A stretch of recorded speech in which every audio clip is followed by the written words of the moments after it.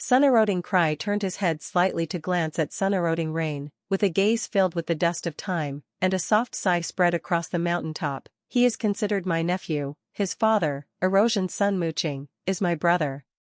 Sun-eroding Cry's voice carried a hint of wistfulness. Back then, when I was suppressed by Yun Tianji, Mooching had just stepped into the martial emperor realm.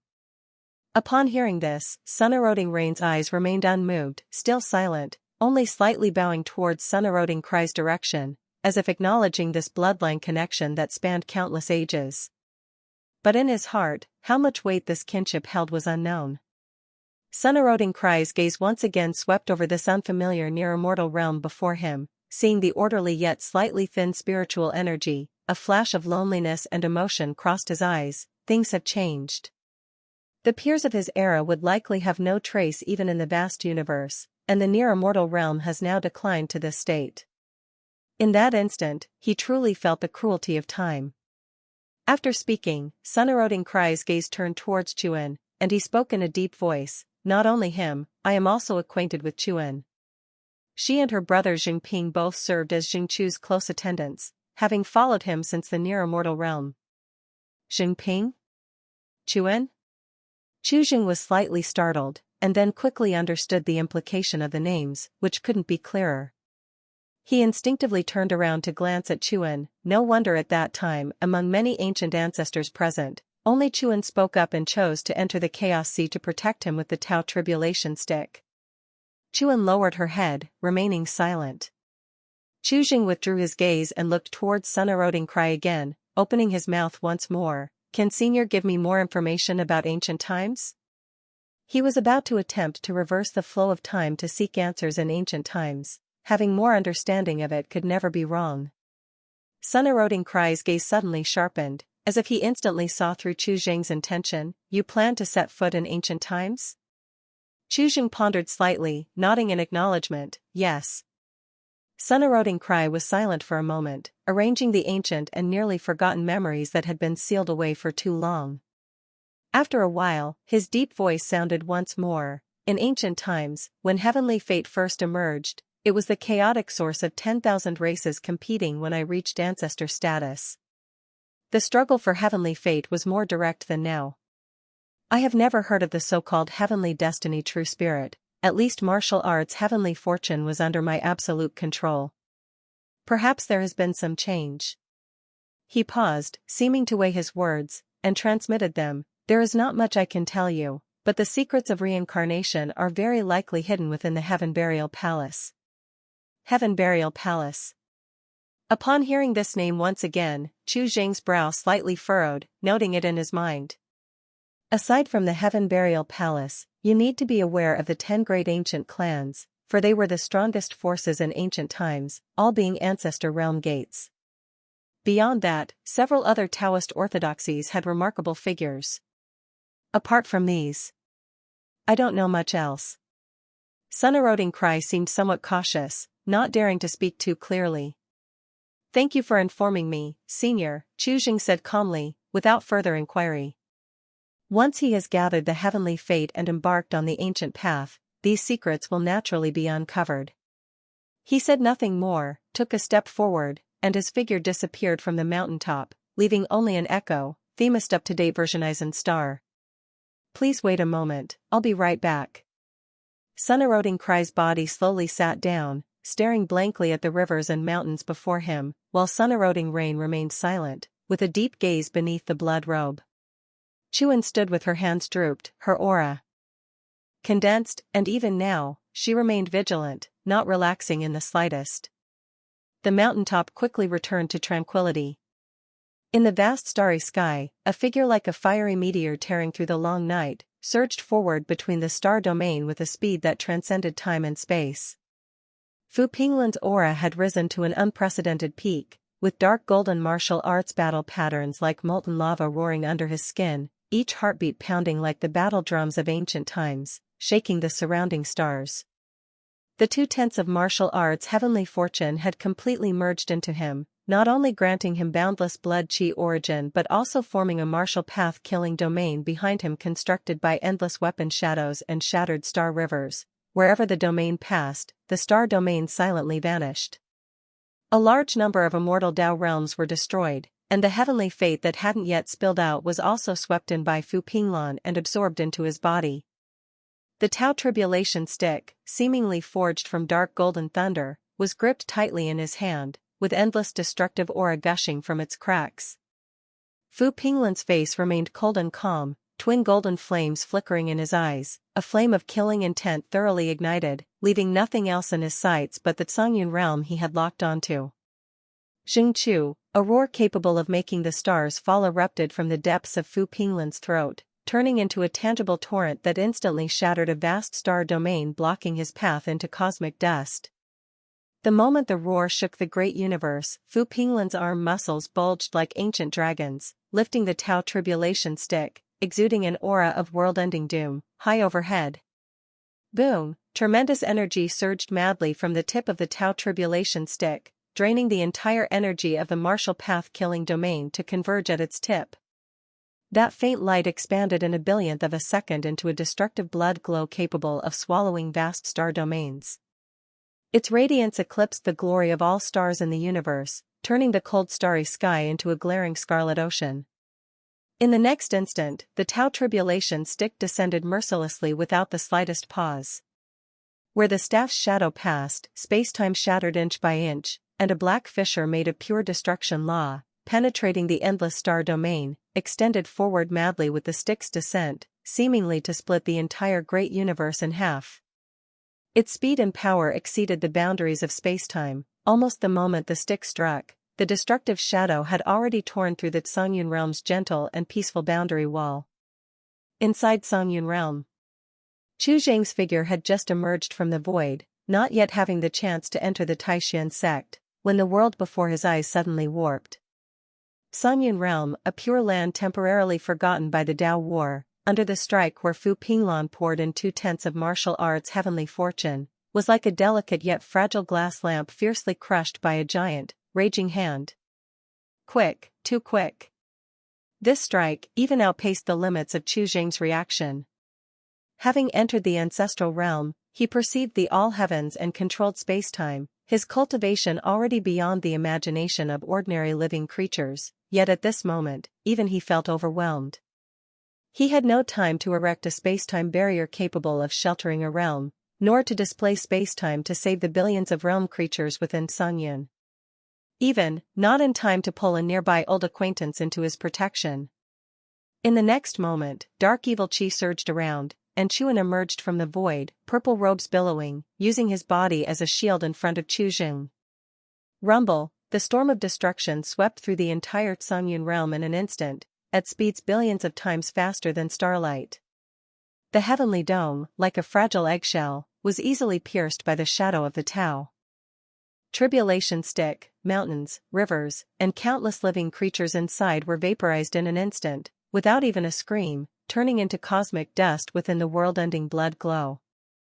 Inside the Taishan sect, Fu Quanliang seemed oblivious, surrounded by a circle of young Taishan disciples who had just entered, still wearing gentle smiles.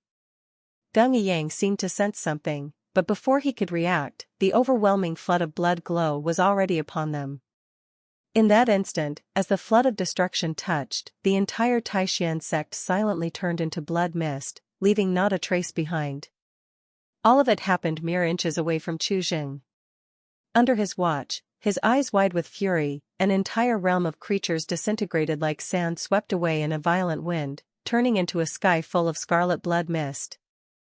The overwhelming, nauseating smell of blood, mixed with nature's spiritual energy and law fragments, formed a scarlet sea of mist that enshrouded the shattered starry sky. Crack, Chuan coughed up blood, his spine nearly broken by the strike, the overwhelming remaining force smashing him and Chu Zhang into the cracks between space-time. In the next moment, Chu Zhang, unscathed, emerged from the incomplete space-time fissure, suspended in the center of the scarlet sea of mist formed by the blood of billions of realm creatures. His previously calm and undisturbed aura, which had long remained ripple-free, now churned violently, his silver-gray robe fluttering wildly without wind, his composed demeanor thoroughly torn apart, replaced by an almost twisted rage. Fu Ping Lan. Chapter 702-477, helping you take the final step. Chu Jing's roar shook the shattered void, stirring the crimson blood mist into tumultuous waves. He suddenly lifted his head, the terrifying murderous intent in his eyes boiling, nearly bursting forth. Eyes shimmering with golden light pierced through the shattered void, instantly locking onto the figure at the end of the star domain, holding the Tao Tribulation stick, emanating overwhelming blood light. At the instant of touching Fu Pinglan's aura, the boiling murderous intent in Chu Jing's eyes suddenly froze, then transformed into an even colder and more penetrating icy glare. He clearly sensed the vast and majestic martial arts heavenly fortune fluctuations on Fu Pinglan's body. The martial arts heavenly fortune had already changed hands, which was Fu Pinglan's backing for daring to come here alone. He disregarded making a move against Fu Pinglan, reaching out to encompass a large section of the void, the space-time power surging within him. In that instant, time and space seemed to begin flowing backward, instantly reversing. The exploded stars hung upside down and reassembled, regrouping into a brilliant star river, while the collapsed Songyun realm reverted to its original state in an instant, and the shattered heaven and earth barriers also completely healed, life once again thriving. But among them, there was no trace of any living creatures. Reaching this step in his cultivation, Chu Jing's understanding of the space-time law was far beyond what it once was, instantly clarifying the cause and effect. The aberration in the heaven and earth laws had already dragged the residual souls of these living creatures in the Songyun realm into the vast universe at the moment of their death. Now they had either entered the soul origin pool or the burial valley, and even reversing time and space was to no avail. The sun-eroding cry, protecting against the hasty avoidance of sun-eroding rain, arrived in front of Chu Jing, expression grim. Chu pressed down his severely injured body, crawling out from the space-time tear, standing alongside Chu Jing. Chu Jing's expression was icy, the Tao seed within him slightly turning, lifting his hand to heal Chuan's injuries, the rampant growth of killing intent causing his fingertips to tremble uncontrollably, the sound of blood rushing within him like distant rolling thunder. Facing the murderous intent in Chu Jing's eyes, Fu Pinglan's lips curled into a sneer, "Can't take it anymore?" His voice carried through the shattered space-time, seeming somewhat ethereal. "Chu Jing, the enmity between you and I has long spanned eons, today it should come to an end." He raised the Tao Tribulation stick in his hand once more, the tip pointing directly at Chu Jing, his voice suddenly rising, filled with deep-seated hatred. "If it's about cruelty, who could be more cruel than you? It was you who dared attempt to steal the heavens for your own arrogance. Treated the myriad living creatures like plants and trees. It was you who step by step forced me to this point. You are the true culprit." Fu Pinglan's roar thundered through the cosmic sky. In the distance, the sun-eroding cry looked at Fu Pinglan, nearly driven to madness, staring at that somewhat familiar silhouette, a hint of hesitation appearing in the expression. "Jun Huang. You and I decide life and death today." Chu Jing's voice was low and hoarse, each word carried enough heavenly fire to scorch the star sea. At this moment, his goal was singular: blood debts must be repaid. To tear this mad dog in front of him into pieces, to completely erase it from every moment in the river of space-time. Before the words fell, an unbearably dazzling immortal light suddenly burst around him, condensing into piercing sharpness. Buzz, the terrifying ancestor immortal artifact whistled out from within him, tearing through the stable boundary wall of time and space. The void fractured inch by inch, revealing the anciently flowing river of space-time behind, carrying all past and future within it. The river surged, vast and boundless, overflowing with fragments of time, reflecting endless epochs in shadow. This river containing the universe's ultimate force flowed down with an ear-splitting roar of time, instantly swallowing the starry sky below. In the battlefield between the ancestral realms, only this river of space-time, it had witnessed too much slaughter, many fragments of time stained red, impossible to cleanse even after eons.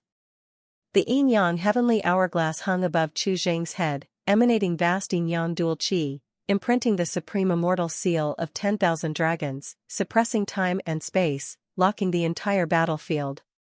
At this level of ancestral immortal soldiers, there was no need to laboriously control them. As long as there was sufficient energy, it naturally unleashed overwhelming power.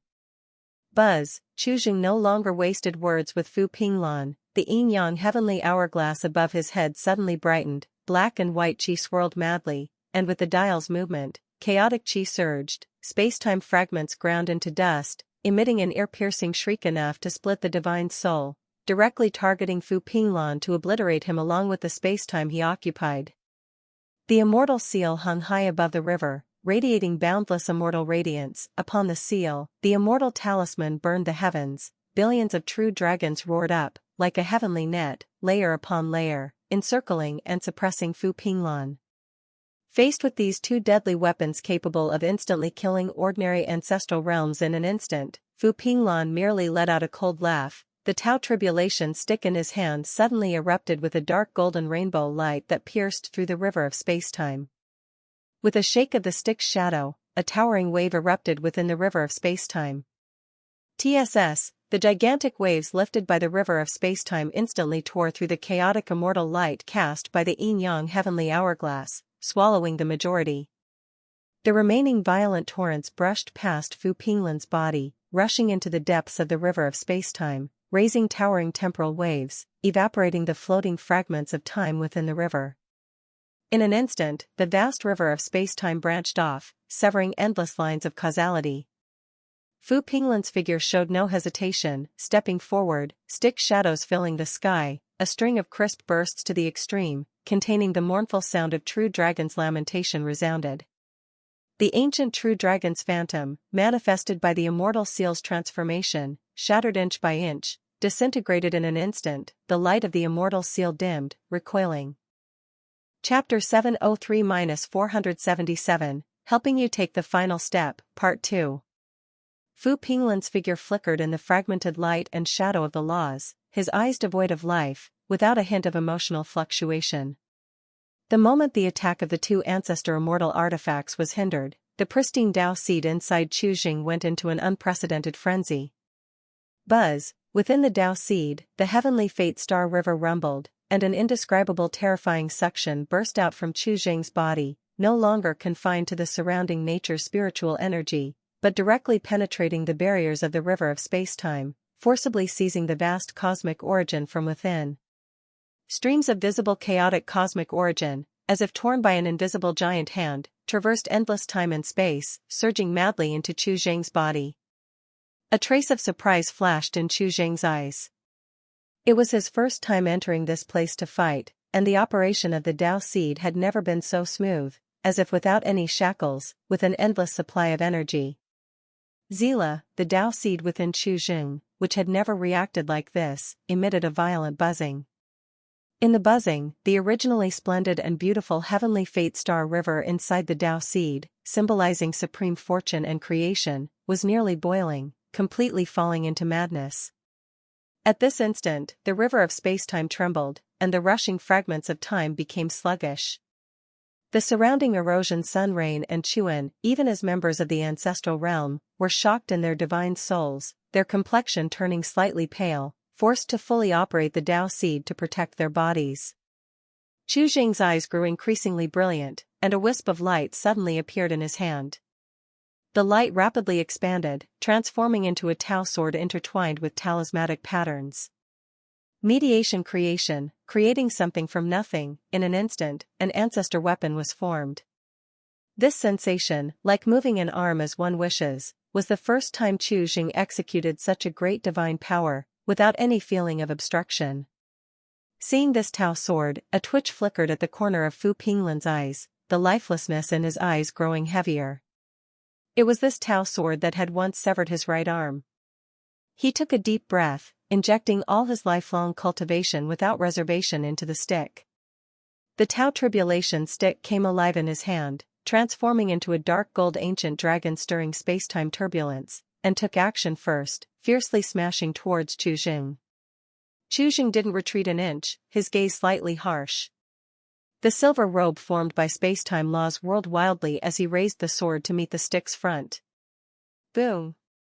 Terrifying ripples of spacetime surged, and the Tao sword in Chu Jing's hand broke with a sound. Fragmented talismanic patterns and annihilated spacetime fragments formed a violent storm, wildly spreading in all directions. The Tao sword shattered, and the Tao Tribulation stick struck heavily on Chu Jing's shoulder. In an instant, half his body's muscles and bones were broken, but he stood his ground forcefully, absorbing all its power without moving an inch.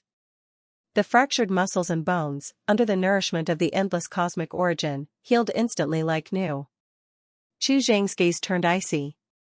He extended his right arm, with space-time laws surging, suppressing the Tao tribulation stick at his side. Then with a backhand motion, he drew a blood-colored long knife from the void.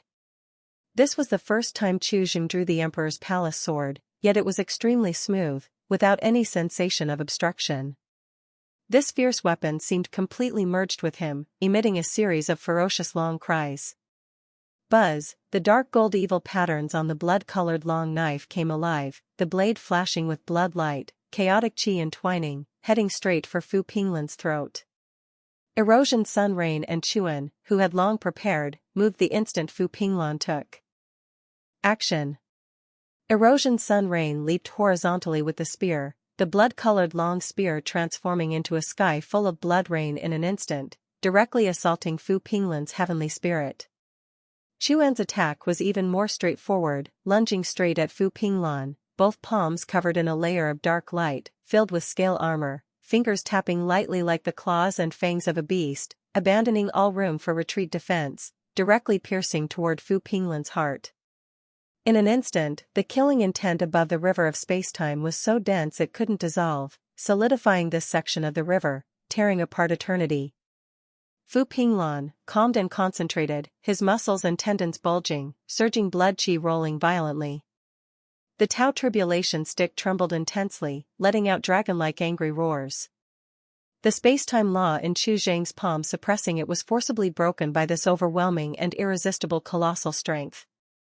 Ryup, like tearing apart a strong piece of leather, the Tao tribulation stick suddenly freed itself from Chu Zhang's suppression, forcibly tearing off half of Chu Zhang's hand. The instant the stick was withdrawn to defend, Fu Pinglan didn't pause at all, twisting his waist, stepping into the void as if rooting in the rushing river of spacetime. The Tao tribulation stick in his hand spun, sweeping out in a half-circle. The dark gold stick shadow instantly expanded, extending, transforming into a wall that covered the sky and sun. Inside the wall, ripples of spacetime were forcibly flattened, energy turbulence shredded and devoured, opening up a piece of pure land right in front of Fu Pinglan. In Chu Zhang's hand, the Emperor's palace sword, its fierce might sky-high, knife edge entwined with chaotic chi, its dazzling blood light turning the river of spacetime blood red, was the first to strike the wall. Erosion Sun Rain followed closely, dark red spear shadows dense as rain hitting banana leaves, falling continuously. Chuan's hands, covered with dark scale armor and clasped like the claws and fangs of a beast, pointed directly at Fu Pinglan's heart. Before the claws reached, that condensed to the extreme killing intent had already pierced through the wall, sending a chill straight to Fu Pinglan's heart. Threefold ultimate kill, following closely. Clang, a continuous sound of metal clashing echoed through eternity, the dazzling blood light interlacing and annihilating with the dark gold blood light of the Tao tribulation stick. The wall twisted violently, issuing groans under the overwhelming pressure, the martial arts talisman flickering under the impact of the blood light until it shattered. Fu Pinglan's arms holding the stick bulged with muscles, veins like writhing dragons, the tiger's mouth slightly cracking, and the dark gold ancestor blood flowed along the stick body, evaporated instantly by the scorching heat. The river of spacetime beneath his feet exploded with a rumble, and his entire being was pushed back by the colossal force, plowing two bottomless chasms through the spacetime fragments.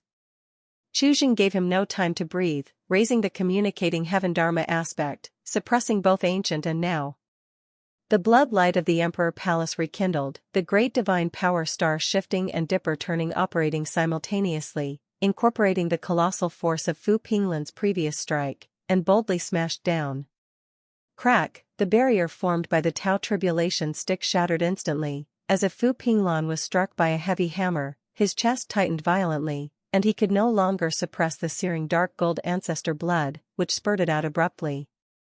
His retreating speed suddenly accelerated, the arms holding the stick trembled violently, almost unable to hold on to the Tao tribulation stick, heavy as a star domain.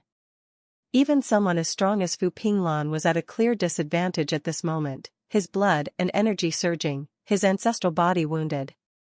In an instant, the river of space-time was stirred again, more than a dozen ancient ancestors emerged from the void, completely encircling Fu Pinglan. At the moment that Cangyun realm shattered, the erosion sun rain had already sent a message, and numerous ancient ancestors of the universe had just arrived at the vast universe great realm and were already summoned back. Fu Pinglan glanced around, a slight tug at the corner of his mouth, taking a deep breath, a fierce gleam flashed in his eyes, preparing to fully activate the Tao Tribulation Stick, burning his blood and energy to counterattack, when his body suddenly trembled violently. Seeing the unfavorable situation, the Heavenly Destiny True Spirit began to struggle fiercely, attempting to leave the body. There was no surprise in Fu Pinglan's expression, a sneer flashed at the corner of his mouth, his skin cracked, revealing blood patterns intertwined and solidified, forming a net, transforming his flesh into a cage to lock the boiling heavenly fate. Fu Pinglan suddenly halted his movements, but Chuzheng showed no hesitation, his eyes filled with raging killing intent, raising his sword horizontally. At this moment, Fu Pinglan's expression eerily returned to an almost deathly calm. He no longer looked at the blade light headed towards his neck, raising his left hand. CHHT. His fingertips abruptly reddened, divine soul treasure blood containing the origin of his ancestor soul gushing forth. Fu Pinglan's eyes were cold, his fingers like knives, with an almost self-destructive ruthlessness, swiftly passing over his chest, the center of his brow, and even across all his limbs and bones. Ancient blood marks followed his fingertips, branded onto his body shimmering with a dark golden glow. Each blood mark fell with a soft hissing sound, as if a hot iron was scorching his flesh. The blood marks deeply embedded themselves into his flesh and bones, gradually transforming into a shackle, locking in the heavenly destiny true spirit which struggled violently inside, desperate to break out. Fu Pinglan grunted, his face instantly pale as paper, his breath visibly wilting, yet his gaze remained unshaken. Visit **** for more. At the moment the blood marks were completed, the tumultuous waves of heavenly destiny true spirit within him were forcibly subdued like a wild beast throttled at the neck, firmly locked in the depths of his body by those dark red blood marks. Having done all this, Fu Pinglan slowly raised his head, his gaze piercing through the bloody blade light, landing on Chuzheng, filled with killing intent. The corner of his mouth lifted into an extremely complex arc, his eyes full of irony. In the next moment, Fu Pinglan did something incomprehensible to all the surrounding ancient ancestors, including Chuzheng. He let go. The ancestor weapon of the martial path that suppressed fortune, the Tao Tribulation Stick, lost control, its divine light dimmed instantly, falling into the depths of the river of spacetime, and was soon engulfed by the surging fragments of time. Immediately following, Fu Pinglan, the mad dog in Chuzheng's eyes, slightly raised his head, facing the blade light slashing towards his neck with composure. The last step I'll help you with. Fu Pinglan's voice turned exceedingly hoarse, exuding the exhaustion of a dying flame. His gaze penetrated the icy blade light, branding itself on Chuzheng's face. Our enmity in this life is settled. At the moment his words fell, CHHT. The Emperor Palace in Chuzheng's hand met no resistance, effortlessly passing through Fu Pinglan's neck. The killing aura wrapped around the Emperor Palace instantly shattered his head into a bloody rain. At the moment the blade entered the body, time-space seemed to freeze. The burning killing intent in Chuzheng's eyes suddenly froze, his gaze turning instantly bewildered. Was Fu Pinglan seeking death? Countless questions surged through Chuzheng's mind, like a chaotic storm at the birth of the universe. Boom! In the moment he plunged into bewilderment, a majestic heavenly fate surged into his body violently. Heavenly fate. Moreover, an enormously vast heavenly fate, originally belonging to 2/10 of the martial path's heavenly destiny origin, entered Chuzheng's body the moment Fu Pinglan perished. Chapter 705-478, Across the Ages. The vast heavenly fortune power, as if finding its true home, transformed into torrents and instantly merged into Chuzheng's Dao seed. The heavenly fate star river within the Dao seed, upon receiving this mighty influx of power, immediately emitted a joyful hum. The starlight surged, the radiance intensified, and an unprecedentedly abundant foundation filled Chu Zheng's entire being. In this instant, the authority of the entire universe tilted towards him. Chu Zheng stood quietly in the void, devoid of joy in his heart, his brows knitted tightly. The hand holding the Emperor Palace was still stained with the scalding ancestor blood of Fu Pinglan. Fu Pinglan's shattered corpse, like a puppet with its strings cut, plummeted downwards and was instantly engulfed by the roaring river of spacetime below. The murky fragments of time surged, dyed a blood-red hue, and in the blink of an eye, not a trace of Fu Pinglan could be found, as if he had never existed. Chu Zheng glanced around, seeing the numerous ancient ancestors surrounding him, his gaze becoming increasingly complex. Gaining these two parts of heavenly fate was indeed a decisive victory for him. In this vast firmament, within the two realms of universe, those who could contend with him had become extinct.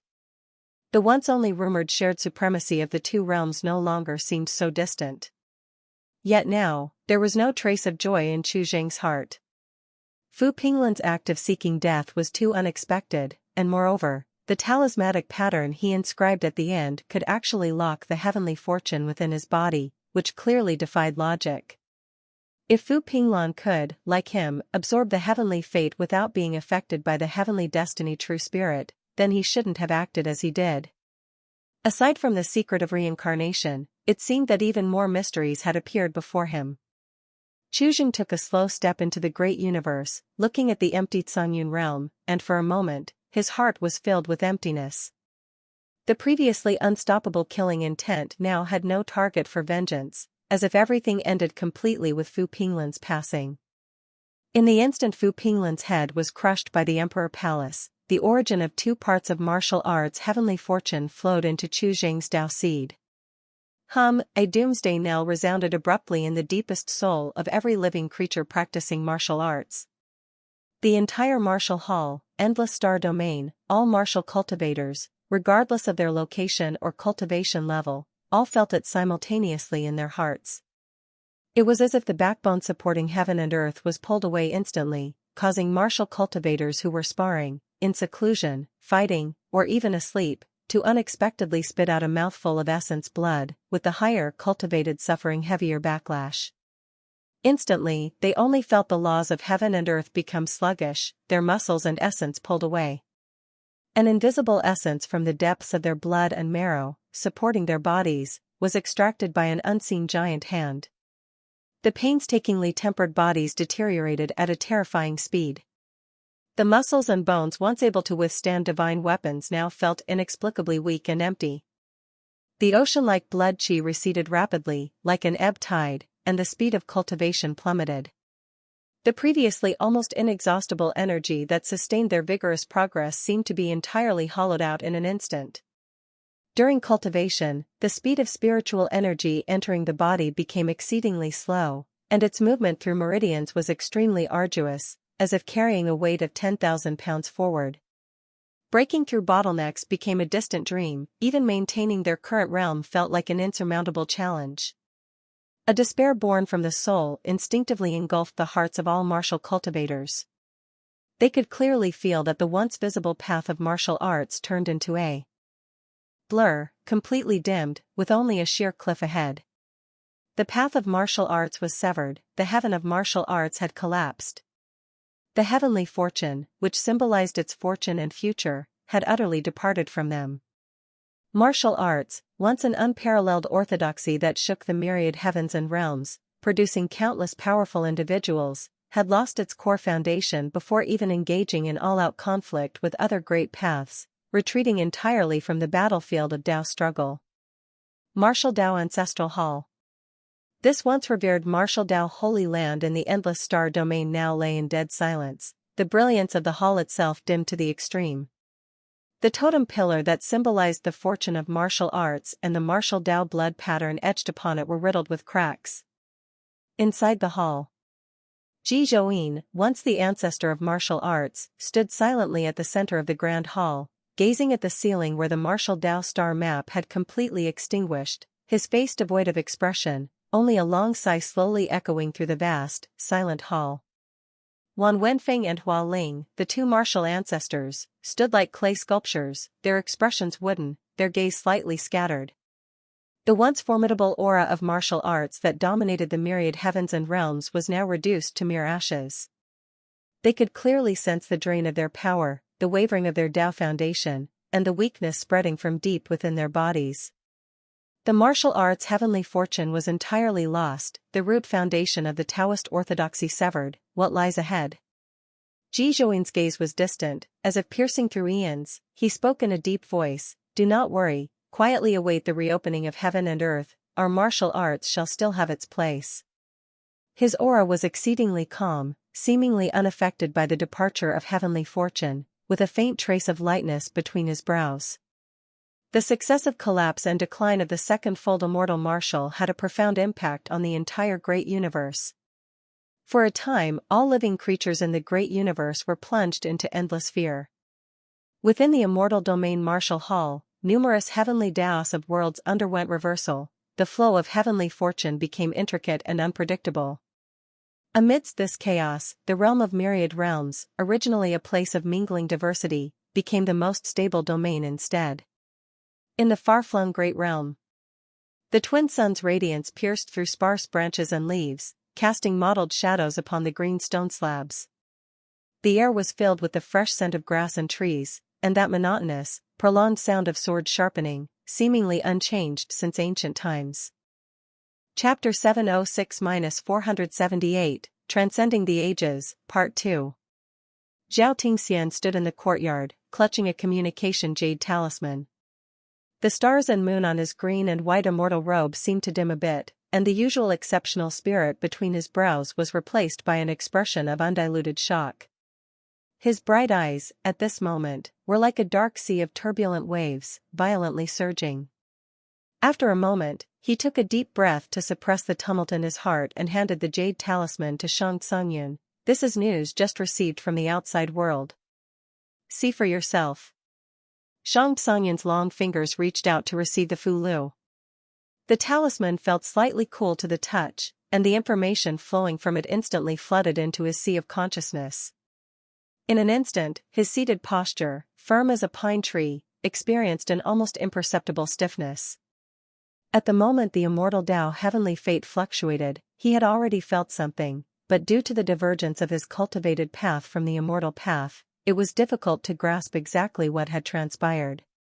He had a hunch that something significant had happened within the immortal path, but he never imagined it would be this monumental. Chuzheng became Qingzu, unified the universe, the immortal tablet crumbled, the immortal Tao heavenly fate scattered, and the martial path had already exited. The second-fold immortal martial, 9 ancestor realms, had already left the grand game of Tao contention. Each of these pieces of news alone could be considered a rare great upheaval across the ages, and now, due to Chuzheng's entry into the ancestor realm, they were occurring simultaneously. Zhao Tingxian was momentarily bewildered. What should we do now? Chuzheng had already reached this point, entered the ancestor realm, seized fate, and wiped out the martial path. This is a change sufficient to rewrite the layout of the all heavens and overturn the ancient contention of the Tao. SSS, SSS, SSS. Nearby, the sound of sword sharpening continued, repetitive yet steady. A young man knelt by a stone, his rough cloth garment soaked with sweat, clinging to his slightly frail back. Fully focused, in his clear spring-like eyes, there was only the ancient, edgeless longsword in his hand and the cold, rough sharpening stone beneath him. With every push, he poured all his mind and sincerity into it. Sweat trickled down his youthful jaw, evaporating instantly into tendrils of light smoke under the high temperature at the swordstone's contact. The turmoil of the outside world seemed completely isolated by this pure rhythm. Our opportunity has come. Cangyun's eyes brightened slightly as he stood up. Now, the immortal Tao heavenly fate has scattered, but the heavenly destiny true spirit still exists. This is the perfect opportunity to contest for fate.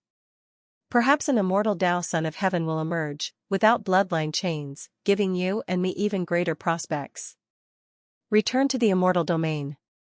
Cangyun gazed into the starry sky with sparkling eyes. Whether you and I can enter the ancestor realm in this life depends on the present moment. If we continue to wait until Chuzheng truly seizes the grand scheme, you and I will have not a sliver of chance left. Buzz, a very faint sword hum pierced straight into the divine soul, unexpectedly emanating from that sharpening stone. This sword hum interrupted the boy's flawlessly rhythmic sword sharpening. For the first time, his clear eyes lifted from the world of sword and stone. Sweat was still flowing down that young face, and his gaze remained pure and clear. You plan to leave? Yes.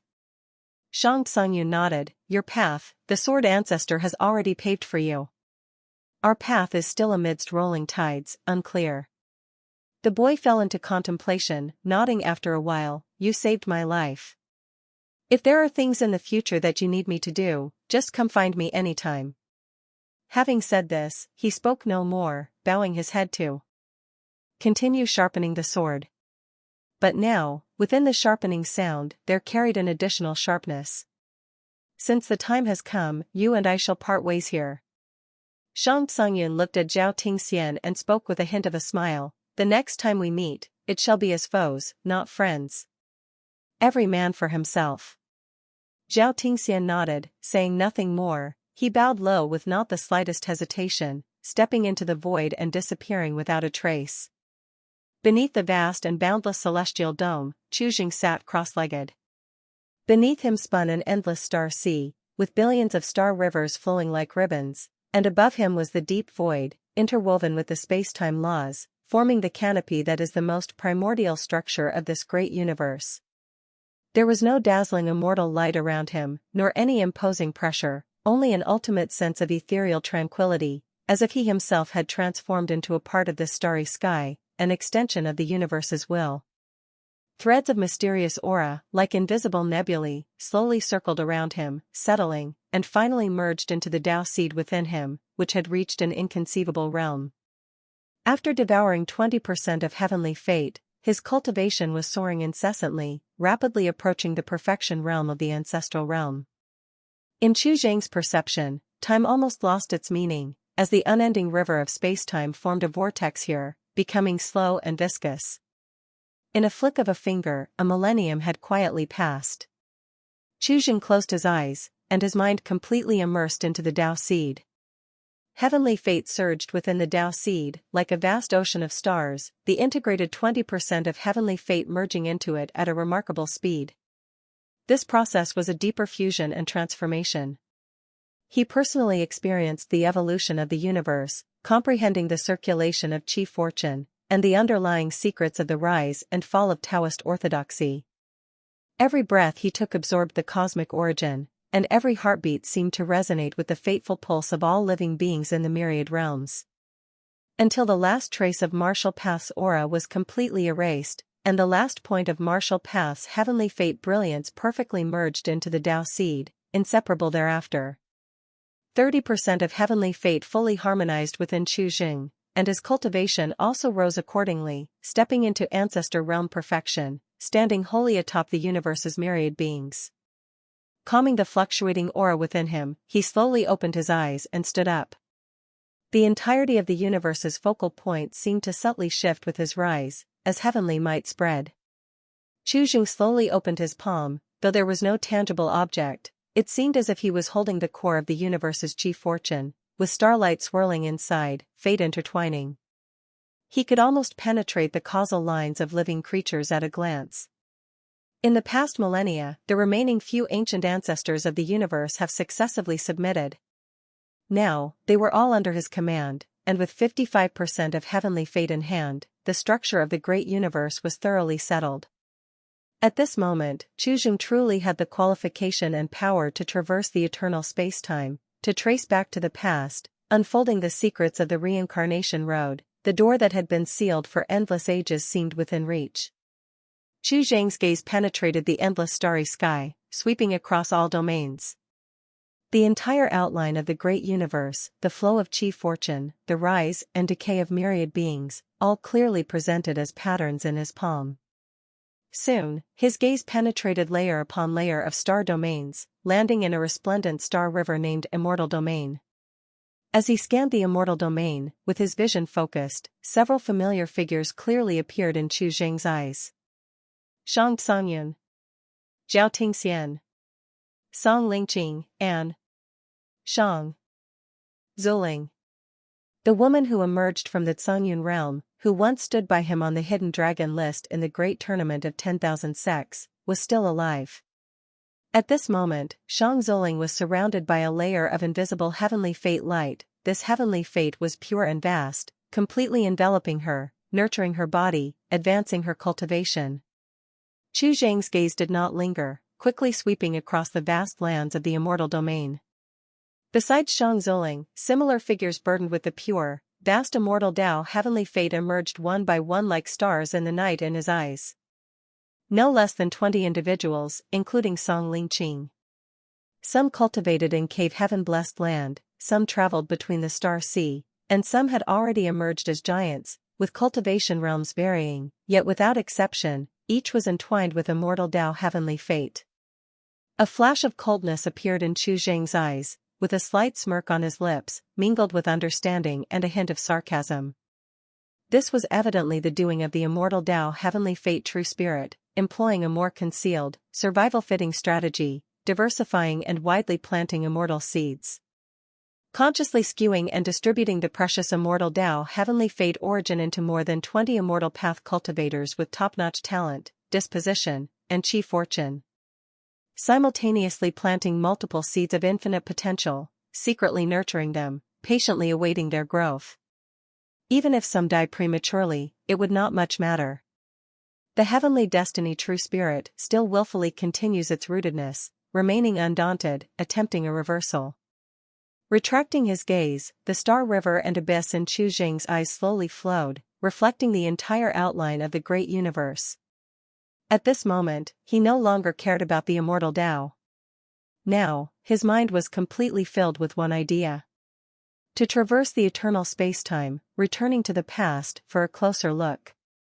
Before ancient times, no living being could block his steps, and with the situation established, this was the most opportune time. The layout of the immortal Tao heavenly fate true spirit, before Chu Zhang's absolute advantage of 5.5 folds of heavenly fate in his palm, were merely a few particularly notable chess pieces on the board. But this chessboard, involving the battle of the eternal Tao and even the cosmic origin, was far from reaching the final game. Chu Zhang did not interfere with the cultivation paths of Shang Cangyun and Zhao Tingxian, and he did not hesitate long before making a decision. Without notifying anyone, he raised his hand directly, preparing to break through the space-time barrier and step into the river of space-time. He wants to go against the flow alone and revisit the old days. Nowadays, the passage of time is no longer important to him. When he returns, time will still be waiting for him at the starting point. A subtle crack appeared silently in front of his fingertips, revealing the river of spacetime enveloped with endless fragments of time. The violent spacetime turbulence surged out from the crack, but upon reaching 3 feet in front of Chu Zhang, it automatically parted like gentle streams, quietly settling. Chu Zhang stepped out, his figure instantly submerged into that spacetime crack, which silently closed behind him, the starry dome restored as if no one had ever left. Chu Zhang moved without pause, stepped into the river of spacetime, moving upstream, and in an instant, immense pressure squeezed from all directions, heavy enough to crush ordinary entities of the ancestral realm. Moreover, an invisible immense force, like countless invisible giant hands, clung to his ankles, attempting to pull him back to the present time-space node, preventing him from peering into the past. However, for Chu Zhang, who had fully refined threefold heavenly fate, this pressure, which would deter ancestral realm experts, posed no significant hindrance. He had already transcended the linear constraints of time, like a traveler walking along the riverbank, overlooking the rushing waters below. He walked forward, not struggling in the rapid river, but following the invisible, higher-dimensional riverbank of the river of spacetime, moving upstream calmly and steadily. A step forward, the torrent of time fragments beneath his feet surged violently, countless frozen images swiftly flowing back, shattering and restructuring. In the blink of an eye, the surrounding scene had changed countless times. Millennia of time beneath his feet was like a mere step, easily crossed. Occasionally glancing down, he saw his past self fighting bloodily in spacetime. Scene after scene of the past flew by like a revolving lantern. Instantly, he stopped before a particularly turbulent spacetime domain filled with destructive energy and glaring blood light. The time fragments here were larger and more fractured than elsewhere, reflecting chaotic and brutal light and shadow.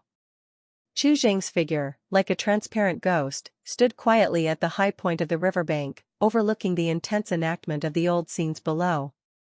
He saw himself, his eyes burning with chilling killing intent, holding the emperor's blade amidst blood light, and he also saw Fu Pinglan. It was the battle that determined the martial arts' heavenly fortune, and completely changed all his own trajectories. Chu Zheng's gaze, like a carving knife, fixated on every subtle movement of Fu Pinglan. He saw Fu Pinglan's 5 fingers burst into blood rays, fiercely leaving blood marks on himself, forcibly imprisoning the violently struggling heavenly destiny true spirit within, and he saw that extremely complex, self-mocking bitterness in Fu Pinglan's eyes. Chu Zheng carefully observed those blood marks, recording them in his mind.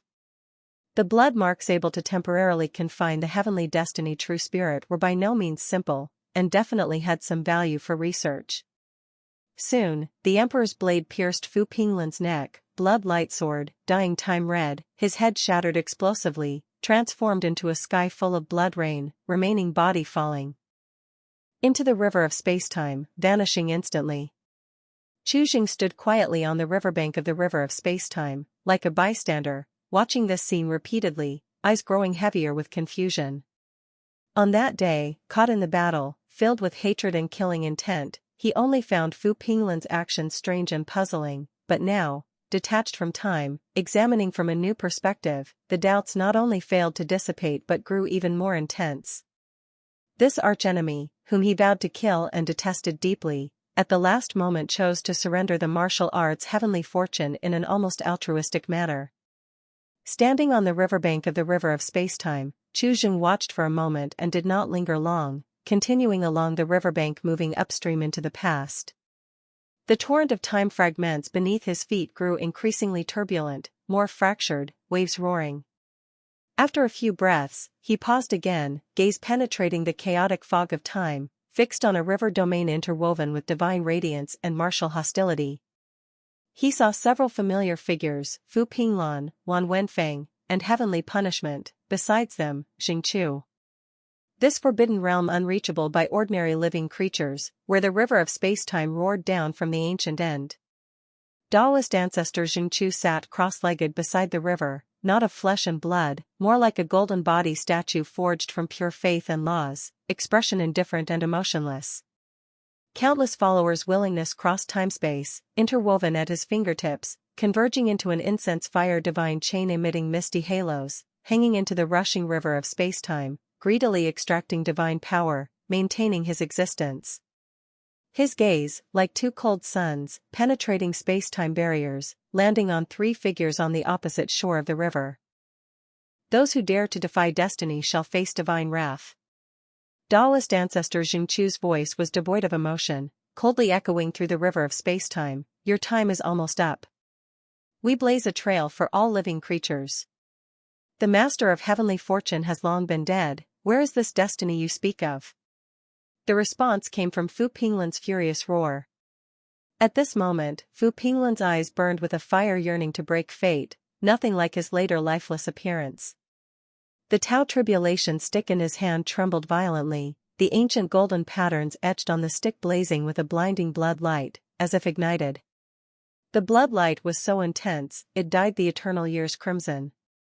Fu Pinglan stepped forward, and the massive waves formed by spacetime law beneath him shattered with a booming crash.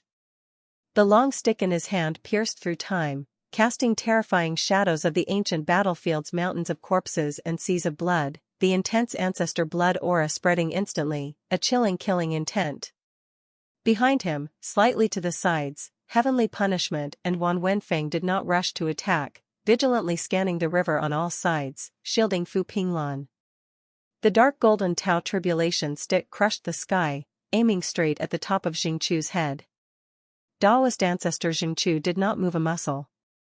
A luminous treasure mirror, flowing with 7-colored auspicious clouds, rose from the void behind him, the mirror emanating brilliant light, reflecting countless strands of chaotic divine light. The heavenly mirror? Fu Pinglan's expression shifted slightly, a trace of surprise flashing in his eyes. "This treasure is actually in your hands and has become an ancestor weapon?" Upon seeing the heavenly mirror, Chu Jing, high above the battlefield, furrowed his brow, lost in thought. He had found quite a few fragments of this weapon in the Chaos Sea, never imagining it was created by Jingqiu. Below, Fu Pinglan's astonishment quickly faded, replaced by even fiercer fighting spirit and a chilling killing intent. What of the ancestor weapon? The ancestor weapons shattered by the Tao Tribulation stick are countless. If this mirror is your trump card, today you are doomed. Buzz, the Tao Tribulation stick in Fu Pinglan's hand exploded with even more terrifying blood light. The stick's shadow shattered the 9 heavens, fiercely disrupting the mirrored cosmic shadow. The stick's momentum undiminished, as if the ancient divine mountain had collapsed. It struck brutally at the main body of the heavenly mirror. Crack, a sharp, ear-piercing sound of shattering resounded. The mirror surface, like glass, instantly cracked with countless spiderweb-like fissures, upon which reflected billions of fragmented and chaotic space-time remnants. At the instant the mirror shattered, a sudden change occurred. Seated within the mirror, Taoist ancestor Jingqiu's figure suddenly blurred, dividing into numerous incarnations, instantly filling the river of space-time throughout past and present, impossible to distinguish true from false. The countless incarnations filling the river did not attack Fu Pinglan but instantly transformed into dazzling golden divine chains, weaving and intertwining at a speed beyond time, forming an impenetrable golden cage around Heavenly Punishment Martial Ancestor. Heavenly Punishment Martial Ancestor furrowed his brow slightly, yet remained calm. His body erupted with blood chi like a volcanic explosion, bursting with an intense blood light. A blood-colored long spear, wrapped in murderous aura, instantly condensed from his palm. Break! Heavenly Punishment shouted, the blood-colored spear shadow traversing the sky, bursting forth with brilliant divine splendor that tore apart myriad paths. The golden cage was pierced with a huge gap in an instant. But in the next moment, the golden divine chain suddenly exerted force, pulling the cage just torn apart by Heavenly Punishment, along with Heavenly Punishment, into the river of space-time. Under the eternal torrents of time, even an ancestral realm expert was instantly submerged in the surging waves. Chu Jing stood quietly on the bank of the river of space-time, watching the scene below unfold in the past. Fu Pinglan's furious roar, Heavenly Punishments fall into the river, all these images were indelibly etched into his eyes. This scene, he had never witnessed before, but he easily deduced that this should be the battle where Fu Pinglan entered the Chaos Sea to seek out Jingqiu. But at this moment, Chu Jing had no time to consider the causes and effects, for he suddenly sensed an invisible connection linking him to Jingqiu. He seemed to, could control Jingqiu, directly assuming the body of this incense fire god. All at once, Chu Jing's heart surged with uncontrollable killing intent, surfacing in his eyes. If he could, right here, kill Fu Pinglan, nothing thereafter would happen. Songyun realm could still be preserved, and Song Lingxue would not end up in this situation. Perhaps everything could be reversed. He took a deep breath, his mind sinking, without a moment's hesitation, attempting to establish a connection with Jingqiu. Above the river of space-time, an eerie silence fell, with only the waves continuing to roar. Taoist ancestor Jingqiu's expression was indifferent, his eyes lowered to glance at the heavenly mirror in his hand, riddled with cracks and dimmed in brilliance. He casually tossed it into the river of space-time below, allowing this damaged ancestral weapon to drift away with the currents, disappearing into the fragments of time. His golden body no longer dazzling, revealing mottled old marks, as if it's been through millennia of wind and frost, its aura greatly diminished. Yet his demeanor remained as before, without joy or sorrow, without a ripple. Fu Pinglan's eyes gradually calmed, he stowed away the Tao Tribulation stick, and slowly walked to the edge of the river of space-time, sitting cross-legged across from Taoist ancestor Jingqiu. Jingqiu. Fu Pinglan's voice was deep and unsteady, carrying a peculiar penetrative power. You may not know me yet, but I am already an acquaintance of yours. Staring at the indifferent golden body, he continued, the causal threads of past and future are countless and tangled. I haven't unraveled them yet. If you truly possess divine abilities. Speaking up to this point, he paused, then declared word by word, have you ever calculated that today is the day of your death? Fu Pinglan appeared exceptionally composed. The greatest shackle of the incense fire divine Tao is that, regardless of how strong the golden body, it is tied to the illusory willingness of devotees. Once the foundation wobbles, it's like a collapsing building. In this battle, victory was already in his grasp. Within these words, Chu Jing had seamlessly injected his divine sense into Taoist ancestor Jing Chu's body, completely controlling this golden body, like an extension of his own limbs. He slowly lowered his eyes, faint golden light seeping from beneath, his face gradually unfolding. The originally cold visage of the golden body was infused with vitality, slowly awakening. Sitting on the opposite bank, Fu Pinglan's gaze suddenly narrowed, a warning flashed in his heart. Without hesitation, he erupted into motion, drawing the Tao Tribulation stick from the void. Vast Tao essence pressed down, spacetime was severed, the river of spacetime seemingly boiled, exploding into towering monstrous waves. Chu Jing abruptly rose, colossal strength extending from the Tao seed, transforming into pure chaotic primordial qi. In an instant, it reshaped his flesh and blood, each strand of hair glistening. His aura changed suddenly, metamorphosing from an incense fire god into a true living creature. He raised his finger slightly, a great divine power of return to the origin instantly displayed, dissolving the blood-colored Tao essence beneath the Tao Tribulation stick, converting it into the purest primordial qi in the heavens and the earth, sucked into his mouth as nourishment. Clang! Like an ancient jade fingertip meeting the Tao Tribulation stick, a piercing clang echoed, sharp cries penetrating the heavenly spirit. Chu Jing's steps remained unmoved, while Fu Pinglan recoiled backward, terrifying colossal strength transmitted from the stick's body into his palm. For a moment, his palm and fingers trembled intensely, nearly failing to grip the Tao Tribulation stick, cracking open numerous bloody wounds. Move stars changed constellations, such a great divine power, now wielded by Chu Jing once more, showed not a hint of awkwardness. Jing Chu. Fu Pinglan's eyes suddenly brightened, not frightened but delighted, as the wounds on his hand healed in an instant, bursting into laughter. You have finally appeared. In the next moment, the blood and qi around him began to surge frantically. In an instant, his flesh, bones, all limbs and even his life origin stoked fiercely. The blood of the martial ancestor boiled, illuminating endless ages, shining through spacetime, lighting up the great universe. In a flash, throughout the myriad heavens and realms, a blood sun hung across the sky. The Tao Tribulation stick shone brilliantly, awakening fully from its slumber, the great momentum of the martial path fully manifest.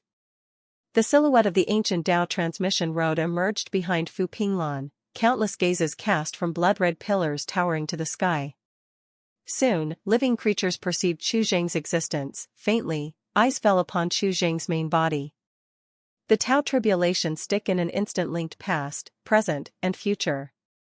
This battle now fell into the eyes of those who have trodden the extreme peak of the martial path. Chu Jing at this moment no longer wished to concern himself with so much. Fixing his gaze on Fu Pinglan, within his eyes suffused with golden brilliance, murder intent surged wildly. Fu Pinglan, the mistakes you've committed are irredeemable with 1,000 deaths. The martial hall must be exterminated. His expression still indifferent, he suddenly raised his hand, reaching into the river of spacetime, with spacetime laws entwining his fingers, instantaneously forming a Tao sword.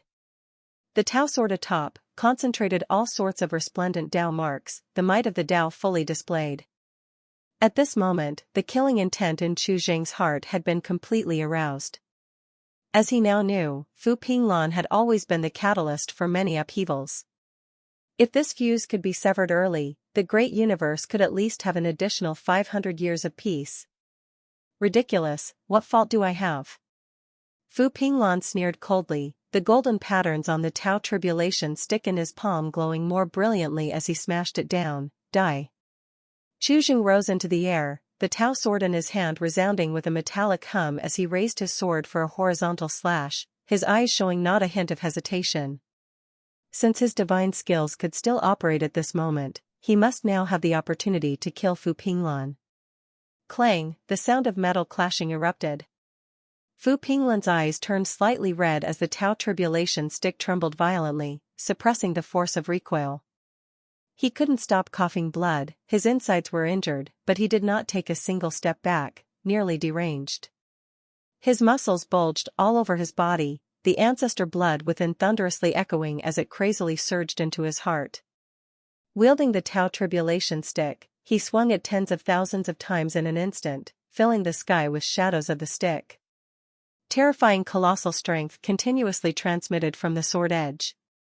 In a flash, the Tao sword Chu Jing had just condensed was smashed and broken, his flesh continuously rupturing, but under the operation of the Tao seed, it instantly healed again, unaffected in the slightest. Within the river of spacetime, he had fully integrated the many great divine powers within the Tao seed, standing almost in an invincible position. Fu Pinglan was covered in cracks, injured by the rebound force of the Tao Tribulation stick, halting his steps. Chu Jing did not intend to give Fu Pinglan any chance to breathe. In a blink of an eye, he drew out a brand new Tao sword from the river of spacetime. The scattered ancestor blood of Fu Pinglan transformed into a mighty Yuan Qi, absorbed into his mouth, the golden light in his eyes growing even more intense, killing intent cold and fierce. Chu Jing raised his sword again, killing intent boiling, slashing towards the side of Fu Pinglan's neck, intending to decapitate him with one stroke. In the rush, Fu Pinglan could only press down his injuries, raise the stick to block sideways, trying to dodge, but he was a step too slow, unable to avoid the sword edge. Buzz, Wan Wenfeng, who was aiding from the side, suddenly intervened in the battlefield. In just a blink, he managed to push Fu Pinglan half a step aside, avoiding the danger of death, but the power of spacetime wrapped around Chu Jing's sword edge still cut off Fu Pinglan's right arm. Chu Jing glanced at Wan Wenfeng, a slight frown on his brow. Before he could strike again, the river of spacetime beneath his feet suddenly underwent dramatic changes, surging restlessly, the downstream rolling up tumultuous waves, the waters of time suddenly reversing, flowing rapidly backward. Witnessing this, Chu Jing felt the immense repulsion from the river of spacetime. Fu Pinglan could not die at this moment, nor should he die at this moment. This was the answer given by the river of spacetime. Chu Jing lowered his head, releasing the Tao sword in his hand somewhat powerlessly, allowing the waters of the river of spacetime to sweep over, erasing the existence of this incense flame golden body. Reversing ancient history is not something living creatures can achieve. If a drastically irrational change occurs, the river of spacetime will automatically adjust, erasing the unstable factors. If Chu Jing insisted on intervening, attempting to alter this past, it would mean causing time to flow completely backward, rendering endless ages void, everything he knew of the future would cease to exist, and he himself would be erased. The past that has already unfolded cannot be altered, or rather, it is already destined. Chu Jing's consciousness returned to his body, gazing silently at the restless river of spacetime beneath his feet. In the end, with a light sigh, he continued slowly moving toward the past. The reaction of the river of spacetime already revealed a lot of information. Ancient history cannot be altered, at least he cannot do it now. He continued forward, and soon saw a familiar figure. It was Yan Feng, a martial ancestor of a previous era. He held the Tao Tribulation stick, killing an ancient ancestor by the river of spacetime, with the surging evil qi instantly cleansed by the time stream. Chu Jing wasn't unfamiliar with this martial ancestor who killed an ancient ancestor with the Tao Tribulation stick. When at the cosmic edge, he had encountered him, when a 9-tiered perfect evil demon named Tu Jingchuan sacrificed himself to help open a space channel leading directly to the great universe. If Yan Feng hadn't come to aid in time, he wouldn't be here now, he would have died long ago. Furthermore, if it weren't for the Holy Spirit plate Yan Feng left behind, both he and Song Lingxue would have died at the hands of Fu Pinglan. Coupled with the will left for the martial path, Yan Feng had helped him immensely. Chu Jing's emotions churned, and after a glance, he prepared to continue forward. Without a suitable medium like the previous incense flame golden body, he couldn't intervene in disputes and could only keep moving forward. But in the next instant, his body stiffened slightly, stopping in his tracks. Yan Feng raised his head, meeting Chu Jing's gaze, the slightly cloudy eyes swirling with emotions Chu Jing couldn't discern. In the next moment, Yan Feng gripped the Tao Tribulation stick tighter, the blood and qi around him boiling, killing intent faintly emerging. Noticing this killing intent, Chu Jing frowned slightly. Had Yan Feng actually noticed his presence? After a few breaths, with a cautious heart, Chu Jing was about to speak when Yan Feng suddenly smirked self-deprecatingly, turned around abruptly, and left the space-time domain, disappearing without a trace. This strange reaction left Chu Jing even more puzzled. He paused for a long while, cutting off the many distracting thoughts unceasingly surfacing, taking a deep breath, striding forward without looking back at the numerous bloody reflections splashing in the river of space-time. No matter how many questions he had now, being hesitant and wavering was meaningless at this moment. Thinking of this, Chu Jing quickened his pace, plunging ahead. Continuing forward once more, a fleeting message suddenly reached Chu Jing's ears. Initially, he didn't want to bother with it anymore, but as he discerned the specific information within the message, Chu Jing couldn't help but halt his steps. Upper form, sacred insight of the ancestral Tao, illuminating the 10 directions with divine light. Today, mysterious gate disciple Chu Jing, aged 18, pure and gentle by nature, seeks truth in the Tao, adheres to the clear regulations, ever harbors a heart to aid all beings, and holds noble thoughts of life. There is a maiden from the Song clan, named Song Lingxue, born on the auspicious day of the Jiazi in the Guihai month of the Wuchen year, aged 21, gentle in nature, with wisdom and insight equal to orchids and irises, demonstrating virtue and cautiousness, possessing a natural root of kind wisdom. With utmost reverence, may the ancestral Tao extend its mercy, using heaven and earth as mediators, and uniting through heaven and earth. Tracing the origin of their fate, it began at a tender age, meeting first at 7, their hearts already well connected. From that point onwards, green plums adorned the path, bamboo horses filled the courtyard. As the years stretched on, their feelings grew deeper, blessed by the unseen protection of the Grand Master, guided silently by their Tao fates, mutually delighted, enduring the frost and snow, becoming ever more steadfast, like pine and cypress, becoming greener through frost, like gold and jade, remaining firm over time. This is genuinely a heaven-bestowed blessed fate, supported by earth's virtue, beyond what human effort can force. Now disciple Chu Jing, together with Song Lingxue, carefully chooses an auspicious day and hour, prepares incense and pure wine with reverence, submitting a petition to request, may the sacred insight of the ancestral Tao attest to this union. May the sun, moon, and stars reflect its sincerity. Disciple dutifully announces to the mysterious sky, wishes to follow the heavenly logic that parallels heaven and earth, adhering to the profound mystery of yin-yang dual qi, upholding kindness and filial piety, preserving the righteous path, illuminating the mysterious gate, maintaining peace and stability, achieving neutrality and harmony, promoting family unity, extending benevolence widely, united in heart as husband and wife, sharing both suffering and joy. Cultivating oneself to harmonize the family, harmonizing the family to aid the Tao, above to repay the Grand Master's great grace, below to alleviate the suffering of all beings, facing the cold years with abundant pine and bamboo, proving the Tao heart together even into old age. Respectfully hoping for the ancestral Tao's compassion, to accept this humble wish, to bestow blessings, causing the phoenixes to harmoniously sing in the Jade realm, auspicious orchid and calamus to flourish abundantly in the garden steppes, blessings extending long, virtue protecting future generations, with the Tao Qi always present, forever basking in the mysterious wind. Respectfully submitting this petition, sincerely burning it, to reach the heavenly ears. Disciple Chu Jing and Song Lingxue, bowing and prostrating 100 times. Prepared at the auspicious hour of the EU day of the Xian Wei month in the Jiaqin year of heavenly fate. Chu Jing's expression was intensely shaken, and he halted his steps, lowering his gaze towards the chaotic river of space-time, momentarily speechless. This is the marriage contract submitted to the ancestral Tao on the day of his grand wedding with Song Lingxue, burnt in the furnace. But now, this marriage contract has once again reached his own ears. Chu Jing stood there for a long time, his heart once lacking in disturbance, now filled with a complex mix of emotions. That document still floated between his sea of consciousness, lingering for ages, as if quietly waiting for his response. After a long time, he slowly raised his hand and gave approval to the marriage contract. Approved. At this moment, Chu Jing finally completely confirmed that the ethereal ancestral Tao he once believed existed never truly existed from the beginning.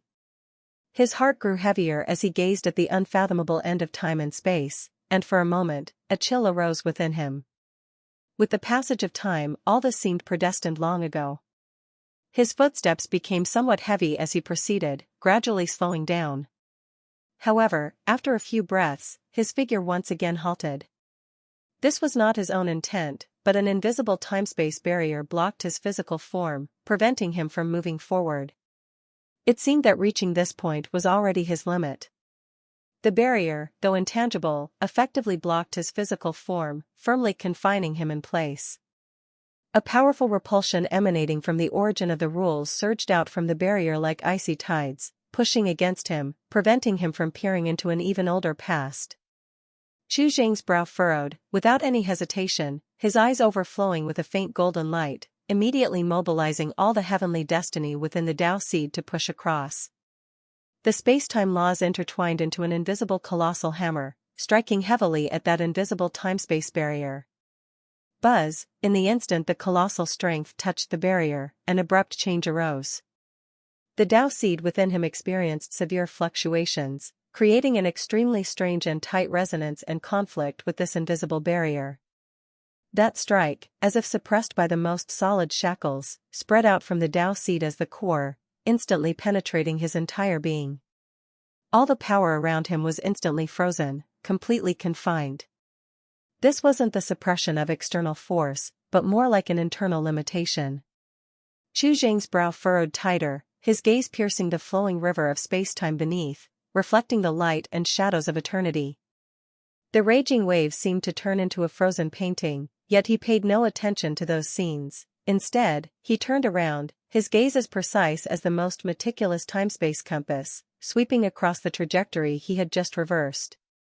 Countless fleeting fragments of time stilled within his perception, reassembling. Using himself as an anchor point, heavenly destiny as a ruler, Chu Jing began conducting precise and unbelievable time-space calculations. In the blink of an eye, the answer emerged. 18 years. From the moment he received the marriage contract as the starting point, the distance he had reversed was precisely 18 years. This number, like a cold bolt of lightning, instantly struck through Chu Jing's mind. He ceased his calculations, his gaze returning to the roaring river of space-time. According to his time calculation, this time-space node, where he couldn't move an inch further, firmly locked by an invisible barrier, was precisely the moment of his own arrival into the world, his birth moment. This was the day of his birth. Chu Jing had never thought that crossing through time, tracing back over the years, would ultimately be blocked at the limit of this life, his beginning. The confinement from the Tao seed reverberated within Chu Jing's perception. His understanding of time and space was far from enough.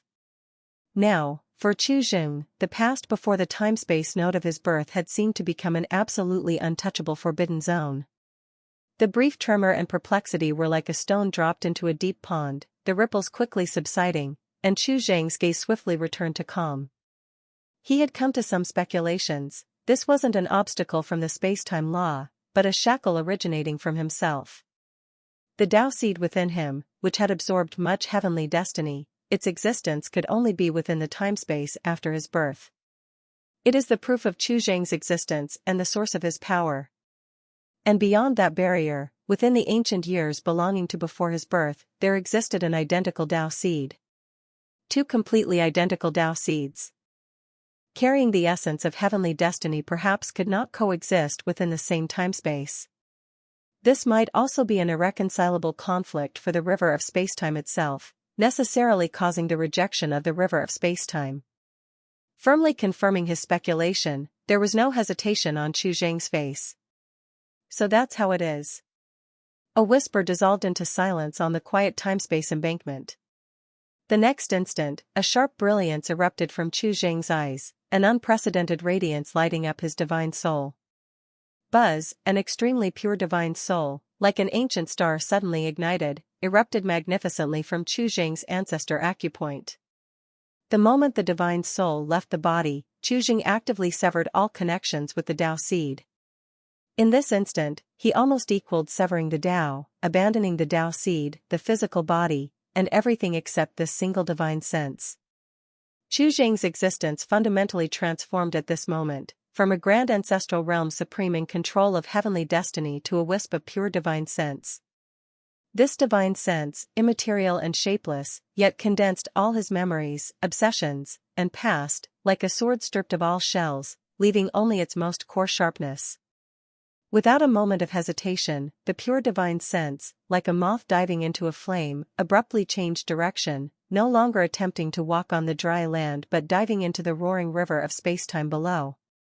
Chu Zheng intently fixed on the river's end, his gaze like sharp blades, tearing through the eternal fog, effortlessly breaking through that invisible barrier, continuously swimming upstream. Boom, the instant he plunged into the river, a time-space wave far more terrifying by billions of times than before surged towards him in an instant. The waves rolled in by the river of spacetime brought a sensation to Chu Zheng, not of pressure, but of tearing, even assimilation. Chaotic and shattered fragments of time, nearly endless, no longer were mere reflections of light in the waves but transformed into the sharpest blades of spacetime.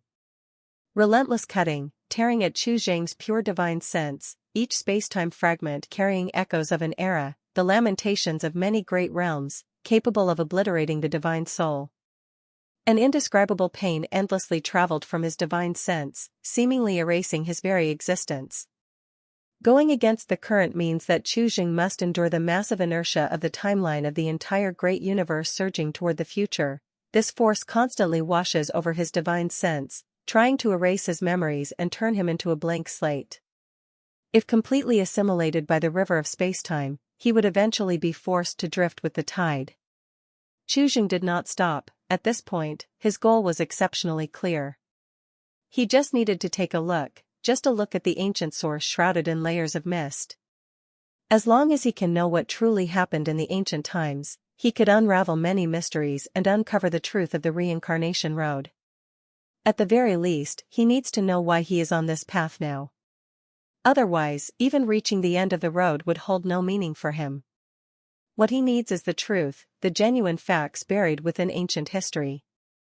Even if he must abandon the Tao seed, abandon the flesh, endure the pain of 1,000 cuts at this moment, and bear the ever-present risk of total obliteration, as long as he can return to the past, it would all be worth it to him. His divine sense is like a sword, slashing through the giant waves made of countless fragments of time, journeying against the chaotic currents of spacetime that can erase all existence, forging ahead toward the ancient source, going against everything. Every inch of progress is accompanied by the depletion of his divine sense and unimaginable pain, like burning scrap iron thrown into a furnace, about to be utterly consumed. Chu Zheng calmed his mind, concentrating all his attention, but quickly, he noticed something was amiss. Those chaotic and sharp fragments of time were like millions of bone-scraping steel knives. Every sweep brought not only soul-rending pain but forcefully scraped away some parts from his intangible divine sense. These were fragments of memory. The once vivid scenes, emotions, insights, under the merciless wash of space-time laws, became blurred, faded, and finally flowed away like gravel through the gaps in his divine sense. At this moment, he still remembered he was Chu Zheng, to uncover the truth in ancient times, remembering that he sacrificed the Tao seed and flesh, paying a great price for it. Yet, the specifics of why he needed to do this began to become vague in his mind, like hidden behind a thick layer of water mist. The light of this divine sense, under continual depletion and the stripping of memory, grew ever dimmer, thinner, no longer complete, with irreparable gaps and cracks inside. He didn't know how long he struggled in this river of destruction and chaos, maybe 10,000 years, or perhaps just a moment. Chu Zheng's consciousness, like a candle in the wind, flickered towards extinction, gradually sinking into a deep abyss of chaos without light or shadow. All obsessions seemed to gradually blur, slowly fade away under the washing of the river of spacetime. Wake up. A gentle call, like a stone thrown into a silent deep pond, with a hint of the clarity unique to a young girl, suddenly resounded. This voice penetrated through the chaos, piercing into the depths of Chu Zheng's consciousness which was about to become completely silent. Buzz, like rusty gears forced to turn, Chu Zhang's consciousness was forcibly pulled back a sliver of clarity by this voice from the brink of annihilation. The scent of yellow earth, mixed with an indescribable stench, suddenly rushed into nose and mouth, so real, faintly suffocating. He instinctively slowly opened his eyes, piercing brightness instantly flooded his vision, like countless fine needles, cruelly stabbing into his still chaotic consciousness. A strong sense of dizziness accompanied by waves of dull pain, like being repeatedly hammered, clearly passed from the back of his head. Ugh! A suppressed, painful groan unwillingly squeezed out from deep in his throat. Chu Jing instinctively bowed his head, furrowed his brow, the center of his brow knotted tightly, the bodily reaction so real and intense, making his already chaotic consciousness even more overwhelmed. After quite a while, the intense dizziness and dull pain slowly receded like a retreating tide. Already stupid, now it's worse. A voice filled with obvious helplessness and disdain came from above his head. Chu Jing endured his discomfort, painstakingly slowly lifted his head, his vision still somewhat blurry, light and shadow swaying. Vaguely he saw a figure half kneeling in front of him. It was a girl who appeared barely over 10 years old, her hair randomly tied with cloth strips, her face still childlike, a straightforwardness between her brows and eyes. She was wearing a set of faded old cloth clothes, holding a large coarse porcelain bowl, filling with steaming wontons, white mist rising, fragrant aroma wafting. Chu Jing instinctively swallowed, all his attention focused on the bowl of wontons before him, this aroma, in stark contrast to the earthy stench he smelled earlier. Under his watch, the girl suddenly extended 2 fingers, pinching the edge of the coarse porcelain bowl, applying force with her fingertips. Crack, with a crisp sound, the edge of the bowl was forcibly broken into an irregular notch. She gazed at Chu Jing, her eyes clear with no excess emotion, almost commanding in her reminder, "Hurry up and eat before it gets cold." She put the bowl down and casually said, "Keep the bowl, you don't need to give it back to me." Pausing, her tone became heavier, carrying a note of admonition, "Remember, hide it well, don't let others snatch it away."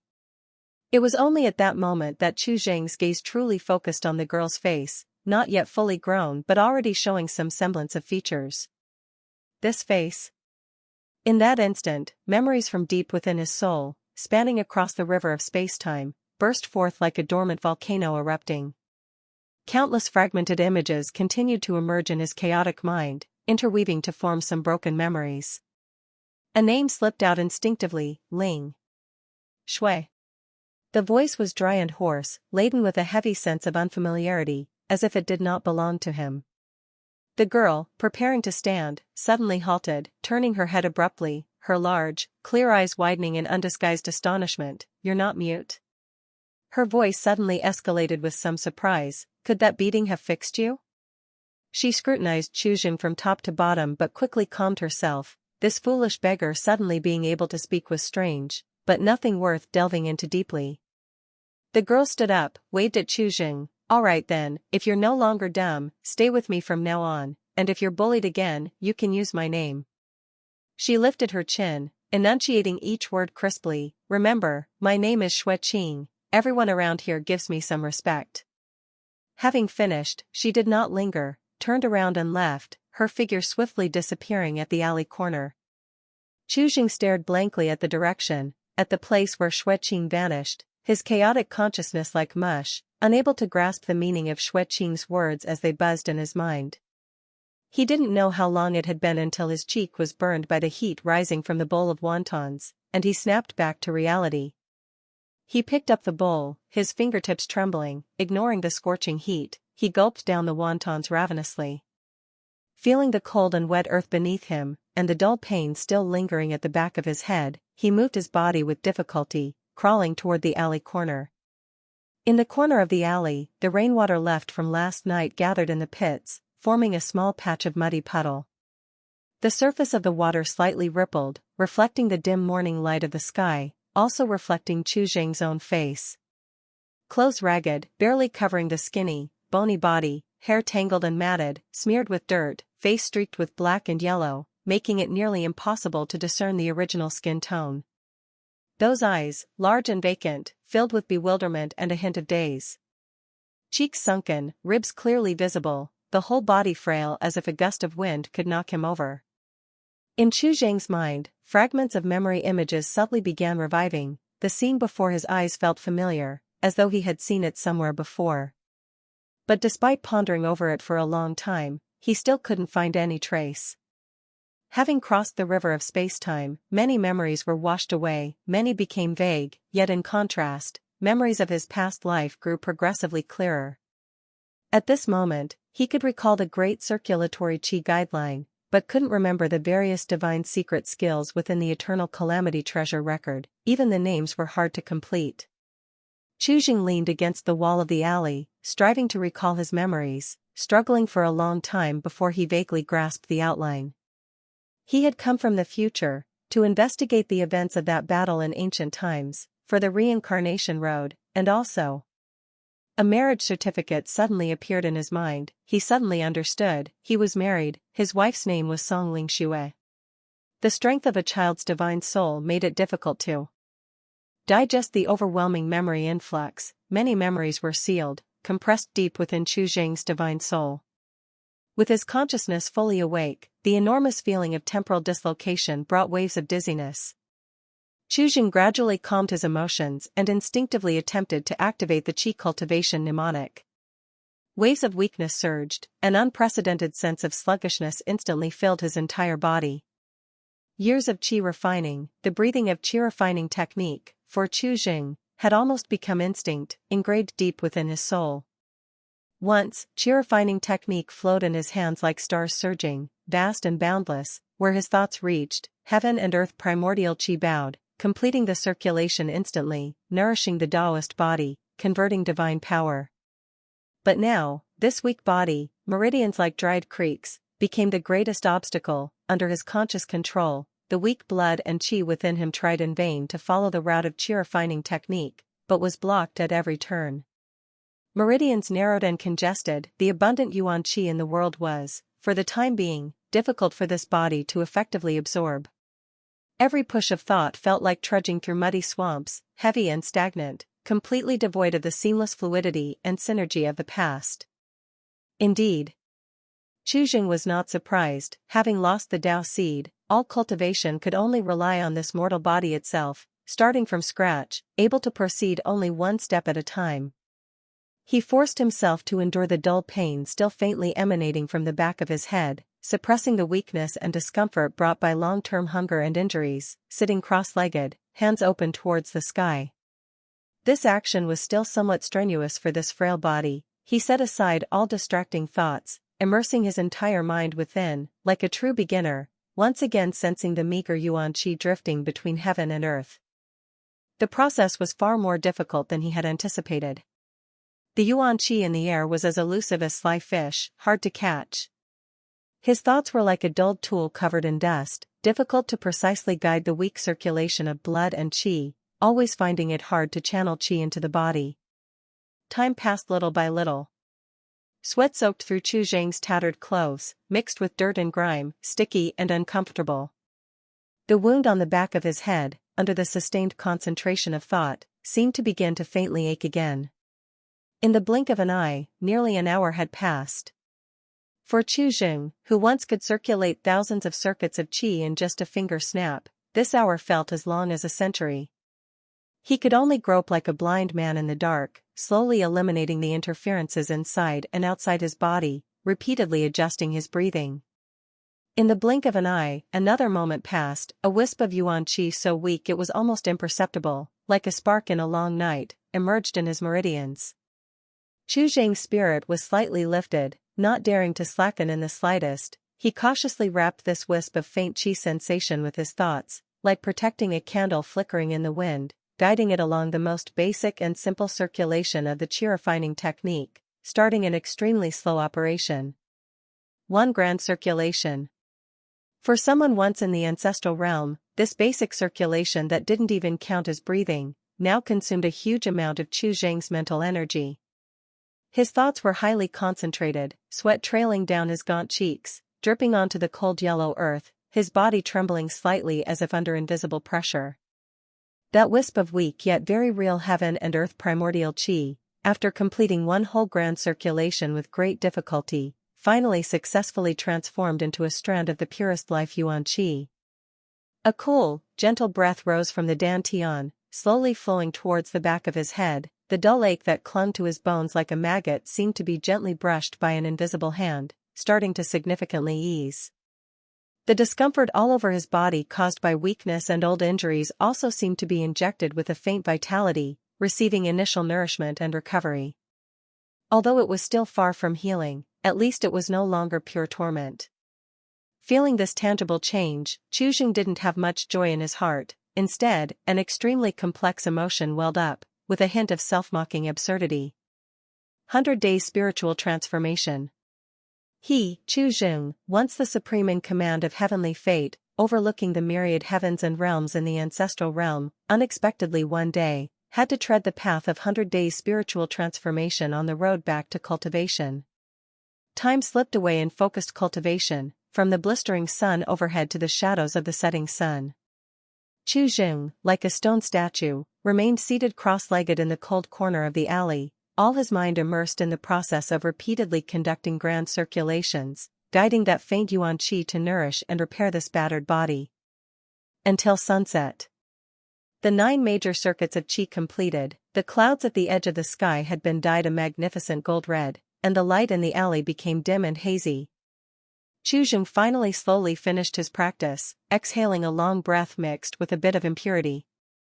With the completion of the final circuit of Qi, the wisp of faint Qi within temporarily settled in the dantian, still as thin as a strand of silk, but now able to exist stably and gradually circulate on its own, continually nourishing the body. The dull pain at the back of his head had mostly disappeared, the injury had mostly healed under the nourishment of Yuan Qi, leaving only a faint soreness. Chu Jing slowly opened his eyes, looking at the unfamiliar heaven and earth before him, hesitating for a moment, then got to his feet. At this moment, the hunger in his belly was like a burning fire. The solution he could think of, apart from begging, was to find the girl named Xueqing he met during the day. In his current state, wandering outside risked starving to death on the streets. The alley was shrouded in darkness, the last glimmer of the sunset outlining the contours of crumbling walls. The hunger in his stomach spread like a wildfire. Chu Jing glanced toward the corner, bent down to pick up the broken bowl with a missing corner that Xueqing had taken earlier, and stepped out of the shadowy alley. The night had fully descended, sparse lights flickered in the distant streets. Nearby, however, was a murky gloom. The evening breeze carried the chill of late autumn, brushing against his thin, tattered clothes, causing him to shiver involuntarily. Looking around, he found himself in unfamiliar surroundings, leaving him somewhat bewildered for a moment. In a daze, he found it difficult to understand why he happened to be here. He walked aimlessly, and as he turned a street corner, a wave of familiar rich aroma suddenly washed over his nostrils, intensifying the hunger roaring within him. He followed the scent with his eyes to see a simple yet tidy wonton stand set up not far away on the side of the street. A large pot, billowing with white steam, sat on a fire, bubbling with milky white broth and plump wontons. There were 2 or 3 low tables and chairs set up by the stand, with only 1 or 2 patrons eating quietly at this moment. A figure busy at the stand was Xueqing. Though only in her early teens, her stature was already quite tall and slender, not inferior to that of an average adult woman, though her bone structure was still delicate. She wore a set of slightly cleaner clothes than in the daytime, with her sleeves rolled up, revealing a strong and agile forearm. She deftly scooped wontons from the pot with a long-handled skimmer, shook off the water droplets with a flick of the wrist, and steadily poured them into a customer's bowl. The movement was practiced, showing a maturity beyond her years. Under the dim lantern light, the white mist rising continuously from the pot danced gracefully, blurring the remaining rays of the blood-red sun in the sky, adding a touch of dreamy warmth to the atmosphere. There weren't many customers at the stand. After serving the last customer wontons, Xueqing glanced casually to see Chu Jing standing not far away, clutching the broken bowl, gazing longingly in this direction. Her action paused slightly, her clear eyes showed no superfluous emotion, neither disdain nor pity. She did not speak, turned around to the back of the stand, and picked up a coarsely crafted bowl still steaming hot. The bowl was brimming with thin-skinned, generously filled wontons floating in a clear broth. Xueqing carried the bowl directly over to Chu Jing. She slightly lowered her head, gazing at the little beggar in front of her, who was more than a head shorter, covered in dirt and grime, and softly murmured, "Little idiot." With that, she tightened her grip on Chu Jing's hand, tilting her wrist. The scalding hot wontons, accompanied by aromatic broth, poured precisely into the chipped bowl in Chu Jing's hand. The soup splashed a little, making Chu Jing instinctively shrink his hand, but Xueqing held his hand steady, catching most of it. After doing this, Xueqing did not spare him another glance, turning straight back to the stand and took up cloth to wipe down the counter. Chu Jing stood dumbfounded in place, clutching the now heavy-worn bowl. The scorching heat seeped through the rough ceramic, igniting his palms, with the hunger in his stomach almost bursting out under the teasing aroma. Yet, more intense than hunger was a flutter resonating from the depths of his soul. His gaze, as if tethered by invisible chains, instinctively followed Xueqing's figure. Deep within his mind, it was like a stone thrown into a deep pool, stirring sudden ripples. Countless blurred, fragmented, and bizarre memories surged forth without warning from the depths of his consciousness. Amidst the haze, he seemed to see an ancient battlefield, beset by enemies on all sides, a crimson arc cutting through the river of spacetime. Atop the river of spacetime, a blood door opened. Wide, scarlet blades clashing like arrows, howling for blood, rending the universe asunder. Vaguely, he also saw a figure shrouded in bloodlight charging toward him, wielding a long blade, hair as silver as snow. The memory scenes continually intertwined in his mind, gradually falling apart. Chu Jing stood on the spot, organizing his thoughts, and after a long while, he finally came to his senses, his eyes obscure and unfathomable. He remembered more things. In the future, Xueqing had saved his life. Perhaps his return to the ancient times this time also had this reason, merely temporarily forgotten much due to the influence of the laws of spacetime. Chu Jing, clutching the steaming bowl of wontons, gazed absent-mindedly at Xueqing's busy figure, the fragments of memory churning in his mind like a tempest-tossed sea, chaotic and turbulent. Xueqing, after wiping the counter, sensed Chu Jing's gaze, turned back slightly puzzled, and glanced over. Seeing the little beggar, still standing dumbly with the bowl in hand, staring straight, as if looking at her, or something beyond her.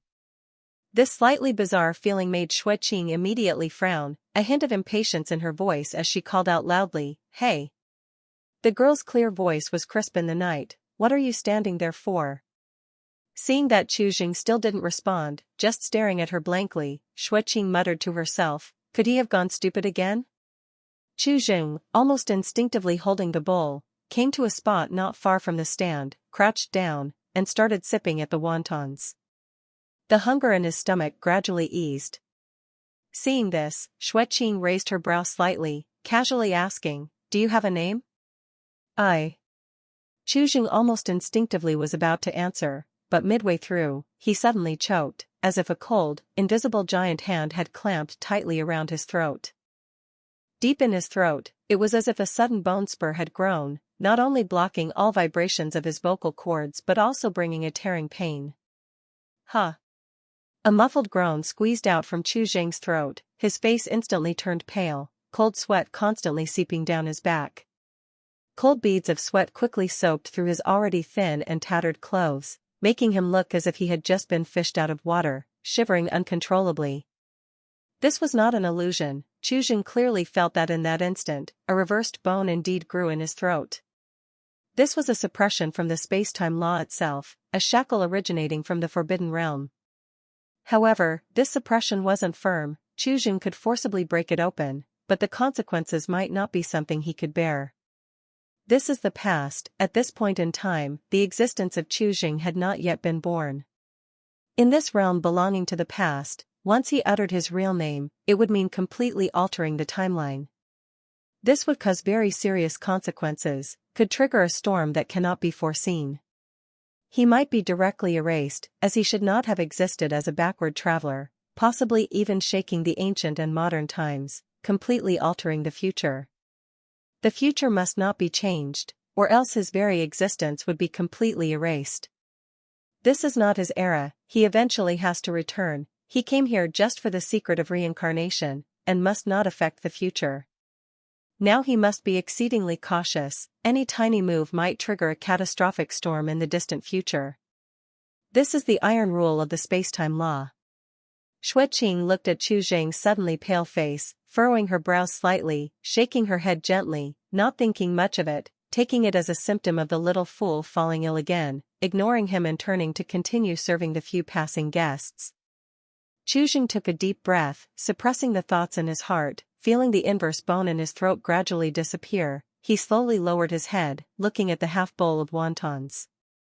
His gaze had returned to the previous calm, he seemed to know where the boundary of spacetime was.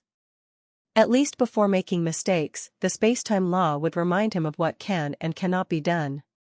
As time passed, the bustling of the market gradually quieted down, leaving only the sporadic sound of the night watch echoing in the cold night. Xueqing skillfully cleaned up the wonton stall, extinguishing the stove fire, the last warmth dissipating with it, leaving only a faint lingering fragrance in the air. Chu Zheng stood silently not far away, like a shadow merging with the night. Watching Xueqing wrap up the stall, he said nothing, only when she pushed the wooden cart ready to leave did he start moving, following at a slow pace. His steps were still somewhat unsteady, and the warmth from the bowl of wontons in his stomach was rapidly driven away by the night chill. He didn't quite know where he should go, this unfamiliar past time-space, to him, was like an endless desert, and before his cultivation grew enough to ensure his safety, he had no suitable place to go. At this moment, the girl named Xueqing in front of him was his only familiar, and the anchor he could grasp. Not just for those few bowls of wontons, but also because, in the fragments of his memory, this girl in front once saved him in the future, and he had to repay this favor. Xueqing pushed the cart a distance when she quickly noticed the small tail behind her. She stopped her steps, the creaking sound of the wheels suddenly halted. She turned around, in the dimness, those black and white eyes carried undisguised impatience and a hint of wariness, like a small beast annoyed by a stray cat, her tone cold, "Why are you following me?" The night wind brushed across her bangs, making her voice seem particularly cold in the silence. "I don't have a place at home for you to stay. I fed you a few meals, and now you're clinging on to me?" Her words were blunt, even a bit cutting, clearly delineating boundaries. Evidently, that slight bit of goodwill wasn't enough to open her door to a dirty, mysterious little fool. She didn't want to invite extra trouble. Chu Zheng's steps paused, Xueqing's straightforward refusal left him momentarily at a loss. This wasn't how it should be. He always felt something was off, as if there had been a mistake somewhere. But he completely understood Xueqing's rejection, couldn't find a reason to rebut. Ultimately, he just gripped the broken bowl tightly, silently stepping forward again, keeping a consistent distance, behind Xueqing's cart. Xueqing frowned, glancing at him a few times, seeing he had no intention of leaving. She was too lazy to waste more words, just muttering "little fool" under her breath. She ignored him, and continued pushing her cart forward. Through several dark and narrow alleys, shrouded in night mist, the two of them, one in front and one behind, arrived at a secluded courtyard adjacent to the city corner, about 7 or 8 feet square. Within a few steps was the city's moat. The courtyard wasn't large, its walls made of low earth bricks, already crumbling in places. A seemingly heavy old wooden door was shut tight, the paint on it was already mottled, revealing the dark wood grain. Inside, there seemed to be 2 or 3 low wooden houses, their windows pitch black, with no lamplight visible. Just looking at this small courtyard, Chu Zheng's heart inexplicably surged with a strong sense of familiarity. This sense of familiarity came for no reason but was so real, as if from some dust-covered corner in the depths of his soul, he had crossed this gate countless times. Yet, this was clearly his first time here. Just as Chu Zheng was dazed by the inexplicable sense of familiarity, staring blankly at the courtyard, Xueqing had already nimbly unlocked the door, pushing the cart into the courtyard. Chapter 716-482, Temporal Imprisonment 3. She didn't even turn her head to look at Chu Zheng, as if he didn't exist at all. Bang, the heavy, old wooden door shut tightly behind her. The echo of the door hitting the frame was particularly piercing in the silent, cold night. The cold moonlight spilled down, casting a thin shadow on the ground.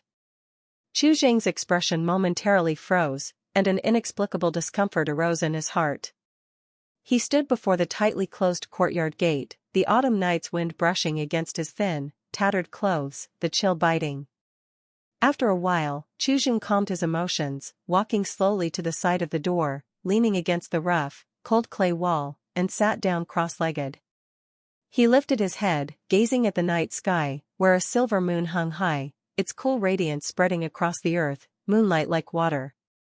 After a long time, Chu Zheng took a deep breath of the chilly night air, slowly closed his eyes, discarding miscellaneous thoughts, sinking his spirit inward. The faint yuan qi that had been arduously gathered during the day slowly circulated in the depths of the dantian, beginning to operate the qi refining technique, entering his daily cultivation. A night of quiet cultivation. In the blink of an eye, the moon's shadow slipped westward, and the eastern sky began to show signs of dawn. The cold of the night was gradually dispelled, the faint light of morning quietly creeping up the low clay wall. Beneath the cold root of the wall, Chu Zheng sat like a stone sculpture, his spirit immersed in the slow circulation of that faint yuan qi. Every time he moved his intent, it felt like trudging through a sticky quagmire, far from the once exhilarating surge like the rushing Star River. The excruciating slowness of the cultivation speed was like cutting flesh with a dull blade, undeniably a form of torture. Each absorption of yuan qi demanded immense mental effort, this efficiency even more challenging than when he first embarked on the path of cultivation in his memory. The foundational constitution of this body was worse than he anticipated. However, Chu Zheng quickly adjusted his mindset, as the qi refining technique did not have high requirements for aptitude, it all depended on comprehension. Fortunately, his comprehension was decent. Creak, a slightly grating sound of friction broke the morning silence as the heavy, old wooden door was pulled open from inside. Xueqing strode out. She changed out of yesterday's market-worn old cloth clothes, wearing a clean and neat dark gray tunic, washed to a pale hue, which accentuated her tall and slender figure, adding a touch of heroic spirit. Her black hair was simply tied behind her head, revealing a smooth forehead and sharp eyes and brows. Her eyes immediately fell on the curled-up figure at the base of the wall. Chu Zheng maintained his meditative posture, eyes closed, his breathing long and faint, as if still asleep. The night's dew had soaked his ragged clothes and messy hair, making him look even more disheveled. Xueqing's brows furrowed slightly, her clear eyes flashing a habitual impatience, but more so a helplessness, as if she couldn't shake off a persistent bother. She did not call out to wake Chu Zheng, as if afraid that waking him would lead to more entanglement. Silently, she turned away, her steps light as she retreated into the courtyard, then quickly returned with 3 steaming hot white buns in her hand. She walked up to Chu Zheng, bent down, her actions deliberately detached, carefully placing the 3 buns into the broken bowl in front of Chu Zheng. Chu Zheng did not open his eyes until Xueqing left, then slowly opened his eyes. He did not follow after Xueqing, instead picking up the bowl and swallowing the 3 buns, his gaze falling on the moat not far away. Chapter 717-483, Derailment. 100 Days Spiritual Transformation of Qi Refining, Sun and Moon Essence enters the body, increasing Qi strength by 100 pounds a day. After a night had passed, Chu Zheng was no longer as frail as before, his once thin frame gradually becoming robust. Chu Zheng slowly got up and walked towards the Guardian River at a leisurely pace. The wide river surface glimmered with a grayish hue under the morning light, the water flowing slowly, the riverbanks overgrown with weeds, and some crooked wooden stakes slantingly inserted on the banks, entangled with some tattered fishing nets and debris. A faint smell of riverine brine lingered in the air. Chu Zheng's gaze fell upon the Guardian River, as if staring into a mirror reflecting the future. As another night passed, some fragmented memories seemed to gradually awaken in his mind. His journey to ancient times seemed to have another reason. Zhengchu. The moment this name surfaced in his mind, Chu Zheng's brows furrowed slightly, flashing scenes of memory fragments in his mind. After a long time, until the afternoon, he finally digested these memory fragments. Chu Jing recalled the visions he saw in the heart-burning corridor. He had long ago seen Xue Qing. So now, has he become Jing Chu? Sensing this, his expression slightly tightened as he instantly turned around, racing back to Xue Qing's small courtyard without a moment's hesitation, flipping over the courtyard wall effortlessly. The courtyard was extremely quiet, almost lifeless, and dead silent. This scene was entirely different from what he remembered, his doubts in his mind growing incessantly. With his gaze fixed, Chu Jing no longer hesitated, quickly stepped forward, and pushed open the door. The door was ajar and swung open with a light creak. The room was dimly lit and sparingly furnished, with a battered wooden table and a few benches.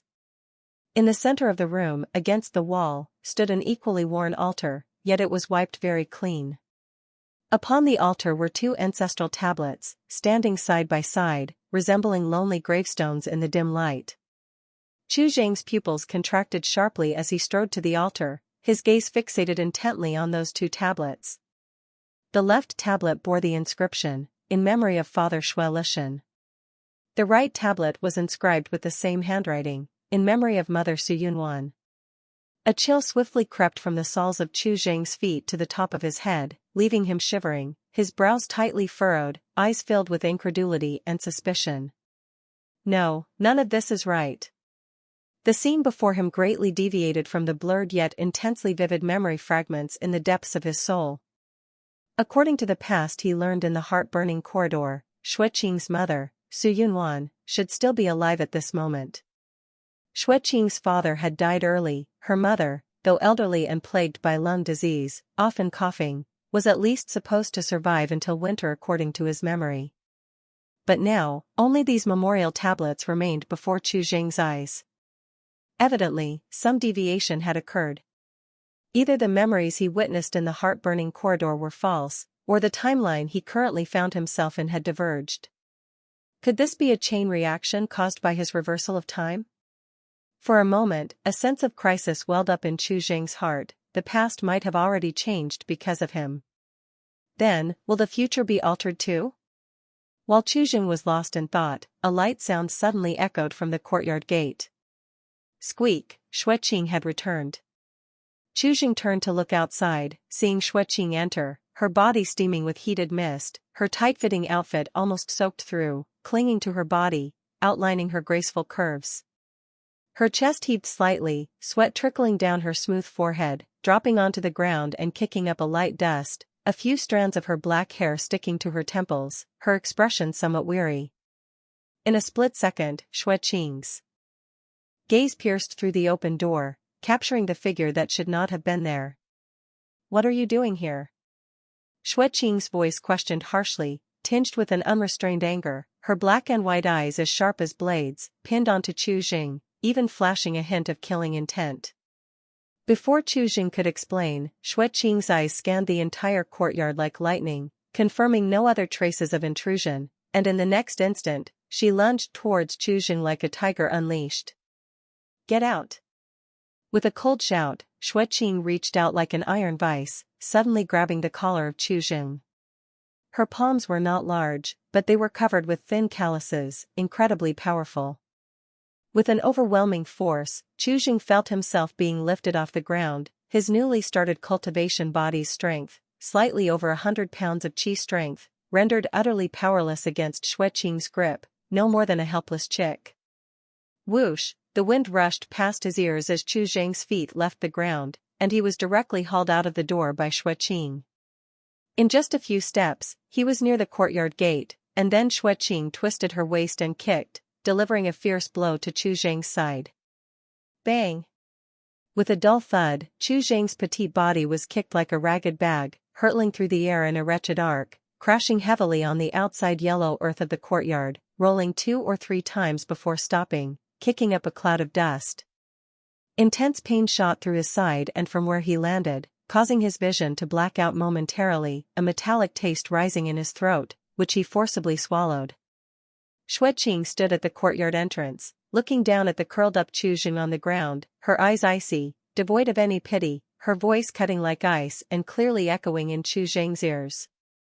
Chapter 718-483, Derailment, Part 2. If you dare come in again without permission, I'll break your leg. After saying this, she no longer spared Chu Jing a glance, turned around, and walked back into the courtyard, slamming the gate shut with a loud bang. Chu Jing lay on the ground, not moving. The searing pain in his side burned fiercely, but he paid it no mind, instead savoring the force behind that kick. That last kick was much heavier than what he remembered from before. The crisis brought about by the changes in time and space bore down on him like a heavy millstone, making it hard for him to breathe, and Xue Qing's warning was little more than a trivial aside, not something he took to heart. After a while, he quietly got up, dusted off the dirt from his body, the pain in his side making his movements stiff, yet knowing that his bones were intact, Xue Qing must have held back. He glanced at the tightly closed gate of the courtyard, not thinking much about it, nor did he try to approach it again. He dragged his pained body back to the corner of the wall, to that chipped, broken bowl, and sat down once more, just like before. This time, however, he sat a little farther from that courtyard gate. Creak, after a while, a faint sound of the door opening was heard. Chu Jing's tightly closed eyelashes fluttered almost imperceptibly, but he didn't open his eyes. He knew it was Xue Qing. Xue Qing didn't step out, her figure remained hidden in the shadow behind the door. After standing silently for a moment, she walked out slowly, holding a large coarse porcelain bowl steadily in her hands. Inside the bowl was steaming white rice, each grain distinct, exuding the unique fresh fragrance of grains. Xue Qing quickened her pace to Chu Jing's side, saying nothing, merely bending slightly to pour the steaming white rice from her hands into the broken bowl. The white rice piled within the broken bowl like a small mountain, almost overflowing, with 2 sizzling fried eggs on top. Not until the door closed again did Chu Jing open his eyes, taking up the bowl and using his hand as chopsticks, quickly finishing it in a few mouthfuls. And so he sat, for 3 months. Time passed silently and coldly. Chu Jing sat like the most inconspicuous stubborn stone in the corner of the wall, day after day. Every morning, Xue Qing would leave, either to practice martial arts or to work, only returning deep into the night. She continued to place a few buns or a bowl of wontons into Chu Jing's broken bowl on her way out and in, though her gaze no longer lingered on him, nor did she spare a single word. Chu Jing likewise never spoke a word to Xue Qing again. He silently accepted the food, silently practiced the qi refining technique, carefully concealing his every breath and lowering his presence. The past now differed slightly from the history known deep in his soul. Any minor action might trigger an incalculable chain reaction in this altered spacetime. Chu Jing dared not meddle recklessly. He could only lower his presence as much as possible, quietly cultivating, waiting for the right moment. His cultivation speed was still slow, but Chu Jing was not anxious, methodically absorbing the sun and moon essence, increasing his cultivation. In the blink of an eye, winter had arrived. The biting north wind, like a blade, swept through the decrepit streets and alleys.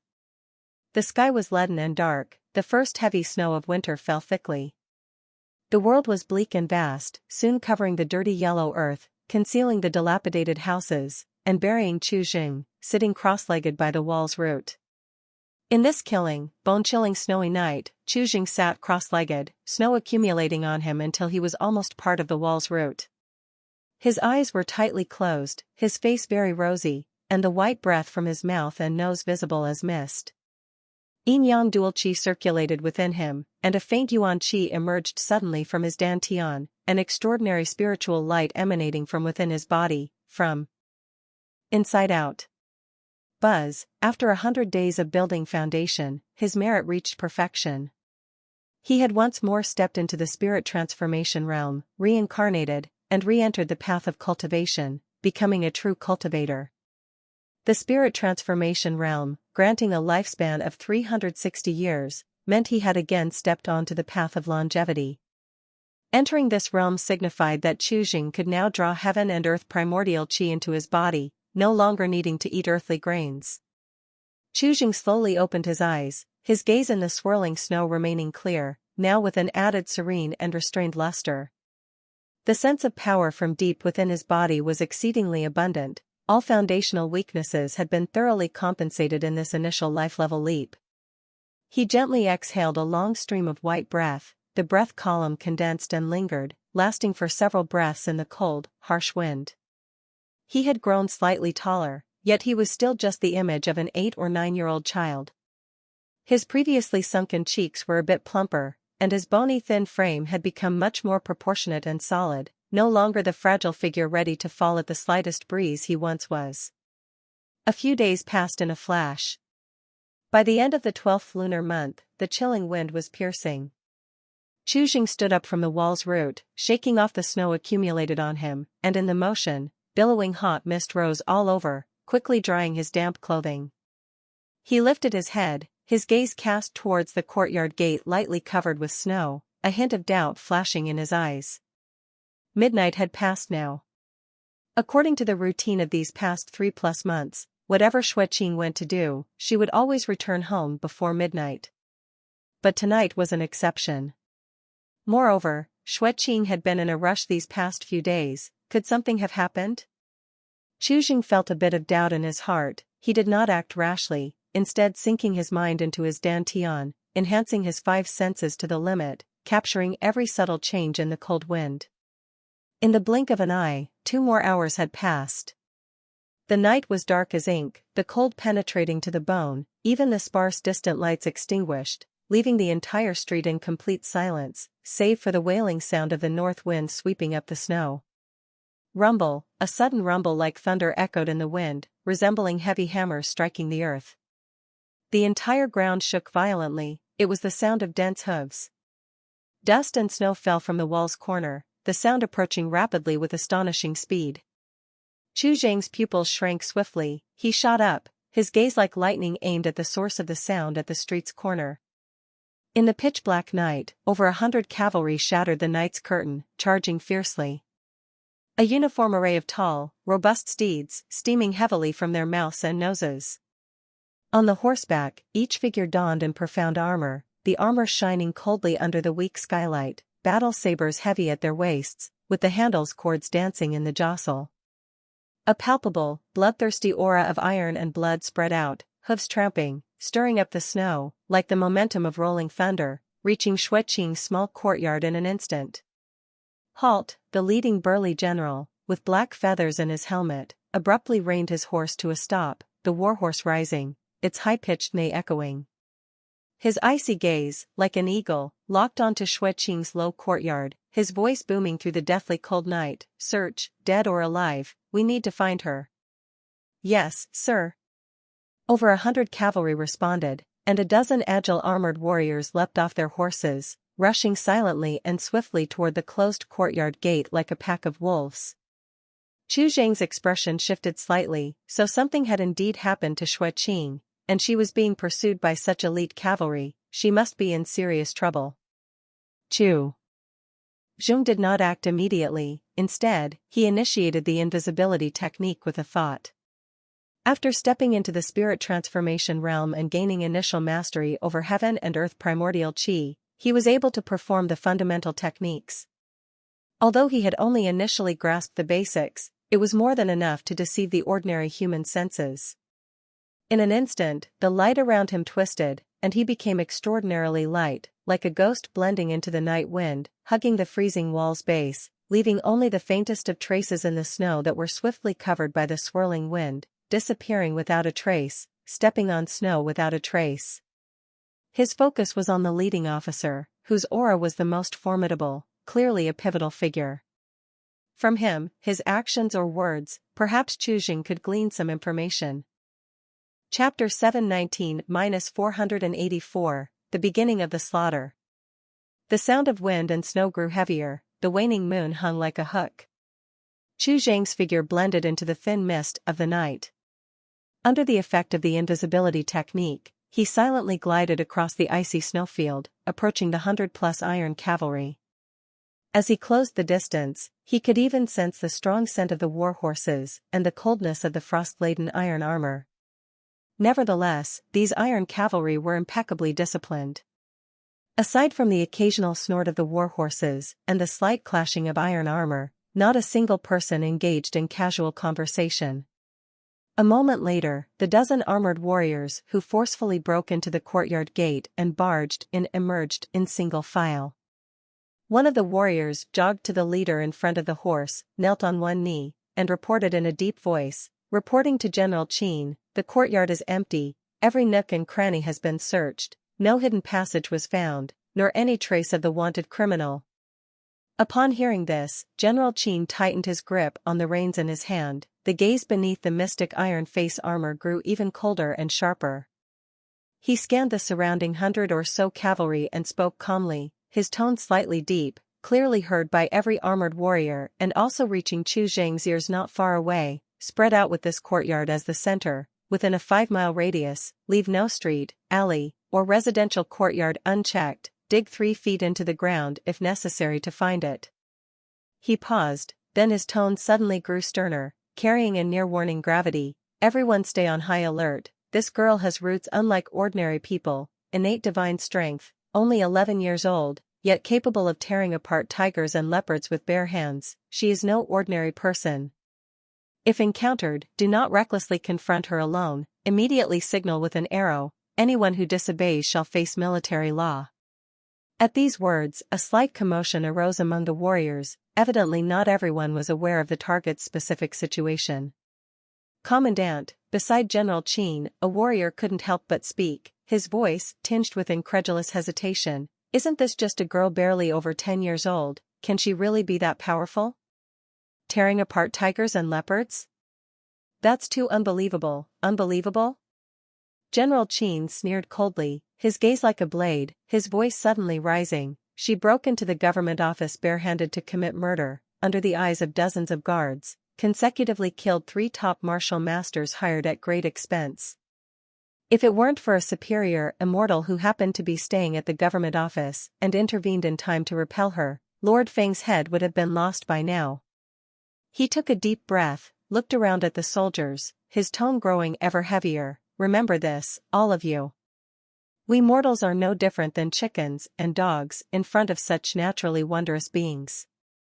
Don't think that numbers allow for underestimation, a moment of carelessness means a needless death. Remember firmly." He clearly had similar experiences, his words carrying evident gravity, sending a chill down the spine of every warrior, leaving no room for doubt. Upon hearing this, Chu Zheng, hidden within the void, understood most things in his mind.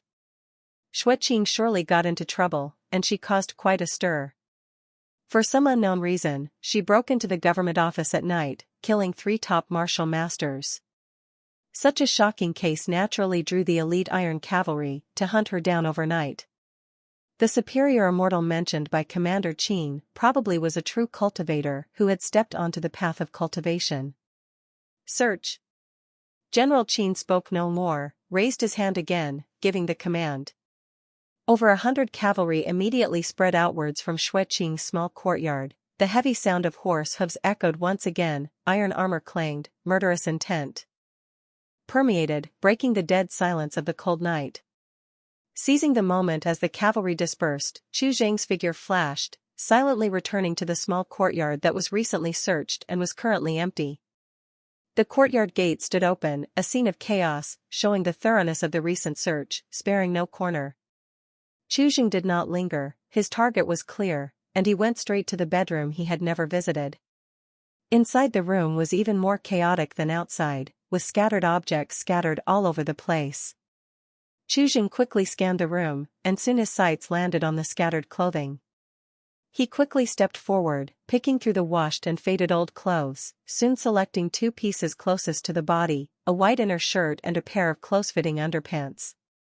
The scent of Xueqing still lingered on these garments. He needed to use items most closely linked to the target to apply the heavenly divination technique and attempt to deduce her whereabouts. He already had a thorough understanding of this divine skill, using it should be second nature to him. Chu Zhang sat cross-legged on the cold earthen bed, solemnly placing the 2 pieces of clothing in front of him, closed his eyes, and immersed his mind into his dantian, exerting all his strength to mobilize the yuan qi around him.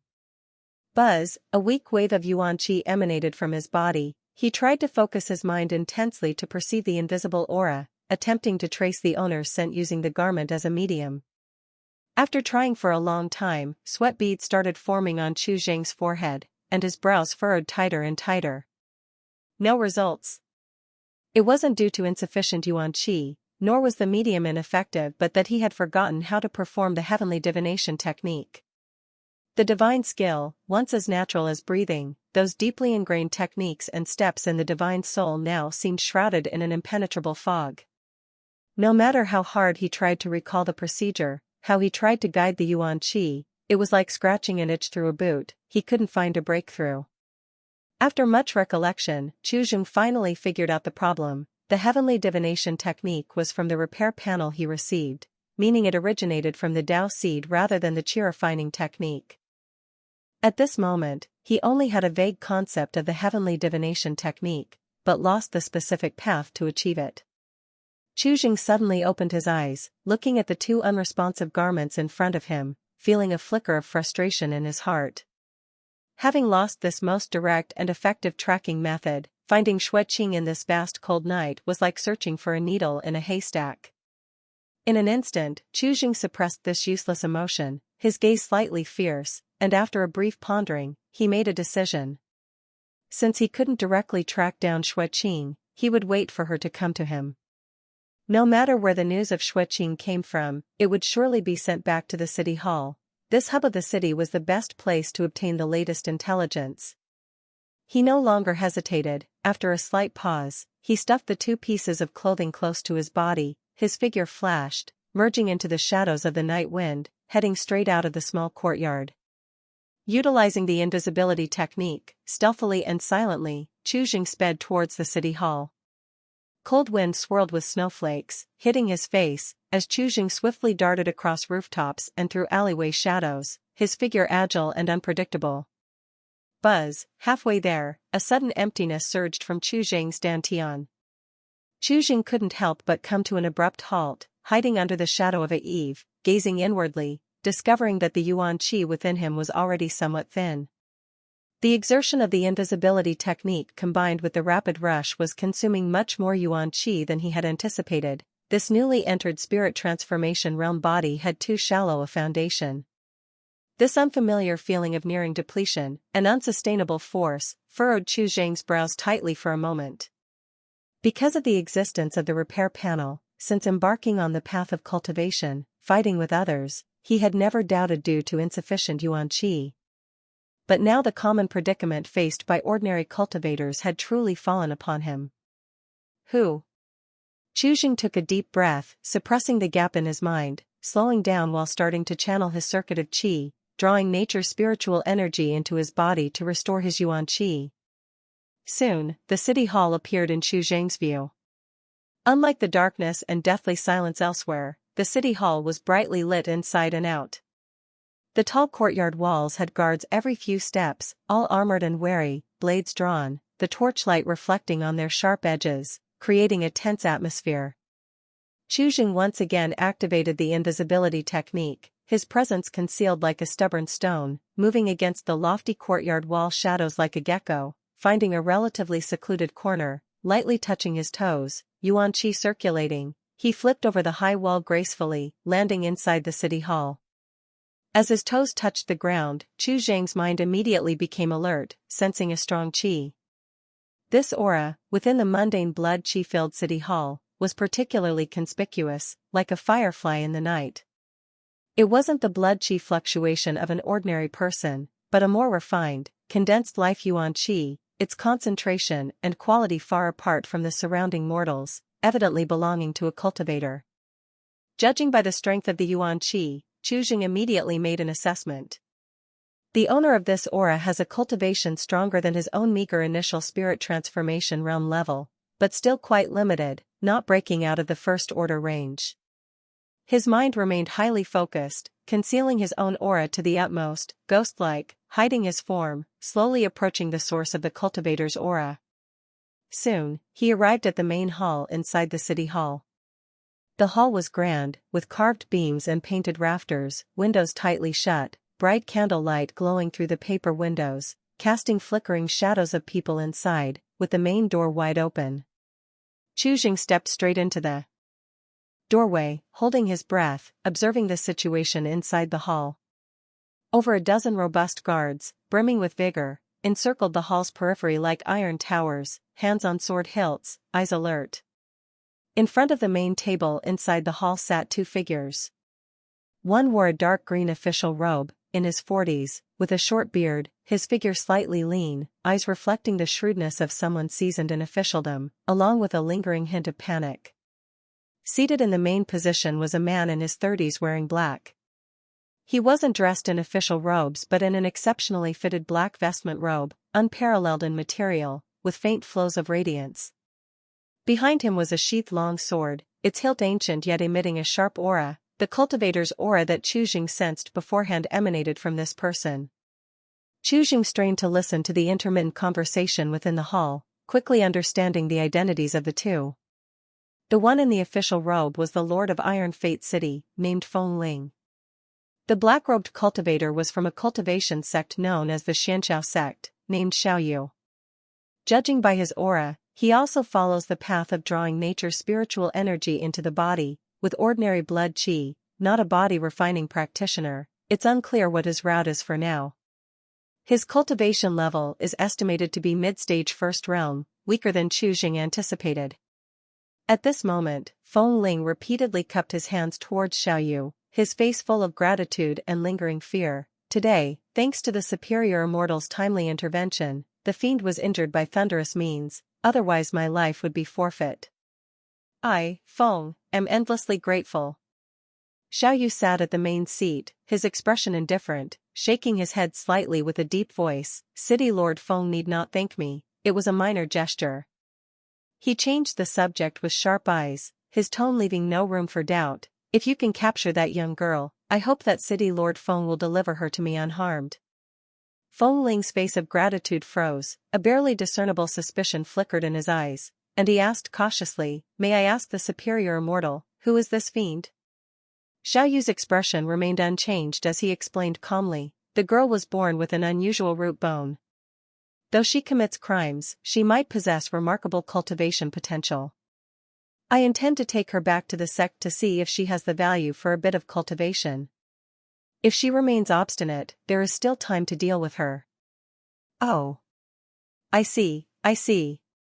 Upon hearing this, Feng Ling immediately plastered a knowing smile on his face, repeatedly responding, the superior immortal is merciful, willing to give such a fierce individual a chance to reform, truly benevolent. However, Chu Zhang's keen eyes caught that fleeting trace of suspicion deep in Feng Ling's eyes the moment he looked down.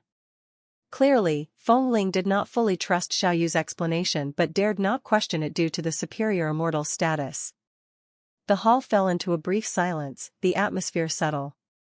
Step, heavy footsteps sounded, and an armored soldier dashed in from outside the hall, kneeling on one knee, speaking urgently, reporting to the Lord, blood-soaked footprints have been found in the Black Crow Forest 4 miles outside the city. The size of the prints matches that of the fugitive, and the tracks lead into the forest. It is assumed to be the fugitive. Black Crow Forest, blood-soaked footprints. This critical information struck Chu Zhang's ear like a bolt of lightning. Xue Qing was injured, escaped into the dense forest, and the situation was not optimistic.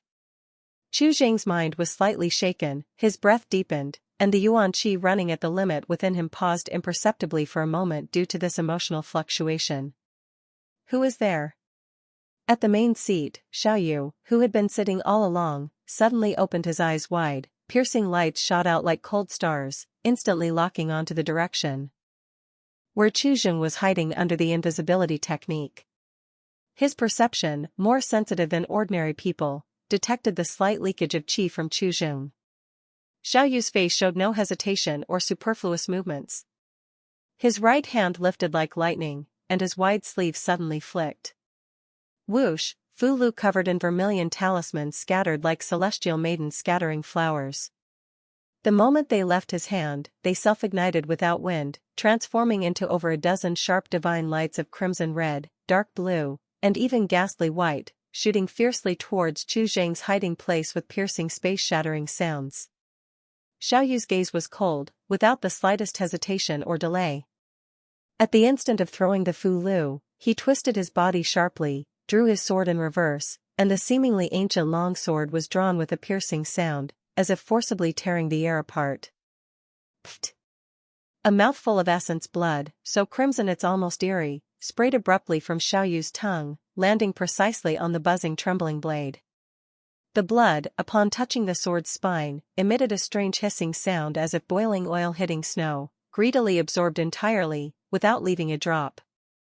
The originally silvery gray blade suddenly burst into a blinding bloody glow, numerous dense blood-colored runes flowed and gradually burned within the light.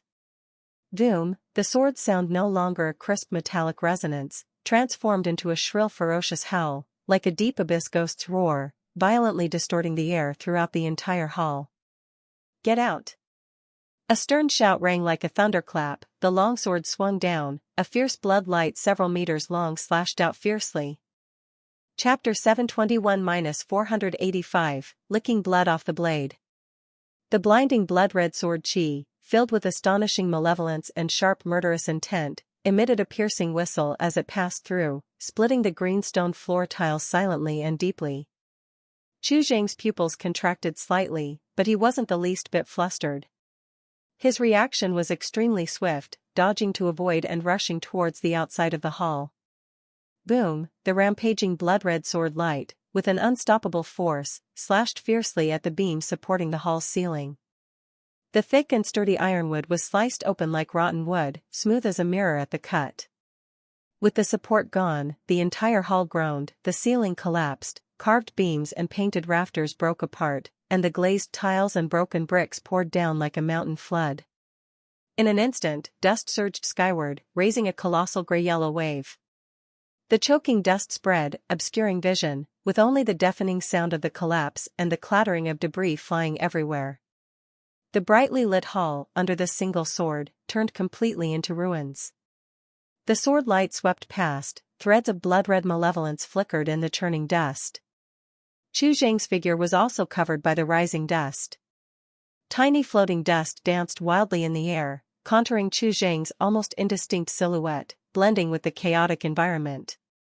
In that instant, Xiaoyu's gaze swept over, with a cold smile playing at the corner of his lips. A warning sign arose in Chu Zhang's heart. Xiaoyu's experience was undoubtedly very shrewd. The moment he sensed someone invisible nearby, he immediately devised a countermeasure. In the blink of an eye, Chu Zhang did not hesitate, withdrawing the invisibility technique sustained by Yuan Qi. As he fully revealed himself, his expression remained calm, his right hand's 5 fingers suddenly splayed open, reaching towards Xiaoyu's direction with force. Hiss, over a dozen dark red tongues of fire, like snakes flicking their tongues, burst out from his palm suddenly. The fire tongues, only finger-thin, their light dim and flickering, shot explosively towards the vital points around Xiaoyu. Xiaoyu's expression turned serious, not daring to be careless, testing with his sword. Unexpectedly, among these dozens of fire tongues, there wasn't the slightest bit of spiritual energy, they were merely pure mundane fire. The fire tongues hit the ground, exploding in a blaze of fire, not harming Xiaoyu in the slightest, but successfully igniting the scattered wood chips, instantly raising dense, choking black smoke, momentarily blinding Xiaoyu's vision. Xiaoyu's expression tightened, his steps faltering slightly. After catching on, he let out a cold snort, tricks of a small-time talent. In that instant, Yuan Qi surged around Chu Zhang, like boiling steam, madly flowing into both legs. Bam! The green stone floor tiles under his feet shattered in response, his figure shooting out like an arrow from the string, slicing through the air with a whistle, rushing out of the hall. Each step left a shallow indentation on the cracked ground, stone fragments flying. Chu Zhang had no intention of entangling with Xiaoyu, especially since he was without a magic artifact and his Yuan Qi wasn't plentiful. There was no need to take unnecessary risks. Think you can escape? Leave your life here. Almost the moment Chu Zhang's figure rushed out of the hall, a more ferocious blood-red sword light tore through the rolling dust and firelight, following closely. Xiaoyu had no intention of letting Chu Zhang escape easily, following close on his heels, shooting out from the dust, pursuing out of the hall. His eyes, like a hawk, locked firmly onto Chu Zhang's fleeing figure, face devoid of emotion, only a cold intent to kill. This was a cultivator, lurking nearby, skilled in the secret technique of invisibility. This in itself signified something entirely different. The two figures, one after the other, like two meteors, tearing through the night, instantly burst out of the ruins of the hall, crashing into the streets and alleys. Chuzheng pushed his speed to the limit, at his ears only the howling wind and the heavy thud of his heartbeat. He chose narrow, winding alleys, repeatedly using the invisibility technique to try to shake off Xiaoyu. However, Xiaoyu's persistence far exceeded Chuzheng's expectations. His turbulent Yuan Qi couldn't calm down in the short term, making it difficult to perfectly conceal his aura, allowing Xiaoyu to detect his whereabouts repeatedly. Each time the sword Qi whistled past, scraping close to Chuzheng's back, the cold intent to kill sent shivers down his spine, making the hairs on his back stand on end. Can't shake him off. Chuzheng's mood grew somber. He could clearly feel that instead of widening, the distance between him and Xiaoyu was closing in. If this continued, the first to collapse from exhaustion would be him. If he kept going like this, he wouldn't escape the city before being caught due to exhaustion. With no retreat left, he could only make a desperate gamble. His Yuan Qi was insufficient, in a disadvantageous position. He couldn't fight a drawn-out battle at a distance, only fight close-up, looking for an opportunity for hand-to-hand combat, to win with Qi strength. The moment he decided, the wind held behind, sword Qi brushed past Chuzheng's back again, slashing into the green brick roof, raising a sky full of dust.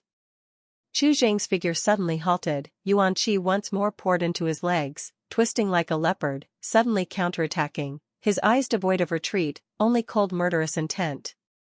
His fists wrapped in Yuan Qi, forming fist gang, leaving afterimages, accompanied by the sound of wind breaking, fiercely smashing towards Xiaoyu. Each punch concentrated the foundation of his 100 days foundation building, with over 10,000 pounds of colossal strength from his muscles and bones, whistling out, compressing the air into a dull roar. Xiaoyu's expression froze slightly, caught off guard by Chuzheng's sudden decision for hand-to-hand combat, and the moment he saw Chuzheng's face, his heart sank. He hadn't expected that the person confronting him would be merely an 8 or 9-year-old child. Chapter 722-485, Licking Blood from the Blade's Edge, 2. The fierce wind of the fists was bone-chilling, the strong wind hitting his face hard, and he dared not take it head-on. The long sword in his hand danced like the wind, forming clusters of cold and piercing sword flowers, displaying exquisite swordsmanship while trying to widen the distance. Seeing Chuzheng's young age, he did not hold back at all, the sword's light cunning and ruthless, specifically aiming at Chuzheng's joints, throat, and other vulnerable spots. For a moment, shadows of people intertwined in the narrow dark alley, with fist auras and sword Qi crisscrossing. Relying on his not yet fully grown muscles and bones, Chuzheng pushed his movements to the extreme, maneuvering amidst the dense sword Qi, facing mortal danger.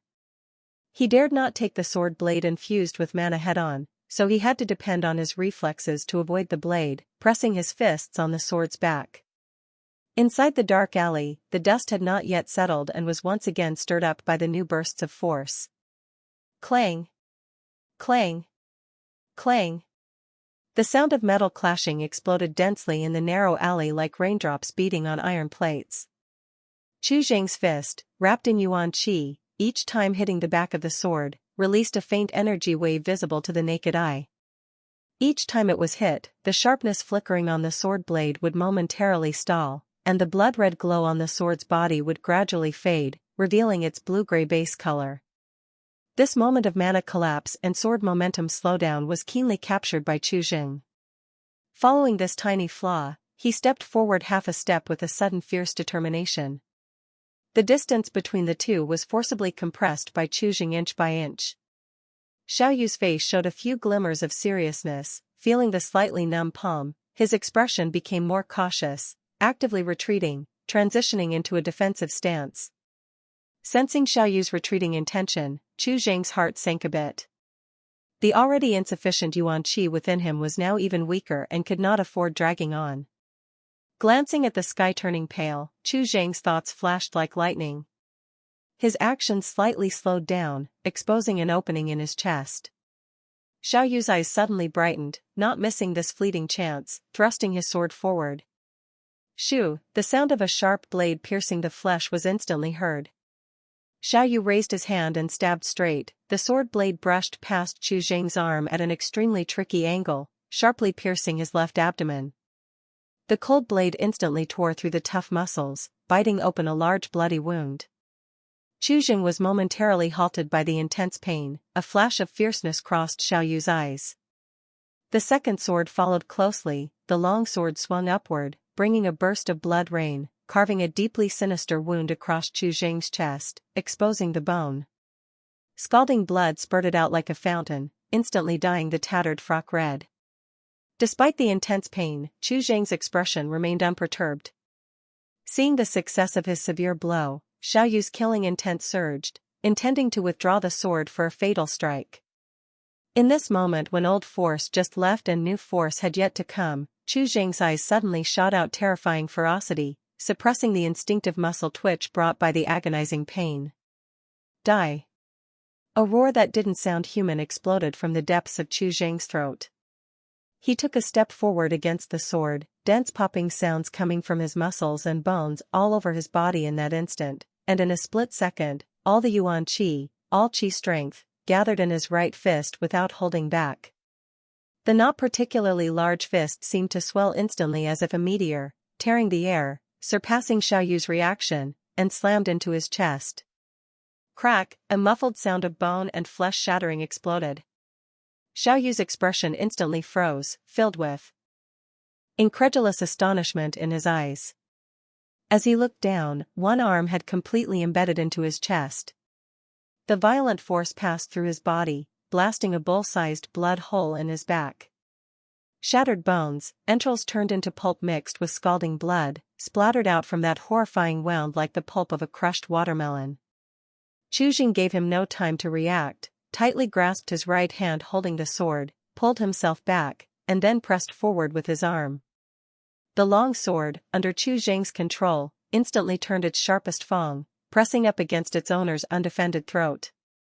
Poof, the next moment, a head with its expression frozen between astonishment and disbelief, under the impact of the blood column spewing like a spring, detached from the neck and flew into the air, spinning around. The headless corpse stumbled forward in inertia for 2 steps, like mud with all bones removed, with a thud, heavily collapsed into the dust, slightly twitching. The long sword splattered with its owner's blood fell beside the corpse, the blood-red glow on its blade completely dimmed. The rolling dust was dyed with a bizarre pale red by the blood mist rising to the sky, the intense stench of blood instantly overshadowing the scent of dust, permeating the dead silent dark alley. Chu Zheng breathed heavily, every breath pulling at the deadly wounds in his abdomen and chest, bringing excruciating pain. He stared dead at Xiao Yu's wretched corpse, his eyes cold as iron, without the slightest joy of victory. This cultivator named Xiao Yu was from a cultivation sect named Xianjiao sect. Chu Zheng didn't want to kill him, but now he ultimately got himself into trouble. Chu Zheng didn't pick up the long sword nor did he touch Xiao Yu's corpse.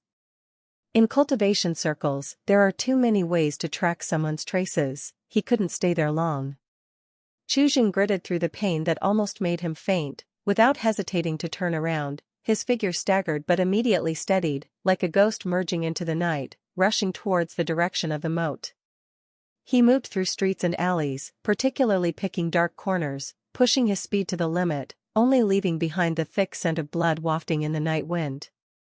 Arriving at the moat, he did not hesitate for a moment and leapt into the icy river water. Any negligence such as bloodstains or traces could lead to catastrophic disaster. The cold water of the moat wrapped his body with its bone-chilling coldness instantly, making Chu Zheng shiver, but it also cleared his muddled head a bit. He flowed downstream, letting the cold river water wash away the blood and dirt on his body as much as possible, carrying away the remaining traces. Not sure how long he drifted, but at daybreak, until confirming he had left the vicinity of Iron Fate City, only then did Chu Zheng struggle ashore. The soaking wet clothes clung to his wounds, bringing piercing cold and abrasive pain. He leaned against a cold boulder, taking deep breaths, wasting no time to sit cross-legged with all his strength, operating circuit of qi, starting to absorb the essence of the great sun, gathering the sparse Yuan Qi within his body to suppress the injuries. Without the existence of the repair panel, any injury could pose a deadly threat to him. Now his body not only felt cold and painful, but from deep within, an abnormal burning sensation arose, like lava flowing inside his body. It was a toxic fire, as if to boil his blood. Soon, Chuzheng figured out the reason: that long sword had blood poison on it. Fortunately, it wasn't fatal and could reluctantly be suppressed, but days of rest would be needed to slowly expel it from his system. With the circulation of Yuan Qi, all the blood in his body was locked by Yuan Qi, stopping the bleeding from the wounds. After stabilizing his internal qi, Chuzheng wasted no time, glanced at the dense forest not far from the riverbank, and stepped into it. Relying on the replenishing effect of sun and moon. Essence was too slow, he needed more direct energy replenishment, such as flesh and spirit grass. Upon entering the forest, a cold, humid, rotten leaf mixed with a pungent strange smell hit him, immediately overshadowing the coolness brought by the river. The ancient towering trees intertwined with gnarled branches, twisted branches under the dim light looked like ghosts, bearing claws and brandishing fangs. The dense canopy almost covered the sky, with only sporadic sunlight barely penetrating the leaf gaps, casting mottled shadows on the ground. Under his feet were thick fallen leaves, accumulated over the years, soft as clouds when stepped on, seemingly exuding a suction force. Shortly after entering the dense forest, Chuzheng sensed something wrong. In the forest, there were multiple sources of Yuan Qi fluctuations, originating from several armored soldiers. They were obviously laying out in the forest, weaving an invisible net. Suddenly, Chuzheng sensed something different and looked up. Only then did he clearly see that almost all the branches were inhabited by black-feathered ravens, densely packed, as if covering this ghostly forest with a black blanket. Recalling the news heard earlier in the government office, Chuzheng quickly realized. This place is the Black Crow Forest. Chapter 723-486, Absurdity. The black crows perched on the branches contained quite a bit of spiritual energy. Although they were far from transforming into demons, they were already extraordinary creatures. Chuzheng glanced at the numerous wooden nests on the branches, restrained his aura, used the invisibility technique, and quietly climbed up to the treetop. As he had expected, many of the wooden nests still had unhatched crow eggs. He casually picked about 10 and tucked them into his bosom. Finding a secluded corner, he wiped them carelessly and swallowed them whole, shells and all, to absorb the nutrients within and nourish his body. The spiritual energy within these crow eggs was much better than Chuzheng had anticipated. After swallowing over 100 crow eggs consecutively, the poison in his blood was quickly expelled from his body, and the wounds on his chest and abdomen improved considerably. Chuzheng lightly tapped his toes, soared up like a falling leaf, and stood steadily at the crown of a towering ancient tree. Beneath him, the vast forest sea surged with dark green waves, layer upon layer. He focused his mind, holding his breath, and his gaze penetrated the overlapping gaps between the branches and leaves, capturing the trajectories of the Yuan Qi flowing through the forest. Suddenly, a particularly abrupt fluctuation of Yuan Qi broke into his perception, far surpassing that of the armored warriors patrolling the forest. After a brief consideration, Chuzheng's form flickered, transforming into a vague green shadow, swiftly traversing the treetops in the direction of the fluctuation. In just a moment, he emerged from the dense forest, and his eyes were greeted with an open and expansive view. A clear creek meandered down from the mountains, its gurgling sound especially pleasing in the serene valley. On one side of the creek was a steep cliff covered with moss and vines. In the corner of the cliff was a small cave naturally formed, recessed inward. The cave was not deep, visible at a glance, with scattered sinister white bones on the ground, evidently the remains of a large beast. Inside the cave, a bonfire was burning brightly, the flames licking the void with a crackling sound.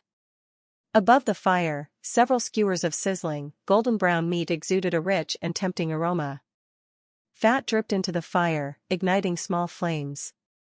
A familiar figure leaned against the rock wall. It was Xue Qing. According to Chuzheng's initial speculation, her situation should have been one of encountering a strong enemy, heavily injured, and clinging to life. However, the current scene before him was nowhere near as perilous as Chujing had imagined. It was quite the opposite. Xueqing appeared exceptionally relaxed and at ease, as if she were picnicking in her backyard, casually draped in a large, colorful tiger skin on her shoulders. Under the firelight, the smooth fur shone with an oily sheen, adding a touch of wildness. She held a perfectly cooked skewer of tiger meat in one hand, and tore off large bites, with the rich meat juices flowing down her fair jaw, reflecting an oily luster in the firelight. Her cheeks were flushed with a healthy rosy hue from the bonfire's warmth. Her bright eyes were contentedly narrowed, and her long eyelashes cast a faint shadow. Her aura was harmonious and full, showing no signs of injury, her complexion astonishingly good. The strong yuan qi Chujing had sensed earlier was precisely emanating from Xueqing. Without a sound, she had shed her mortal shell and stepped onto the path of cultivation, becoming a cultivator. Chujing slowly withdrew his gaze, instinctively lowering it to his chest and abdomen. The vicious wounds, with skin and flesh turned over, were faintly oozing dark red blood through his tattered clothes. Looking at his own injuries, Chujing couldn't help but curl the corner of his mouth, a hint of self-mockery. Earlier, he was worried about Xueqing's safety, but now, it seemed that the one genuinely needing help might be himself. He took a deep breath and slowly walked toward the hollow on the cliff. Still 10 zhang away, Xueqing, who was focused on dealing with the tiger meat within the hollow, suddenly paused, her ears moving ever so slightly, like a vigilant beast. Immediately thereafter, two gazes pierced through the dancing light and shadow of the bonfire, like tangible icicles, precisely locking onto Chujing, with a scrutinizing look. Once she recognized Chujing, the sharpness in Xueqing's eyes instantly dissipated, her eyebrows raised slightly. "What are you doing here?" It wasn't until Chujing entered the cave that she spoke, her voice calm and without waves. Xueqing's gaze lingered only briefly on Chujing's blood-stained clothes and the ghastly wound on his chest and abdomen, then returned to the skewer of aromatic, char-grilled tiger meat in her hand. Clearly, she wasn't very concerned about Chujing's injuries. At that moment, Chujing felt a strange inexplicable bitterness, as if something lightly pricked his heart. He remained silent, stepping into the cave and slowly sitting opposite Xueqing. The cave was filled with the rich aroma of roasted meat and a faint scent of blood. The firelight flickered, illuminating Xueqing's expressionless, oil-sheen cheeks. She casually picked up a golden, sizzling skewer of tiger meat from beside the fire, stretched out her arm, and handed it to Chujing. "How did you get injured?" Her tone remained flat, intently tearing into her own skewer of roasted meat, as if merely mentioning it in passing, not genuinely caring about the answer. Seeing Xueqing's indifferent expression, Chujing lowered his gaze, speaking in a deep voice, "The government office sent troops to our home to search for your whereabouts. I was concerned for your safety, so I went to the government office to gather some information." He paused, omitting the details of the process, only lightly summarizing with a few words, "Things went amiss." With that, he spoke no more, bowing his head to fiercely bite into a large piece of tiger meat. The meat was scalding hot, yet the texture was exceptionally tender and springy, with a rich and overpowering aroma immediately filling his mouth. Chapter 724-486, Absurdity, Part 2. He didn't even have time to savor it, he just swallowed it whole. Immediately, an indescribable surging warmth, like volcanic lava, exploded from his stomach and rushed fiercely to his limbs. This warmth was pure yang, blazing and fierce. In an instant, Chujing felt as if he had swallowed a small flame. All the pores on his body seemed to open instantly, and a majestic life force roared through his meridians. The few hideous wounds on his chest and abdomen began to itch intensely under the flush of this warmth, as if countless tiny life forces were frantically sprouting at the edges of the wounds, accelerating his recovery. Chujing shivered mightily, a trace of astonishment flashing in his eyes. This tiger was by no means an ordinary beast. The pure yang essence and abundant life energy contained in its flesh exceeded all expectations. It had already undergone demon transformation and embarked on the path of cultivation. It was a true spirit beast. Such a tremendous supplement was like coal in the snow for his severely injured self. He hesitated no longer, tearing and devouring large mouthfuls, swallowing the entire string of tiger meat as if a whirlwind had swept it away. The scorching torrent surged within his body, driving away the cold, and even a flush of blood cheek quickly spread over his pale face. Xueqing glanced up at Chu Jing, watching his rather disheveled eating manner and the languishing air that was quickly suppressed by the essence of the tiger meat, her lips slightly curled. She didn't pursue the details any further and continued to eat slowly. The campfire crackled, and warmth filled the cave. The rich, domineering essence of the tiger meat surged within Chu Jing, healing his injuries and dispelling some of the cold. He slowly opened his eyes, observing Xueqing not far away, quietly gnawing on the roast meat. After hesitating for a moment, he couldn't help but ask, "Don't you have anything else you want to ask?" Xueqing, hearing this, didn't even lift her eyelids. She just pulled the tiger skin draped over her shoulder to wipe her mouth, her voice calm and even conveying a hint of boredom. "Ask what?" "How you came by your cultivation." She looked up and glanced at Chu Jing, her gaze clear yet unfathomably deep. "You were channeling qi and tempering your body 3 months ago. I saw you every day and night. How could I not have noticed? Merely having a breakthrough in these 3 months is hardly quick. What's there to be so shocked about?" Xueqing's offhand comment surprised Chu Jing. She had known all along. Moreover, she had no interest in investigating how a beggar suddenly gained a cultivation skill, as if it were as normal as eating and drinking water. No, perhaps it wasn't normal. Chu Jing's pupils narrowed as he looked at Xueqing's youthful yet unmoved face, quickly understanding the reason behind it. She didn't care simply because he didn't matter much to her. After a long silence, Chu Jing suppressed the surging thoughts, speaking in a serious tone. "Why did you go to the government office to kill someone?" Xueqing's action of gnawing the meat paused slightly. She looked up, her delicate face, lightly glossed with oil, suddenly cloaked in an icy chill. Her clear eyes at this moment were like blade edges quenched with ice, sharp enough to frighten. "That wretch Feng Ling." Her voice took on a colder edge, filled with gritted teeth and enmity. To curry favor with those so-called superior immortals, he engaged in massive construction projects, building a worthless palace. Afterwards, not only did he suppress wages and refuse to pay, he even had the gall to falsely accuse us, claiming we had to collect prayer silver to offer to the Immortal sect, and then turned around to demand spiritual currency from me. It's simply seeking death. Not killing him would be intolerable to the heavens. After cursing under her breath, Xueqing's tone eased slightly, but the chill remained. Undiminished. "The day I went, I happened upon Xiaoyu beside that scoundrel. I had long heard he was a man of the Xianxiao sect. Killing him would cause too much trouble, so I backed off for the moment, and got cut by him with a sword as I left." While speaking, she carelessly tore the multicolored tiger skin draped over her shoulder, revealing a half-smooth shoulder and back. Near her left shoulder, a roughly 4-inch-long blood scar, with skin and flesh rolled open, was in stark view. Though it had already crusted into a dark brown scab, the edges were slightly swollen, still shocking to behold. Clearly, this was the mark left by Xiaoyu's sword she mentioned. If not for considering Xianxiao sect, that dog Feng Ling would undoubtedly be dead. With a cold snort, Xueqing casually pulled the tiger skin back over, concealing the wound. Her gaze returned to Chu Jing, sweeping over the more severe wounds on his chest and abdomen, as she offhandedly remarked, "The wounds on you were likely inflicted by Xiaoyu. To survive such serious injuries and escape his sword shows great fortune." Upon hearing this, Chu Jing couldn't help but fall silent. It seemed his venture to the government office had somewhat backfired. In the moment of Chu Jing's silent lack of response, Xueqing's chewing suddenly stopped. "Wait a minute," she abruptly raised her head, a hint of suspicion flashing in her eyes, fixing her gaze on Chu Jing's face.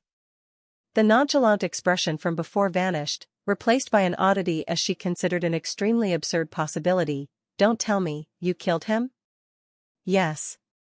Chu Jing nodded slightly, the firelight dancing in his deep-set eyes, revealing no disturbance. "You need not worry, this matter won't implicate you." No matter how bleak things got, a mere cultivation sect was not something he deemed worth fearing. "You went to the government office because of me, how can it not be related to me?" Qing's face instantly darkened, a layer of frost forming between her brows. Before her words fully left her mouth, she had already leaped up swiftly, crossing to Qing in a few steps, moving as swiftly as the wind. She knelt slightly, reaching out to unfasten Qing's tattered, blood-soaked garment on his chest to examine the severity of his injuries. Qing's body tensed slightly, yet he offered no resistance, leaving the tattered fabric on his chest at the mercy of those slightly cool hands. As the garment flipped open, a few dry blood scabs fell silently, and 2 pieces of folded yet half-soaked garments with dark red stains soundlessly slipped from Qing's embrace. The firelight clearly illuminated the garment's appearance, one undergarment and another, belonging to a girl, undergarments. In an instant, it seemed as if the air in the cave froze solid. The crackling of the campfire and the stream's rush sounded painfully loud at this moment. Qing's movements were frozen, her bright, focused eyes on the wound now glued to those utterly familiar, intimate garments on the ground. Time appeared to have extended itself several-fold. Her previous icy and serious demeanor shattered like an ice surface struck by a hammer, instantly replaced by a bizarre, indescribable expression. After a long pause, Qing raised her head slowly, her gaze shifting from the garments on the ground to Qing's equally dumbfounded face. Her voice carried an unprecedented, peculiar tone, breaking the suffocating silence. She paused as if searching for the right words, finally speaking in a nearly absurd tone, tentatively asking, "Like to wear these?" This thunderous, completely unforeseen statement shattered all of Qing's expected outcomes like lightning crashing beside his ear. His mind, which had not wavered during life and death struggles, was brought to a complete halt, drawn into a void as if all thoughts had been utterly extracted, droning in his head. After a full 2 breaths, Qing jolted himself awake from the immense absurdity, instinctively shaking his head repeatedly. "No, not at all. I just grabbed them when leaving home." His voice carried a rare urgency and embarrassment, trying to clarify in the simplest and most direct way. "Grab them?" Qing repeated the term, with a slight upward lilt at the end. The odd look on her small face not only didn't fade but grew denser. She slightly tilted her head, using a gaze as if evaluating a precious rarity, scrutinizing Qing up and down as if seeing him for the first time. "You mean," her speech was slow, each word enunciated distinctly, "you happened to enter my bedroom, went through a pile of garments, specifically picked these 2 most intimate ones, then tucked them into your bosom, and finally brought them here, is that right?" Chapter 725-487, New Year's Day. The campfire cast flickering shadows on the cave walls, its warm, dry air mingling with the savory aroma of roasted tiger meat, the faint tang of blood, and an indescribable awkwardness. "Your scent is on this." Qing's explanation slipped out almost instinctively, his voice remarkably clear in the quiet cave. The moment he said it, even he was taken aback. An inexplicable sense of absurdity surged in his heart. This explanation, it was even stranger than Qing's earlier words. For a moment, he fell silent, saying no more. In the dead silence, he could even feel the veins on his forehead pulsing. He had originally brought these 2 pieces of clothing, hoping that the heavenly divination technique could be restarted, using it as a lead to track Qing's whereabouts in the vast wilderness. This was an unconscious act, but now it inevitably seemed somewhat peculiar. Qing's reaction was unexpected for Qing. She did not rage as Qing had anticipated, nor did she nail him to the pillar of shame with sharper words. Her clear eyes flashed with understanding after Qing's strange explanation and did not dwell on it further. She tilted her head, her gaze shifting away from the 2 pieces of clothing, unconcernedly waving her hand. "All right." Her voice returned to its previous calm. "No need to explain, it's not important now." Her gaze went past Qing, focusing on the already brightening sky outside the cave. "Now that you've killed Xiaoyu," Qing's voice was slightly somber, her expression grave, "we must prepare to deal with trouble from the Xianqiao sect." This was the sword hanging over their heads, and in the face of life or death situations, trivial matters could be set aside. Qing calmed his emotions, looking at Qing in front of him, his eyes somewhat complex. Qing seemed to possess an innate calmness, handling matters with poise and composure, nothing like a child in their early teens. There's no need to worry about the Xianxiao sect, I'll handle it. As he spoke, Chu Jing stood up, preparing to leave. Now he thought it best to stay farther from Xueqing and act alone. For now, his understanding of this world was limited, he should first gather more useful information. It's because of me that you've angered the Xianxiao sect, so naturally, it's my business. Since it's come to this, I'll find a way to deal with them.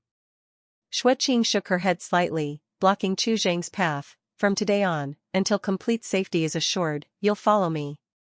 With those words, Xueqing scrutinized Chu Jing, her gaze assessing.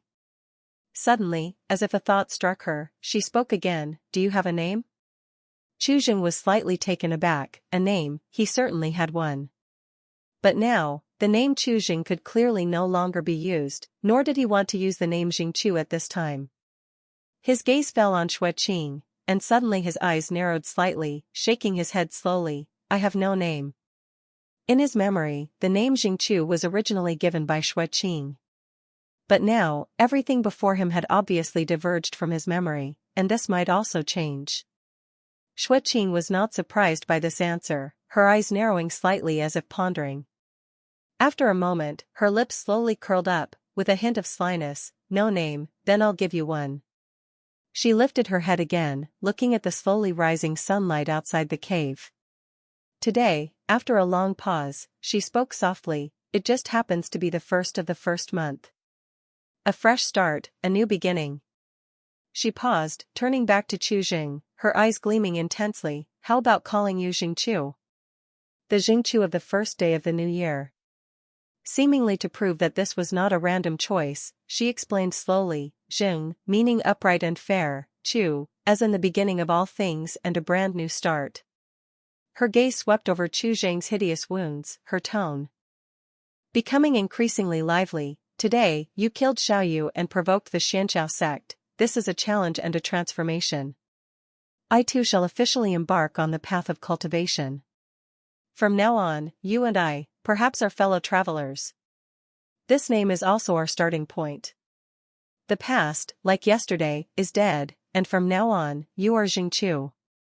Jingchu, Chu Jing's brows furrowed instantly, still the same name, in different times and different places, yet Xueqing had given the same name. This predetermined sense of fate seemed absurd, a chill rising from his spine, spreading instantly to his entire body, as he instinctively lifted his head. Xueqing sharply captured the change in Chu Zhang's expression and the furrowing of his brows, her eyebrows slightly raised, the smile on her face deepening. What? Don't like it? Before Chu Jing could answer, she chuckled to herself, the laughter crisp, her words carrying an undeniable domination. Since you don't like it, then it's decided, you'll be Jingchu. With that, she turned and walked out of the cave, facing the newly risen sun, her body standing straight like a sword about to be unsheathed. She no longer looked at Chu Jing, suddenly raising her head, her gaze piercing the clouds and skies like two bolts of lightning. In that unreachable sky above, faintly discernible among the flowing clouds and starlight, the blurred silhouette of the fairy palace in the sun's radiance exuded a sacred and unreachable brilliance. That was the upper realm, the holy land in every cultivator's heart, and a symbol of power and eternity. In Xueqing's eyes, it was as if a fierce fire had ignited, revealing a nearly arrogant ambition. She spoke again, her voice like the clash of metal, sharp and clear, resonating between the mountain walls of the stream. The day I embarked on the cultivation path, I vowed to become the best under the heavens, undefeated in the world. Today marks the beginning. Chu Zhang's gaze grew deep, as chaotic thoughts filled his mind, fragmented memories, shattered by the river of space-time, tumbled and gradually intertwined into many images. A figure slowly emerged in his mind, enveloped in gentle moonlight, with whispers echoing in his head. Go to the ancient times, there you will find all the answers you seek. I don't know much, but your wife Song Lingxue and her sister Song Lingqing were originally one in their past life. It seems the rare occurrence of soul division happened due to an anomaly on the reincarnation road. If you wish to uncover the secrets of the reincarnation road, you must go to the ancient times. Chu Zhang's gaze tightened as he struggled to sort through the fragments of memory flooding his mind. He recalled many things once more. Moonlight Immortal Ancestor, Reincarnation Road, Soul Division. Looking at Xueqing before him, he was momentarily lost in thought, as various faces intertwined and gradually merged. For a while, his mood sank, and he became clear about Xueqing's identity. At this moment, she was both Song Lingxue and Song Lingqing. As Chuzheng was lost in thought, Xueqing turned back and spoke, "From now on, I'll call you a Chu." Chuzheng silently said in a deep voice, "Call me Ajin." Xueqing was a bit surprised, let out a soft "oh," then nodded, "Ajing, it works too." A gentle sound came from above the stream, the noise of armor clashing entering their ears. "Your voice was too loud just now," Chuzheng whispered, saying no more. He lowered his head to bandage his wound, tidied himself up, and walked straight out of the cave. First, find a place to settle, then probe Xianxiao Sec's depth. Miles away, in Iron Fate City. Behind the government office, the atmosphere was so oppressive it was nearly frozen. The government office, which originally symbolized official authority and the imperial court's iron rule, was now filled with unshakable panic. Magistrate Feng Ling, usually the unchallenged and pampered petty king in Iron Fate City, now sat collapsed in his chair, face ashen, cold sweat rolling down his forehead, soaking through his fine silk official robe. His fingers clutched the smooth armrest tightly, knuckles white from the force, and his body trembled uncontrollably. Dead, really dead. Xiao Immortal Master, he. Feng Ling's voice was hoarse, filled with incredulous fear, like sleep talk. Kneeling on the floor before him were several soldiers trembling all over, heads so low they wished to dig into the ground. Xiao Yu's body had been discovered over an hour ago, frozen stiff with terrifying lethal wounds, a massive gash, deep enough to expose bone, nearly tore through his entire chest, internal organs shattered, blood everywhere, his head severed, dying in a gruesome state. A once high and mighty superior immortal, killed so brutally within the city. Feng Ling's mind was in chaos, fear gripping his heart tightly, his fingers trembling uncontrollably. No matter the reason for Xiao Yu's death, it was inseparably linked to him. It was he who regarded Xiao Yu as an honored guest, he who invited Xiao Yu to oversee the government office. Now, with Xiao Yu's tragic death, the wrath of the immortal sect was likely something even the current emperor couldn't bear. He could hardly imagine it, such disaster could be catastrophic, risking not only his official position but potentially the lives of all 9 generations of the Feng family. Moreover, someone capable of killing a superior immortal was not someone he could provoke. Both advancing and retreating seemed impossible now. Incompetent, a bunch of incompetents. Feng Ling suddenly grabbed the teacup on the table and smashed it to the ground, shards and tea scattering everywhere. "The immortal master was killed right under your noses. Are you all dead? Find him. Dig 3 feet if you must, but find where that person went. If you can't find out, and I can't survive, you'll all be buried with me." He roared hysterically, his voice changed by extreme fear, now just hoping to find some clues, to atone for his crimes, perhaps saving the lives of his loved ones. All the soldiers scattered like startled birds and beasts, hurriedly departing. In the blink of an eye, half a day had passed. The government office was in total disarray, and Feng Ling was utterly lost, on the brink of collapse. 2 figures, like phantoms, appeared silently in the depths of an old alley tightly sealed by soldiers. This was precisely where Xiao Yu's body lay. The soldiers stationed here didn't even see how the 2 figures appeared. They only felt a cold wind pass, rendering their bodies stiff and immobile, unable to hear or speak, only able to watch helplessly as the 2 walked straight into the dark alley. Both individuals wore long robes of extraordinary material, in an ancient style, neither cloth nor hemp, faintly flowing with weak spiritual light, green like a deep ancient pool, adorned with ink-patterned lines, exuding a cold and severe aura. Both had youthful faces, appearing barely in their early 20s, but their eyes were exceptionally cold, as if harboring millennia-old ice. One was slightly taller and leaner, with a face cold and sharp, lips pressed into a straight line, exuding a sword-like sharpness. The other was a bit shorter, with refined features and a slightly gentle aura, eyes deep and thoughtful. The 2 stood in the bloody and chaotic old alley, completely out of place with the surrounding ruins. The tall, thin man's gaze swept over the scene inch by inch, the dark brown bloodstains, the green stone slabs torn apart by immense force, and Xiaoyu's still separated body. He crouched down, extending 2 fingers, picking up the gray longsword beside him, and whispered. There was no clash of weapons. Xiao Junior Brother's head was cut off by his own magic sword. The murderer was likely barehanded, with great chi strength, and the fight didn't last long. A martial cultivator? Someone from the Jiao Dragon sect? Upon hearing this, a hint of doubt appeared in the gentleman's expression. Was it random? Or? The tall, thin man did not answer him, all his focus condensing on the blood-stained blade. The dark crimson bloodstains did not belong solely to Xiaoyu. He closed his eyes, releasing a faint but pure trace of blue spiritual energy, slowly infusing it into the sword body. Buzz, instantly, the blade quivered slightly, and a touch of blood light emerged. Seeing this, the tall, thin man let out a sigh of relief. Fortunately, Xiao Junior Brother's scarlet blood sword has the divine ability to absorb blood, leaving behind the essence blood of the assailant. Though it's weak, it's enough to enact a tracking spell. With that, the strand of blood light seemed to come alive, exuding vibrant vitality. In a flash, the blood light brightened, like a living scarlet snake, rising from the blade and pointing towards the vast forests outside the city. At this sight, the tall, thin man looked pleased and casually retrieved the storage bag he had just pocketed, handing it to the gentleman beside him, realizing, the trail is still within 100 miles. My cultivation is shallow, and this tracking technique can only hold for 3 moments. We must hurry. With those words, he was about to follow the trail, but was stopped by the gentle junior brother Pan beside him. Please wait, senior brother Feng.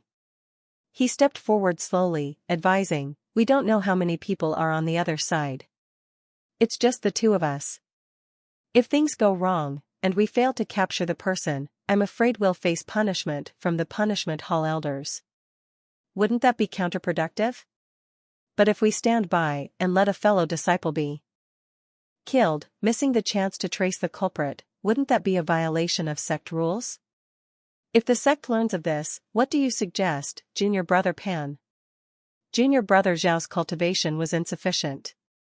Harmed by an evildoer, when we arrived, all we found was Xiao Junior Brother's remains. All the magic artifacts and the storage bag were already gone. Truly, this wasn't our fault. How about we report it as such, Senior Brother Feng? Hearing this, Senior Brother Feng hesitated no longer, flipping the storage bag he had just taken and handing it to Junior Brother Pan with a nod. All right, I will present this immediately. Chapter 727-488, Predicament. Leaving the mountain stream where they had briefly stayed, Chu Jing and Xue Qing did not travel far. The 2 quietly sneaked into another slightly bustling mortal city, 1,000 miles away from Iron Edge City. This city was more than 10 times larger than Iron Edge City, with the presence of cultivators being quite common. The crowds were dense, the traffic noisy, and the society was a mix of various walks of life, making it an excellent place for gathering intelligence. The Xianjiao sect was the first trouble that needed addressing, akin to a sword hanging overhead. Chu Jing had to quickly find out its details. He knew well that in the cultivation world, the accuracy of information often determines life and death. He knew quite a bit about ancient times, but most of the memory fragments were about the waves upon waves over the ages, with specific changes, shifts in powers within a great realm being too insignificant, thus had to rely on his own investigation. Chu Jing spent 3 days walking every corner of the city, listening in on cultivators' dialogues in bustling teahouses, probing secret tales in underground black markets, and using invisibility techniques to enter secret places, flipping through records. The information gathered like a trickling stream. Soon, Chu Jing understood the general background of the Xianjiao sect. The Xianjiao sect, across a vast area stretching tens of thousands of miles, had a formidable reputation, like a fierce tiger occupying a domain. Its name frequently appeared in various places, making it easy to gather information about it, almost ubiquitous. When this information eventually formed in Chu Jing's mind, it did not bring heaviness, but a sense of slight relief. The Xianxiao sect's strength was considerably weak. The Xianxiao sect, revered as gods by the mortal realms within these tens of thousands of miles, with people speaking of them in hushed tones, was far weaker overall than he had estimated. The strongest individual within the sect, verified by various information, was only in the fourth realm. In Chu Zheng's eyes, the fourth realm was merely an insignificant starting point on the long road of cultivation, a level that barely touched the surface of heaven and earth's laws. In a major sect, someone of such cultivation would not even qualify to watch over the sect gate. After all, the disciple guarding the sect gate cannot be just any ordinary disciple, especially in a major sect. This point is emphasized. The strength of the disciples guarding the sect gate is often an important assessment of a sect's reserve. The first person a visitor meets is the sect gate disciple, which represents the sect's face. Only the best among peers have the opportunity. Under the Xianxiao sect, there are 5 mortal realms, with the Zongfeng dynasty, where Iron Edge City is located, being just one of them. These realms form its foundation, continuously providing fresh blood. As for the other powers within the Xianxiao sect, except for that fourth realm ancestor, the rest are far from being noteworthy. The so-called core elders and true disciples mostly remain in the second realm or third realm. Those who reach third realm perfection are almost non-existent. During this process, Chuzhu also gained more understanding of the great realm he currently resided in. The near immortal realm is divided into upper and lower realms, similar to the great immortal realm. In the lower realm, the 9 heavens domains, for seas are divided, making up 13 territories collectively. The place they are now is relatively remote, near the West Sea, considered a part of the wilderness. The Xianxiao sect is not a concern. Chuzheng stood in the shadow at a busy street corner, silently muttering. The trouble potentially brought by Xiao Yu's death significantly diminished in his mind. Just give him 2 or 3 years, maybe even less, and he would safely cross into the Golden Core realm.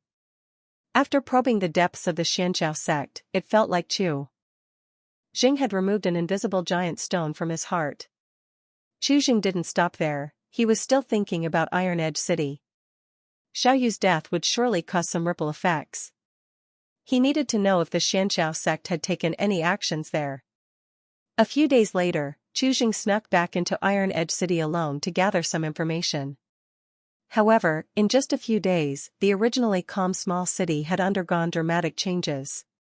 At the city gate, a new notice was posted, the ink not yet dry.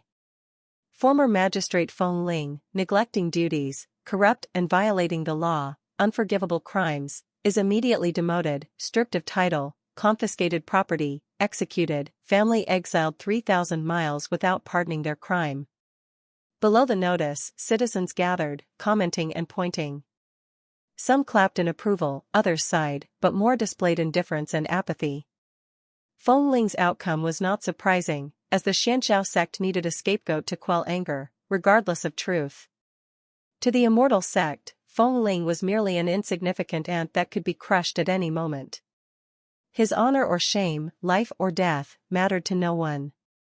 Chu Jing quietly walked through the city. Regarding Xiao Yu's death, there seemed to be little news circulating among the populace, eerily quiet, with no trace of cultivator presence in Iron Edge City. This unusual tranquility conveyed an unsettling atmosphere, making Chu Jing somewhat perplexed. Was Xiao Yu's death considered insignificant? Chu Jing did not dwell on it, as there was no need overthinking. This place is not suitable to stay for long. With his decision made, since Xianxiao sect remained inactive, he certainly not be foolish enough to provoke trouble. He would take Xueqing and swiftly leave this troubled place, seeking a safer and more concealed location to cultivate and enhance his internal strength, which was the best strategy. In the night darkness, 2 figures moved like wisps of smoke, blending into the vast night, quietly leaving Iron Edge City, disappearing into the thick mountains. Chapter 728-488, Predicament, Part 2. Ultimately, Chu Jing chose a secluded valley at the edge of the great marsh deep in the mountains as a temporary residence. The valley had natural caves, babbling streams, and a serene environment. Although the spiritual energy here wasn't particularly dense, it was much stronger than in mundane places. with the spirit gathering array set up, it was adequate for cultivation. As time passed, Chu Jing began to notice the differences between the ancient times and later generations. In ancient times, cultivating the qi refining technique was without the troubles of tribulation qi. For qi refining techniques, this was undoubtedly an environment blessed by nature. For Chu Jing, it meant a smooth path for cultivation. Now, he only needed a stable place to focus on his seclusion, accumulate yuan qi, and elevate his realm. With his cultivation speed and qi refining, it was unimaginable to ordinary cultivators. Once his cultivation was strong enough, he could leave this great realm and explore the cosmic landscape of ancient times. Xueqing had no objections to Chu Jing's plan of secluded cultivation. Thus, the two began an almost isolated life of deep cultivation in the mountain valley cave. Freed from the trouble of tribulation qi, Chu Jing's cultivation was like sailing with the current. He only needed time and cultivation resources to steadily advance, with no bottlenecks to speak of. However, while ideals were plentiful, reality was stark. In less than 2 months of seclusion, an unexpected, intensely realistic problem completely shattered Chu Jing's peaceful plan of seclusion for steady cultivation advancement. The problem lay with Xueqing. It wasn't that she had issues with her cultivation or was unwilling to be in seclusion. On the contrary, Xueqing's comprehension and progression speed in martial cultivation often left Chu Jing in awe. In just 2 months, her qi blood power became more vigorous, advancing into the mid-stage of the qi condensing realm. The problem now was that she had an enormous appetite. Martial cultivators who refine their physique require energy far beyond that of cultivators of the same realm, making true fasting difficult. The vigorous circulation of qi and the tempering of muscle and bones require constant replenishment of essence yuan. Furthermore, Xueqing was an anomaly among them. Her voracious appetite and astonishing food intake were beyond Chu Jing's expectations, akin to a humanoid glutton. Chu Jing initially believed that, with their hunting skills, they could secure enough meat supplies in this remote wilderness. Tigers, leopards, bears, and wolves, all these fierce beasts contained essence blood and yuan qi, beneficial for martial cultivation. In the first month, Xueqing was indeed satisfied, her whole body's qi blood flourishing, advancing rapidly. But Xueqing had no hunting skills and relied mostly on Chu Jing's yuan qi senses. Quickly, Chu Jing felt overwhelmed. The large beasts in the nearby forests were nearly consumed to extinction by Xueqing. Initially, she needed to eat at least 2 wild oxen daily. Recently, she consumed 1 bear and 3 pigs daily. Moreover, her demands for food quality had invisibly increased. Ordinary beasts, with their meager essence yuan, were like chewing wax to her, barely enough to fill her stomach, unable to satisfy her body's black hole-like demands. Typical martial cultivators would not be this extreme, but Xueqing was clearly an outlier. Xueqing needed food more abundant in life essence, with more robust yuan qi, spirit beasts. But spirit beasts were not common, though heaven and earth primordial qi was abundant. It was truly rare for wild beasts to naturally awaken spiritual wisdom and embark on the path of cultivation. Moreover, most spirit beasts had been divided by various sects and enclosed within them, making them very difficult to find outside. Freely roaming spirit beasts were rare and difficult to locate. Chu Jing attempted to venture deeper into the great marsh, where miasma permeated, and venomous insects and fierce beasts ran rampant, indeed finding some demon-transformed other kind. He had once hunted a mid-stage first-rank giant python, whose blood and flesh provided Xueqing sustenance for 2 days, significantly boosting her qi blood power. But such gains were like finding a needle in a haystack, encountered but hard to seek. Most of the time, he had to hunt beasts with weak yuan qi or just ordinary fierce beasts, which were merely a drop in the ocean for Xueqing. Xueqing tried hunting by herself, but moving more only made her hungrier, ultimately barely filling her stomach, an unsustainable effort. As time went on, Xueqing's hunger visibly increased. During cultivation, she found it increasingly hard to focus, often interrupted by the thunderous protest of her stomach during meditation. She looked at ordinary beasts with disdain and barely contained anxiety. Not only that, her cultivation state began to feel the impact. Qi and blood circulation was sluggish, with her brow often shrouded in a cloud of agitation. Finally, on one unbearable night of hunger, Xueqing couldn't stand it anymore. She suddenly tossed half-cooked rabbit meat to the ground, her face taut, eyes glowing with a nearly wild hue of impatience. This measly amount isn't enough to fill a tooth gap. I need meat, real meat. Today, Chuzheng had only brought back a few wild rabbits and a boar, barely enough for a foundation. Her voice carried suppressed anger, her brow filled with resentment. Seeing this, Chuzheng frowned slightly, sighing softly. He knew this wasn't Xueqing being willful, it was her body continuously craving more, given her unique physique and innate divine strength. This also meant her energy needs far surpassed ordinary people. This hunger was her body's feedback from being drained, capable of driving anyone insane. Spirit beasts are hard to find. Chuzheng said in a deep voice, most spirit beasts have been domesticated by sections. For you to eat your fill, you'll have to find a way through those sections.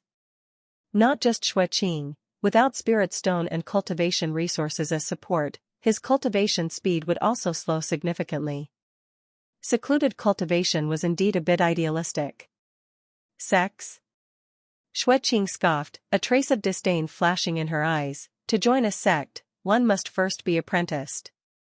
Who can be my master? Chuzheng was silent, thoughts racing through his mind. Ultimately, it came down to needing more cultivation resources.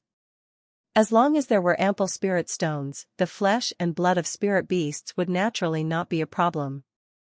Relying on luck to hunt spirit beasts in the harsh wilderness couldn't satisfy Xueqing's burgeoning terrifying demands. Let's wait a bit longer, when our cultivation is stronger, I'll think of another way. After a long while, Chuzheng had some ideas, first temporarily moving to several different places to help Xueqing improve her cultivation first. He needed time for cultivation, and Xueqing required massive essence yuan replenishment, both inevitably hinged on cultivation resources. With a plan decided, Chuzheng took Xueqing out of the valley, traversing through the dense mountain forests, spending 3 months and covering tens of thousands of miles, investing a lot of time searching for strong prey. During this process, they encountered quite a few spirit beasts, all of which they slew. With the supplement of copious blood and meat essence, Xueqing's cultivation surged rapidly, soon condensing qi to aura, successfully entering the martial arts second realm, the Yuan aura realm. Chuzheng's cultivation speed was somewhat dragged down, only advancing to the mid-stage spirit transformation realm. However, with the changes in Xueqing's cultivation, their situation improved greatly. The hides and scale armor of second-order spirit beasts were already uncommon to ordinary cultivators and could be traded for a good number of spirit stones. With the impetus of spirit stones, Chuzheng's cultivation speed also rose significantly, accelerating further. However, he was not satisfied with this. It was only temporary. As Xueqing's cultivation grew, her demand for flesh and blood essence would increase further. Finding spirit beasts above the second order in the wilderness was too difficult and unpredictable. They couldn't spend too much time on hunting. The domain nearby was still too desolate, greater development required moving towards a place with richer spiritual energy. Given Xueqing's current cultivation and real combat strength, they now had a certain level of self-defense and could venture out and try their luck. Chuzheng did not hesitate long. After amassing a good sum of spirit stones, he immediately took Xueqing on to a teleportation array, heading towards the core of the lower realm, the central state domain. It was the most flourishing place in the lower realm, and without the trouble of tribulation qi, it posed no concern for them in their current state and aspiration for more cultivation resources. The journey from the desolate frontier to the central continent is exceedingly long, consuming a vast amount of spirit stones for the teleportation array. Currently, most of the spirit stones Chuzheng has accumulated come from exchanging the bones or pelts of mythical beasts he hunted in small marketplaces. As the light of the transmission array flickered and dimmed, the consumption of spirit stones increased more and more. After each episode of dizziness caused by the spatial distortion, more and more prosperous cities with increasingly dense spiritual energy appeared before them. These places were no longer the remote frontier from where they originated, but essential way stations leading to the core area of the central continent. However, the cost of the transmission array far exceeded Chu Zheng's initial estimates, with each activation devouring the spirit stones he had previously accumulated.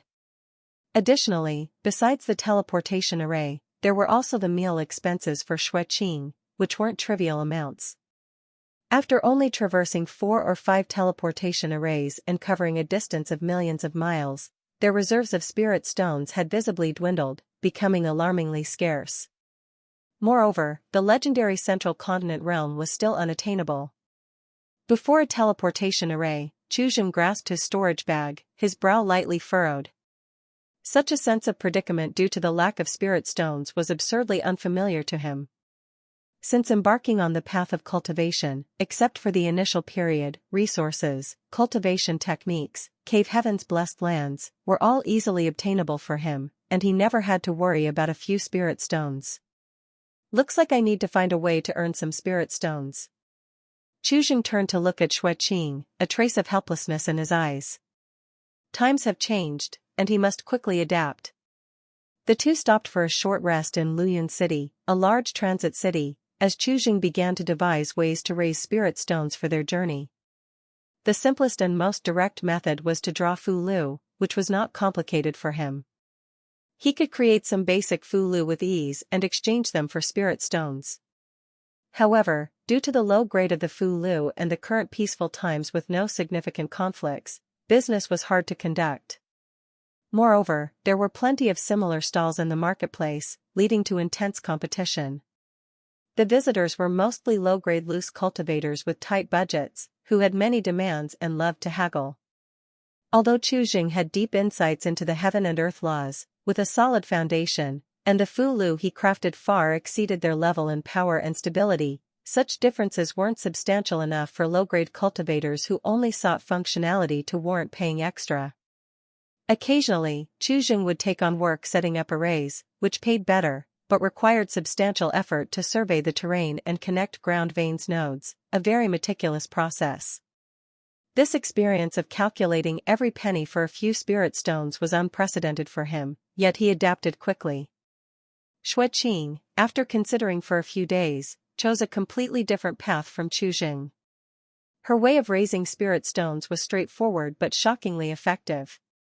She set up an arena in a wide martial square on the east side of Lunar City, causing quite a stir.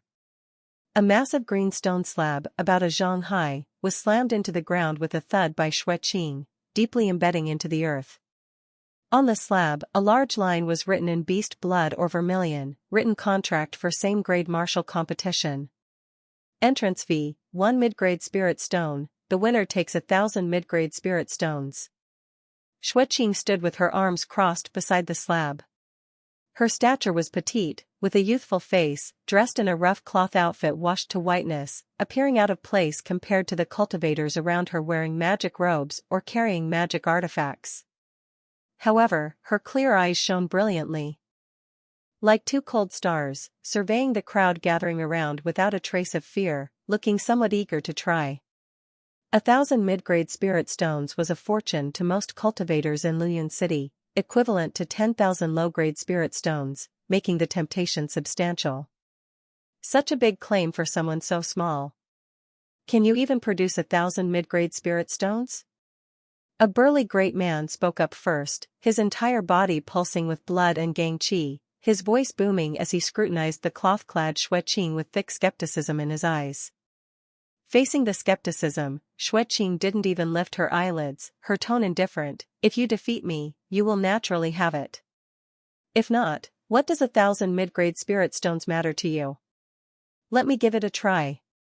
Before the great man could speak, a grim-faced young sword cultivator stepped out from the crowd, casually tossing a sparkling mid-grade spirit stone at the base of the green stone slab next to Xueqing.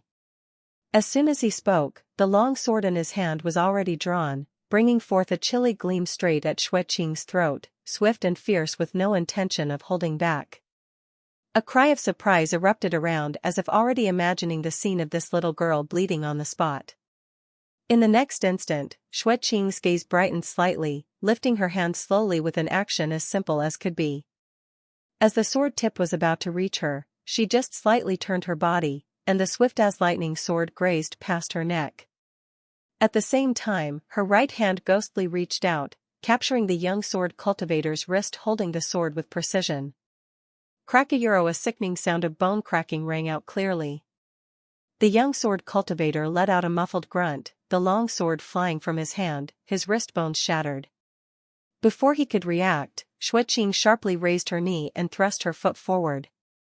A terrifying, unstoppable colossal strength instantly slammed into his chest. His entire body was launched like he had been struck by a raging beast, his chest bones entirely crushed. He rolled more than 10 zhang away, landed heavily, cradling his twisted and deformed wrist in agony, unable to rise for the moment. Chapter 730-489, Central Continent _2. In an instant, the surroundings plunged into a deathly silence, so quiet that a pin drop could be heard. The previously noisy laughter and doubts were all stuck in their throats. The sword cultivator who just struck out was already at the late second order, but he was defeated in a single encounter. This was undoubtedly an absolute crushing. Next one. Xue Qing's voice broke the silence, still calm, yet at this moment it was like a shocking thunder.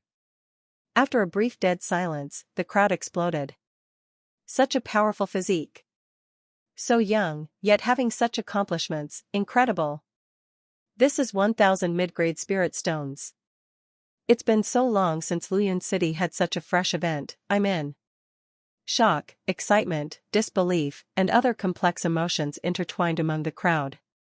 The combat power Xue Qing displayed not only failed to scare off the many surrounding cultivators but was like dripping cold water into boiling oil, completely igniting the scene. Mid-grade spirit stones poured down like raindrops, landing before the green stone slab. In just over half a day, the spirit stones piled up like a mountain, and challengers continued to come one after another. Entering cultivators came from various paths. Some were skilled in techniques, not confronting Xue Qing directly, maintaining a distance of several hundred feet, chanting incantations, and unleashing various techniques whistling across the sky. Xue Qing's figure, like a phantom, shuttled through the dense gaps between techniques, dodging shadow after shadow. In an instant, she traversed hundreds of feet, springing to the caster before striking the caster unconscious with a blade-like hand. There were also those skilled in agility, attacking with thunderous speed, fast as lightning.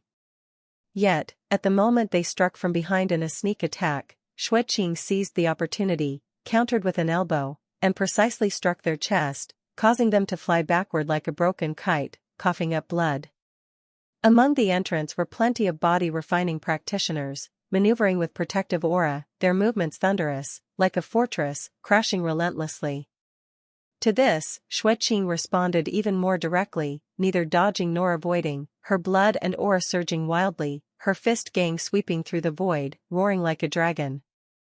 Thunk, facing the opponent head-on like a giant hammer drumming, the body-refining practitioner's proud protective aura was torn like paper, and their huge form was struck by a matchless colossal force, flying horizontally, rolling out dozens of feet. The battles followed one another, swift, fierce, and without suspense.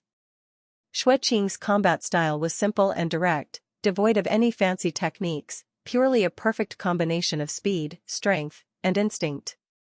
Sweat drenched her forehead strands, sticking to her smooth forehead, while her rugged clothes were stained with dirt and spots of blood. Occasionally encountering opponents of strong strength and tricky moves, she would also get wounded, her arm or shoulder brushed by weapons or techniques, leaving a shallow blood mark. Upon getting wounded, her attacks would become even more fierce, often able to completely crush the opponent with thunderous means at the moment of injury.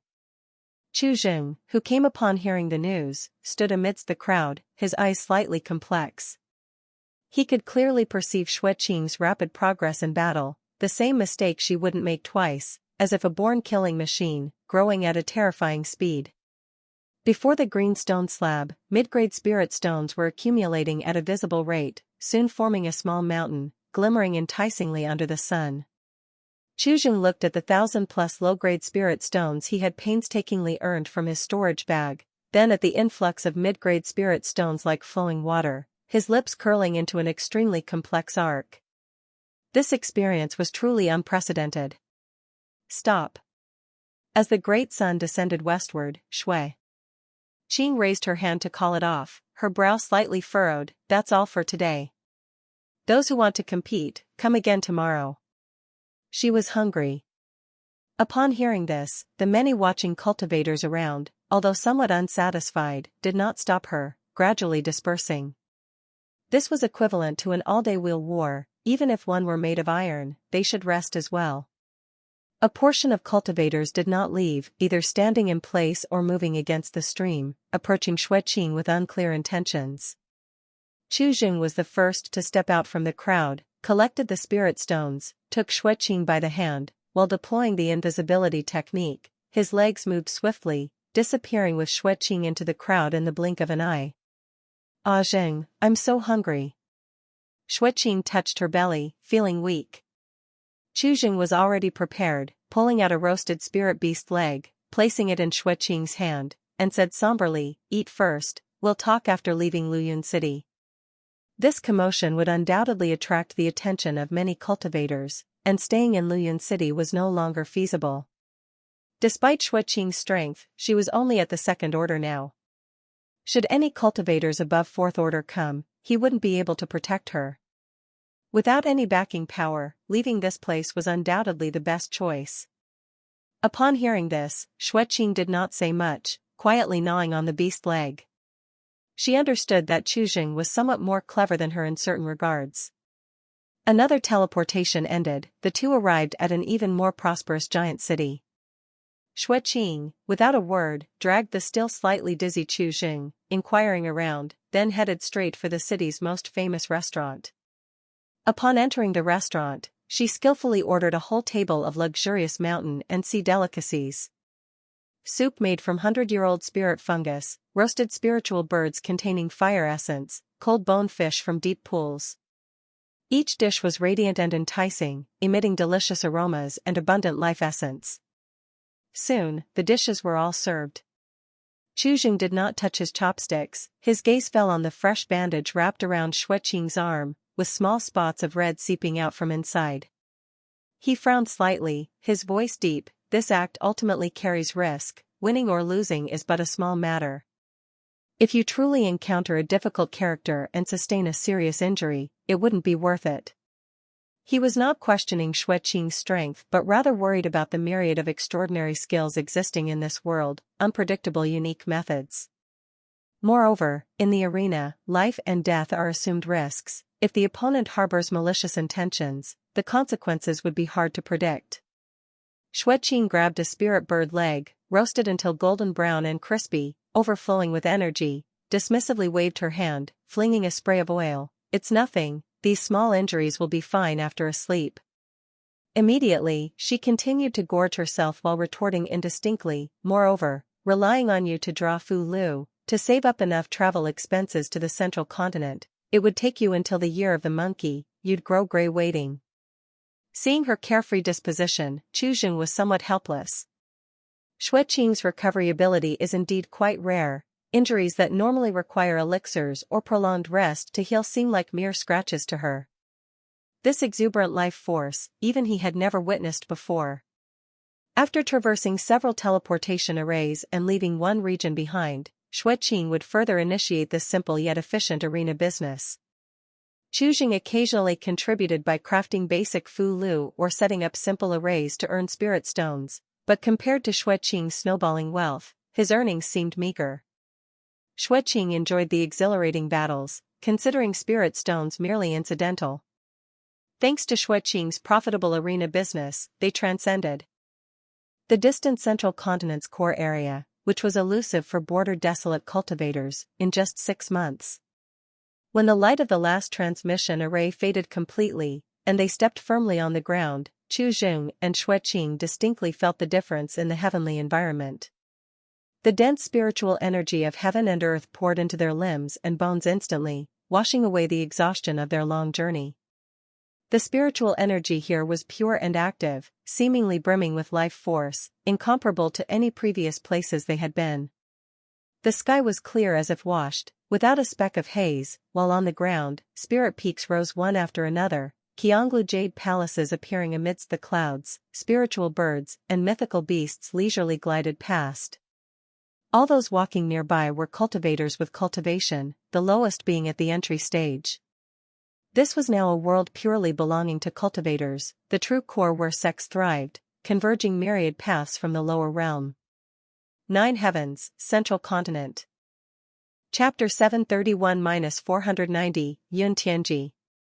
Chuzheng took a deep breath, feeling as if all the pores on his body had opened wide.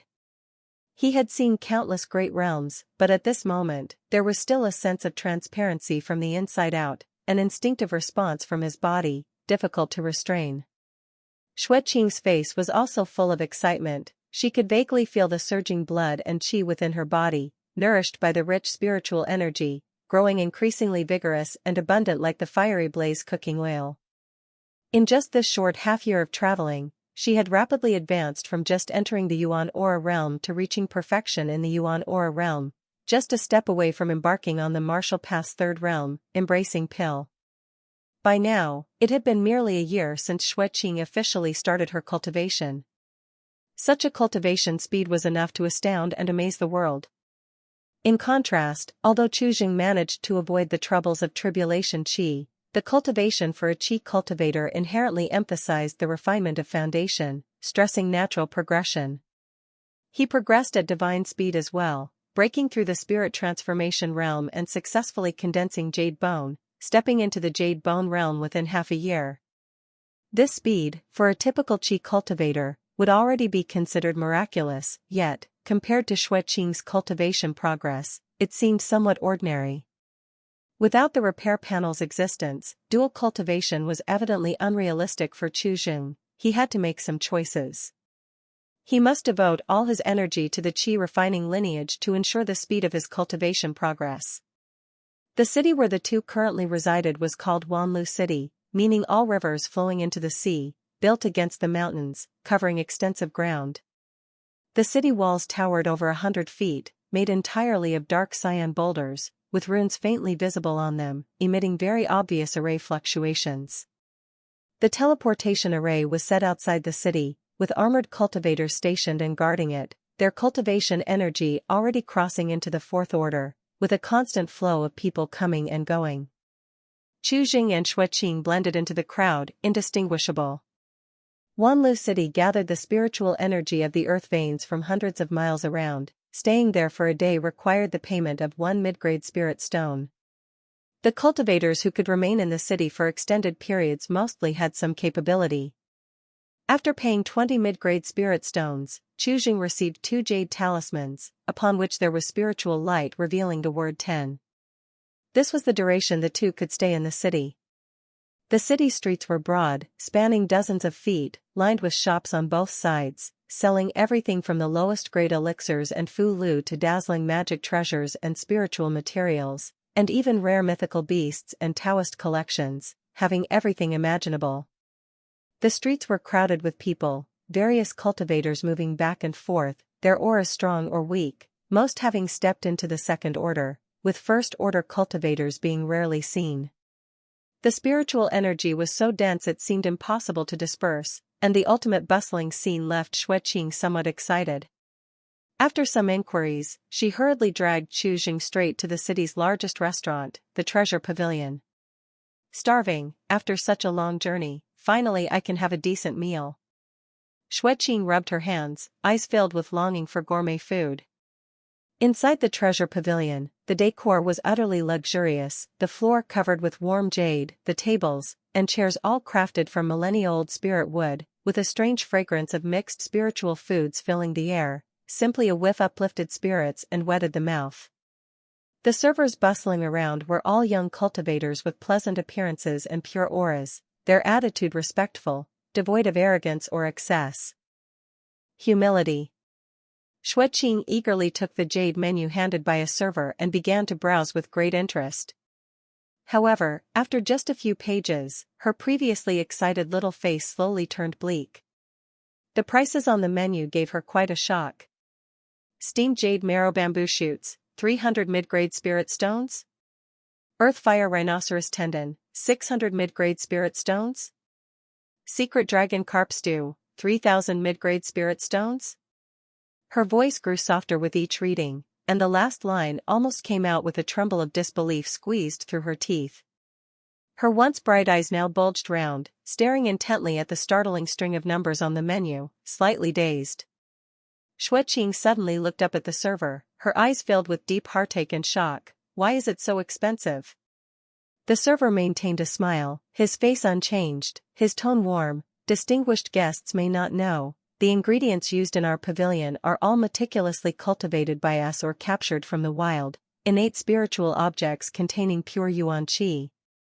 The cooking methods are a secret passed down, blended with dozens of rare spiritual medicines. They not only taste excellent but also nourish the Tao Foundation and aid in cultivation. This price in Wanlu City is already absolutely fair to both young and old alike. Xueqing instinctively looked at Chu Jing, a hint of hesitation on her face. The two of them together probably had only about 3,000 or 4,000 mid-grade spirit stones left. After this meal, they might instantly become penniless.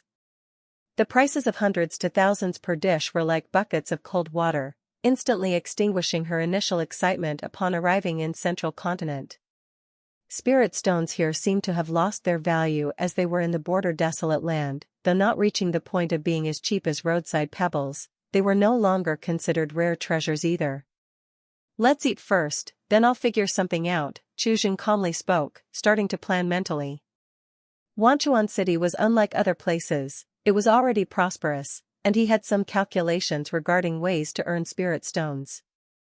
Although he did not intend to dual cultivate the immortal path this life, some immortal scriptures still lingered in his mind. Selecting a few of slightly lower quality should bring in some income.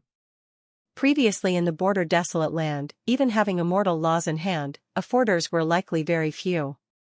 But before that, he needed to gather some information to ensure no mishaps. Xueqing gazed at the menu, her expression changing. Finally, she gritted her teeth, pointed at the menu. This, and this soup, plus 10 buckets of rice. Quick! Chapter 732-490, Yun Tianji, 2. The attendant's eyes flickered with a hint of surprise and respectfully complied.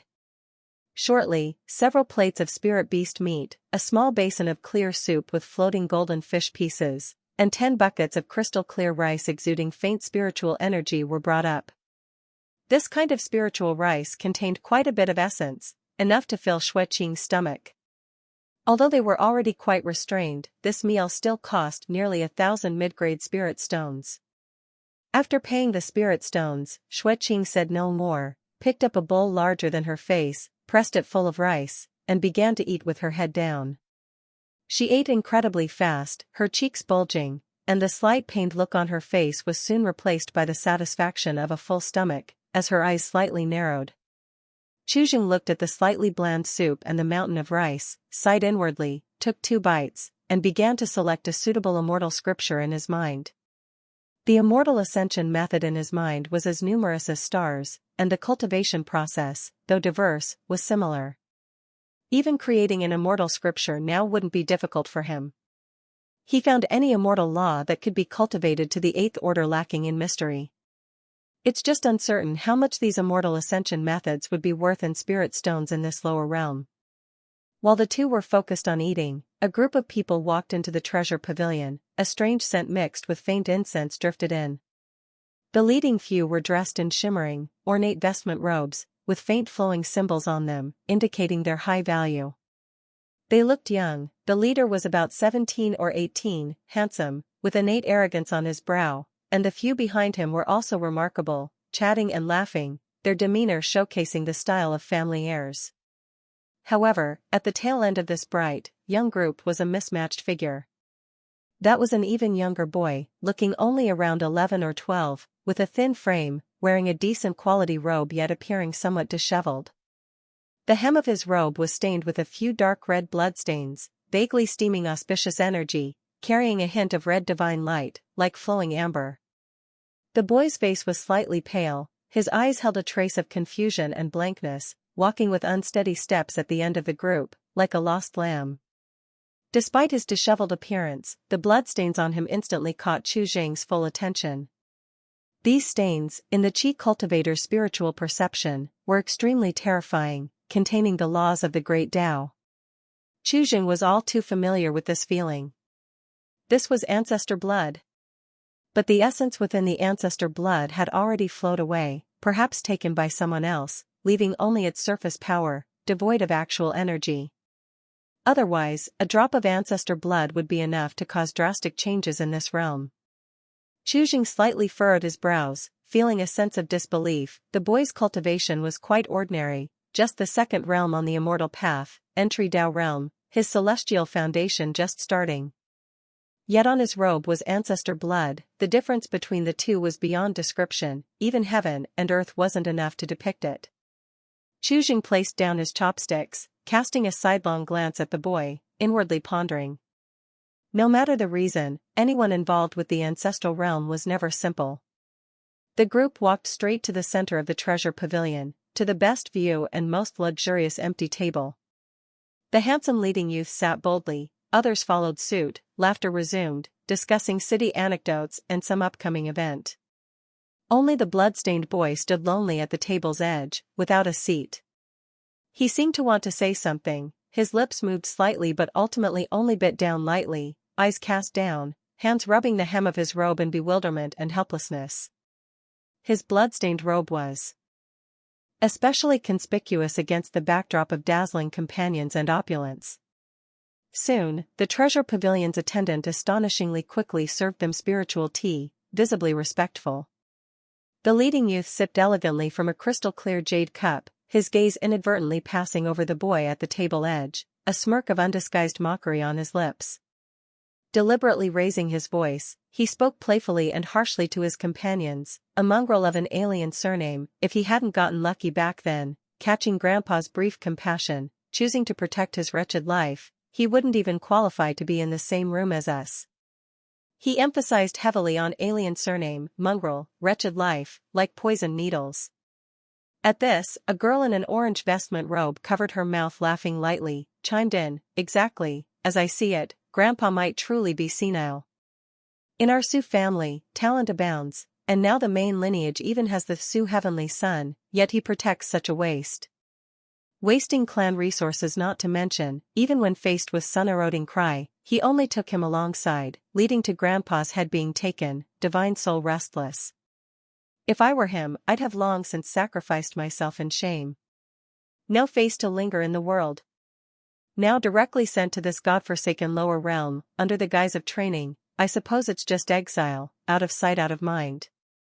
Several continued, unrestrainedly observing the boy, eyes overtly disdainful. I think he's just like that, mud can't stick to a wall.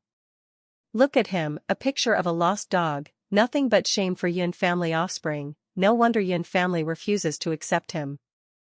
Someone sneered, glancing at Yun Tianji robe's bloodstains, eyes complex. The chilly mockery surged in waves into the boy's ears, his head sank lower, thin body trembling slightly, bitten lip even bleeding a trace, deep in his eyes, bottomless humiliation and seething hatred. Chu Zhang's gaze wandered around the group, but hearing sun-eroding cry's name, he was momentarily dazed, memories surging within. He recalled sun-eroding cry but couldn't quite remember the details of their exchanges. The fragmented memories in heart-burning corridor were too scattered to piece together quickly. To this day, he hadn't recalled complete memories from heart-burning corridor.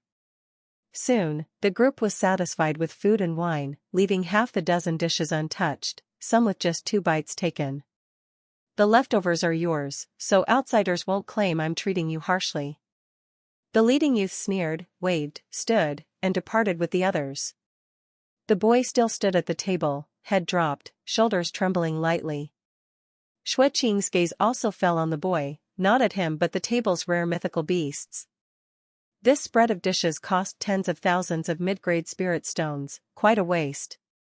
The boy sat silently, seemingly starved for long, eating ravenously, eyes slightly red, water glinting. Chu Zhang watched the boy, his palms subtly clenched, eyes probing. Someone with ties to sun-eroding cry. After a brief thought, Chu Zhang held Xue Qing's hand, wait here for me. With that, he rose and approached the boy. Understanding nothing of the power landscape in the primordial era, perhaps acquiring information about sun-eroding cry from this boy could trigger more memories. Seeing Chuzheng approach, the boy raised his head, holding back tears about to fall, awkwardly wiping his mouth, eyes carrying a hint of confusion. Chuzheng bowed respectfully. I am Jingchu, may I ask your honorable surname? The boy hesitantly stood, his face turning serious, replied solemnly, my surname is Yun, name Tianji, whose child are you? Chapter 733-491, Clans. Whose child is this? Chuzheng was suddenly at a loss for words. For a moment, he forgot that he was only 8 years old, and his stature was even shorter than Yun Tianji's by a head. With such appearance conditions, it was really hard to have any convincing power. Yun Tianji. This name made Chuzheng feel somewhat familiar, as if he had met before, but he couldn't remember at the moment. This could only mean that Yun Tianji had not left a deep impression on him back then. Just as Chuzheng's thoughts were turning, Xueqing had already demonstrated what is called the highest realm of eating with her actions. The entire table had already been cleaned spotless by her. Not even a grain of spiritual rice was left, the jade bowl was as clean as new. At this moment, her gaze had accurately locked onto the luxurious main table in front of Yun Tianji. There, 2 whole secret dragon carps remained, their bodies covered with fine golden scales, giving off an enticing aroma. The flesh of the dragon carp was already a top-grade ingredient for supplementing qi blood and tempering the bones. Beside the dragon carp, there were a few pieces of neatly sliced beef tendon that faintly glowed with a blood-red hue and a large plate of translucent, blood-red jade-like jiao dragon flesh slices. In the middle of that plate of jiao dragon flesh, there was also a crystal-clear inner core.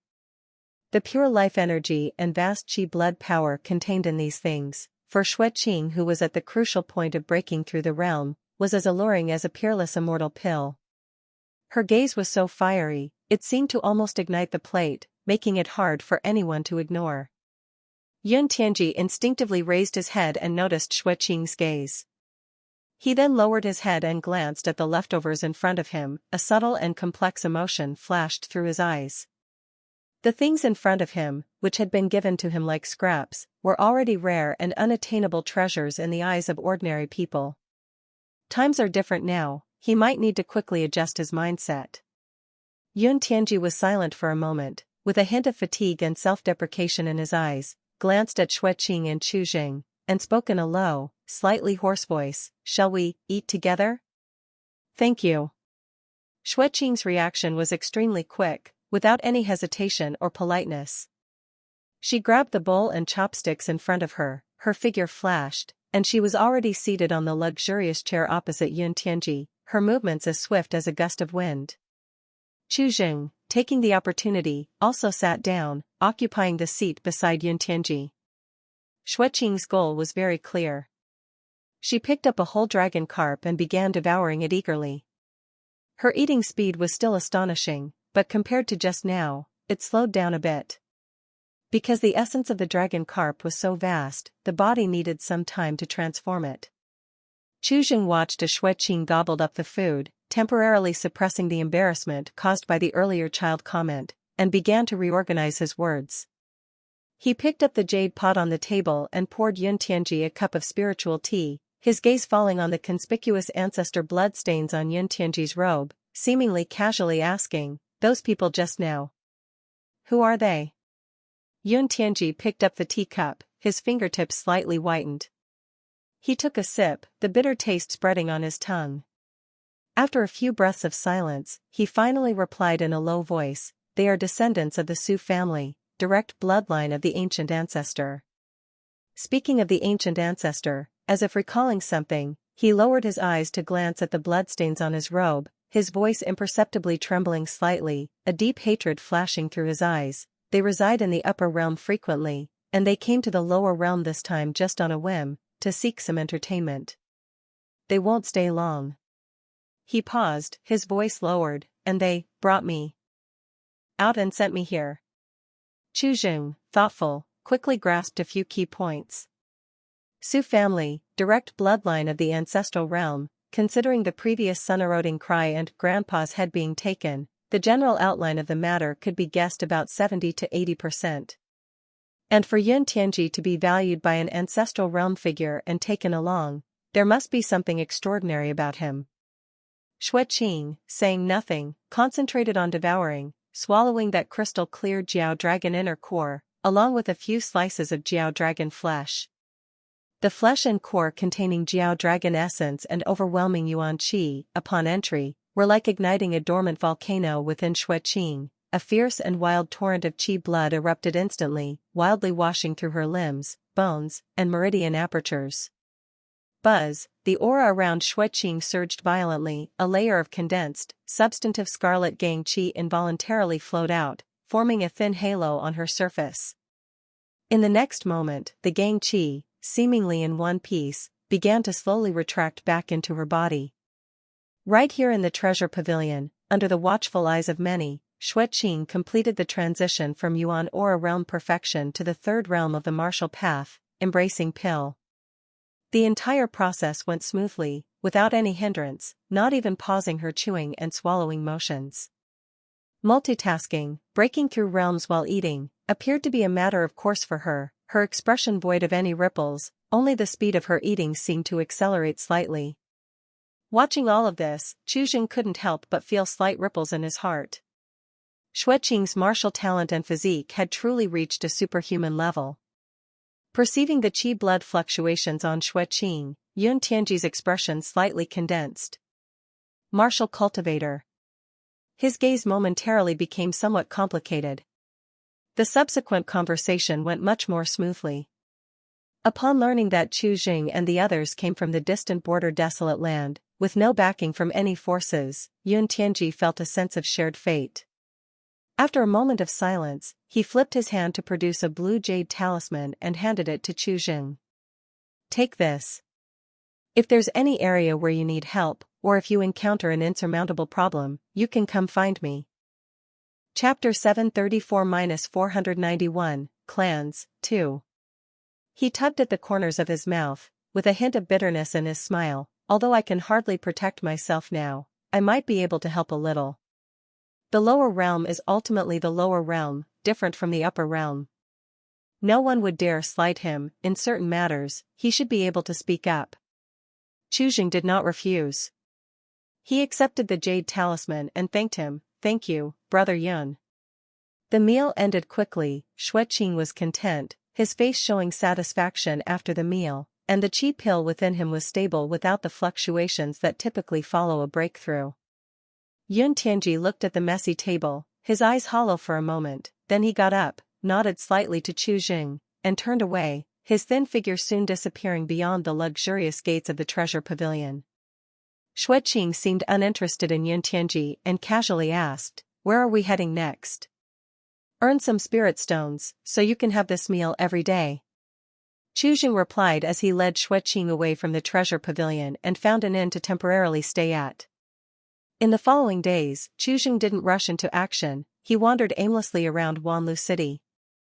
During this process, Chuzheng began to intentionally gather information about prices, the grades of circulating immortal laws, the distribution of major powers, and even the credibility of trading venues, as well as some of the city's unwritten rules. After a period of observation and information integration, Chuzheng acquired a relatively clear understanding of the layout of Wanlu City. This place is already the core of the lower realm, and any force with some reputation basically has a branch here. The largest power across the near immortal realm is undoubtedly the three major clans, Song, Zhao, and Yuan. The ancestors of these three clans had all been in the ancestral realm, their power reaching the heavens, and currently, each clan still has a presence in the realm of ancient myths. Most members of these clans live in the upper realm, while only some collateral bloodlines reside in the lower realm. Yet, even with only collateral bloodlines, these three clans still hold nearly 70% of the discourse power in the entire lower realm. The Song clan mainly operates in the business of magic treasures and the trade of formation Fu Lu. The Zhao clan primarily focuses on cultivating spirit beasts, complemented by surveying veins, mining, and refining metals. The Song and Zhao clans have close ties, with all materials for forging magic treasure sourced from the Yuan clan, and business is often conducted. Lastly, the Yuan clan focuses its energy on trade, particularly in the realm of elixirs and spirit grass. Ultimately, Chu Zhang's target was locked on the 10,000 Treasures Tower under the name of the Yuan clan. This is the largest trading center in Wanlu City, and even in the entire central continent region, whether for purchasing or consigning wondrous treasures and cultivation techniques, it is the prime location. Of course, the threshold is also extremely high.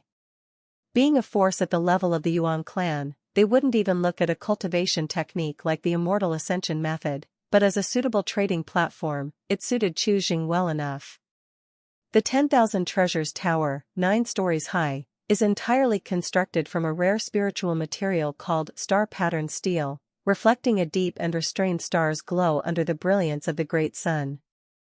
The entire tower is enveloped by a gigantic formation, emitting an overwhelming spiritual pressure that makes one's heart pound. The expansive plaza in front of the tower accommodates various luxurious carriages, and the cultivators coming and going have clearly stronger auras compared to other parts of the city, most with composed expressions and hurried steps. Chu Zhang led Xueqing inside, glancing at the huge plaque and directly stepping into the first floor of the 10,000 Treasures Tower.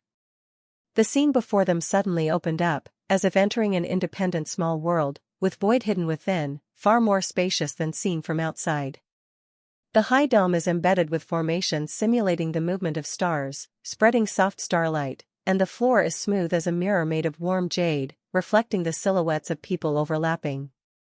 The zoning on the first floor is very clear: elixirs, spiritual materials, magic artifacts, fu lu, etc., distinctly defined, with crowds bustling yet order remains intact. All attendants wear a uniform cyan magic robe.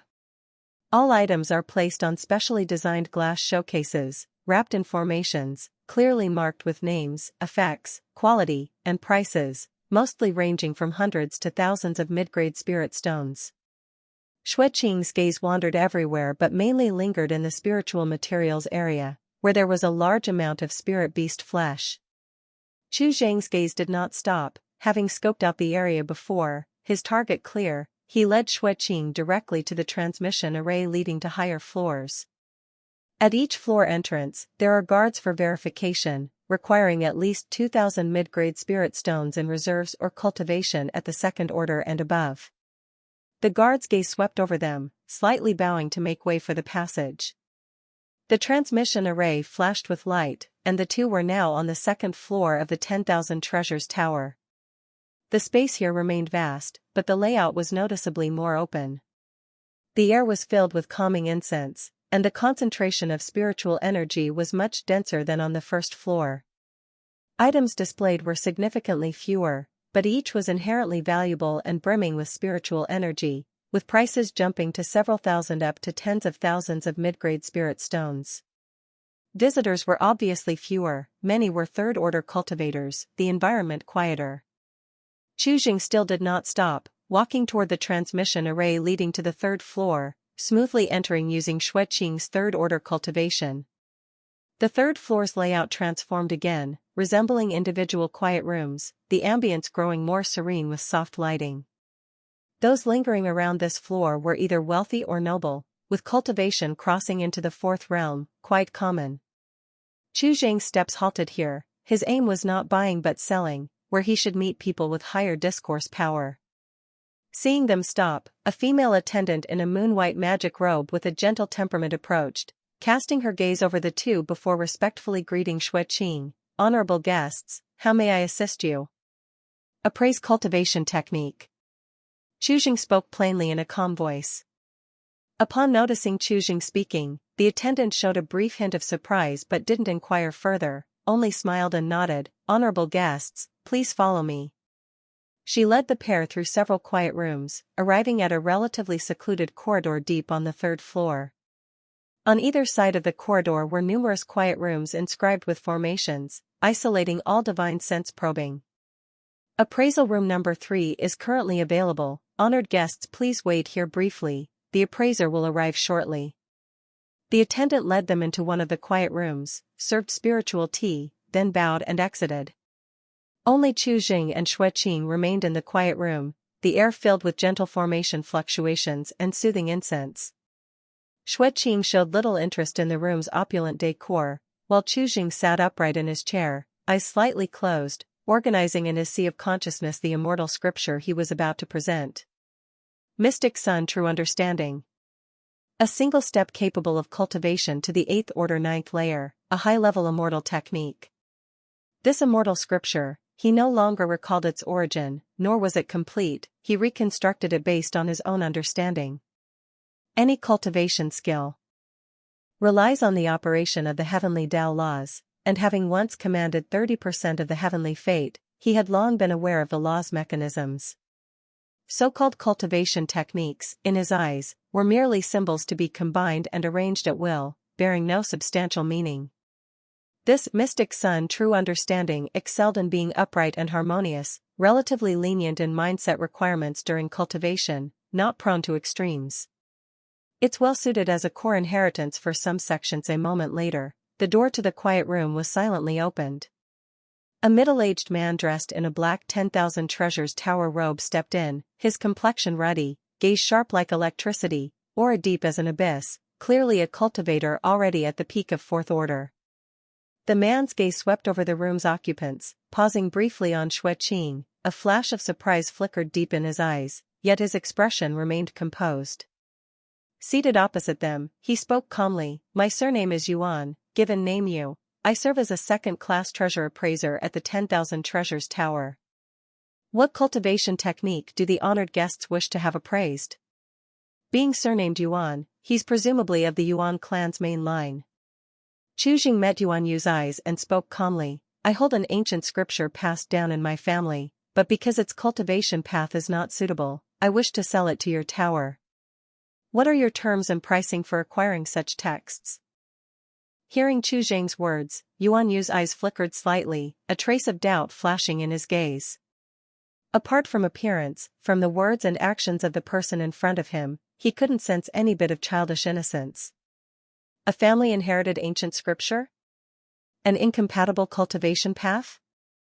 Recalling what Chu Jing had said, Yuan Yu glanced at Xue Qing not far away, feeling a bit skeptical. An 8 or 9-year-old child paired with a 12 or 13-year-old 3rd order martial cultivator, this combination itself seemed peculiar. However, in this world, there are countless strange and unusual things. The identity of the person in front doesn't really concern him. After a slight pause, Yuan Yu spoke in a deep voice, "Our 10,000 Treasures Tower acquires cultivation techniques through 4 steps: verify authenticity, determine grade, trace origin, evaluate price. The authenticity and grade will be assessed by our house's secret techniques and myself. As for its origin and value, the esteemed guest needs to provide a general description of the scripture source. Is it an original or a manuscript copy, and whether it has already been passed on outside, as these all directly affect the final purchase price and transaction method.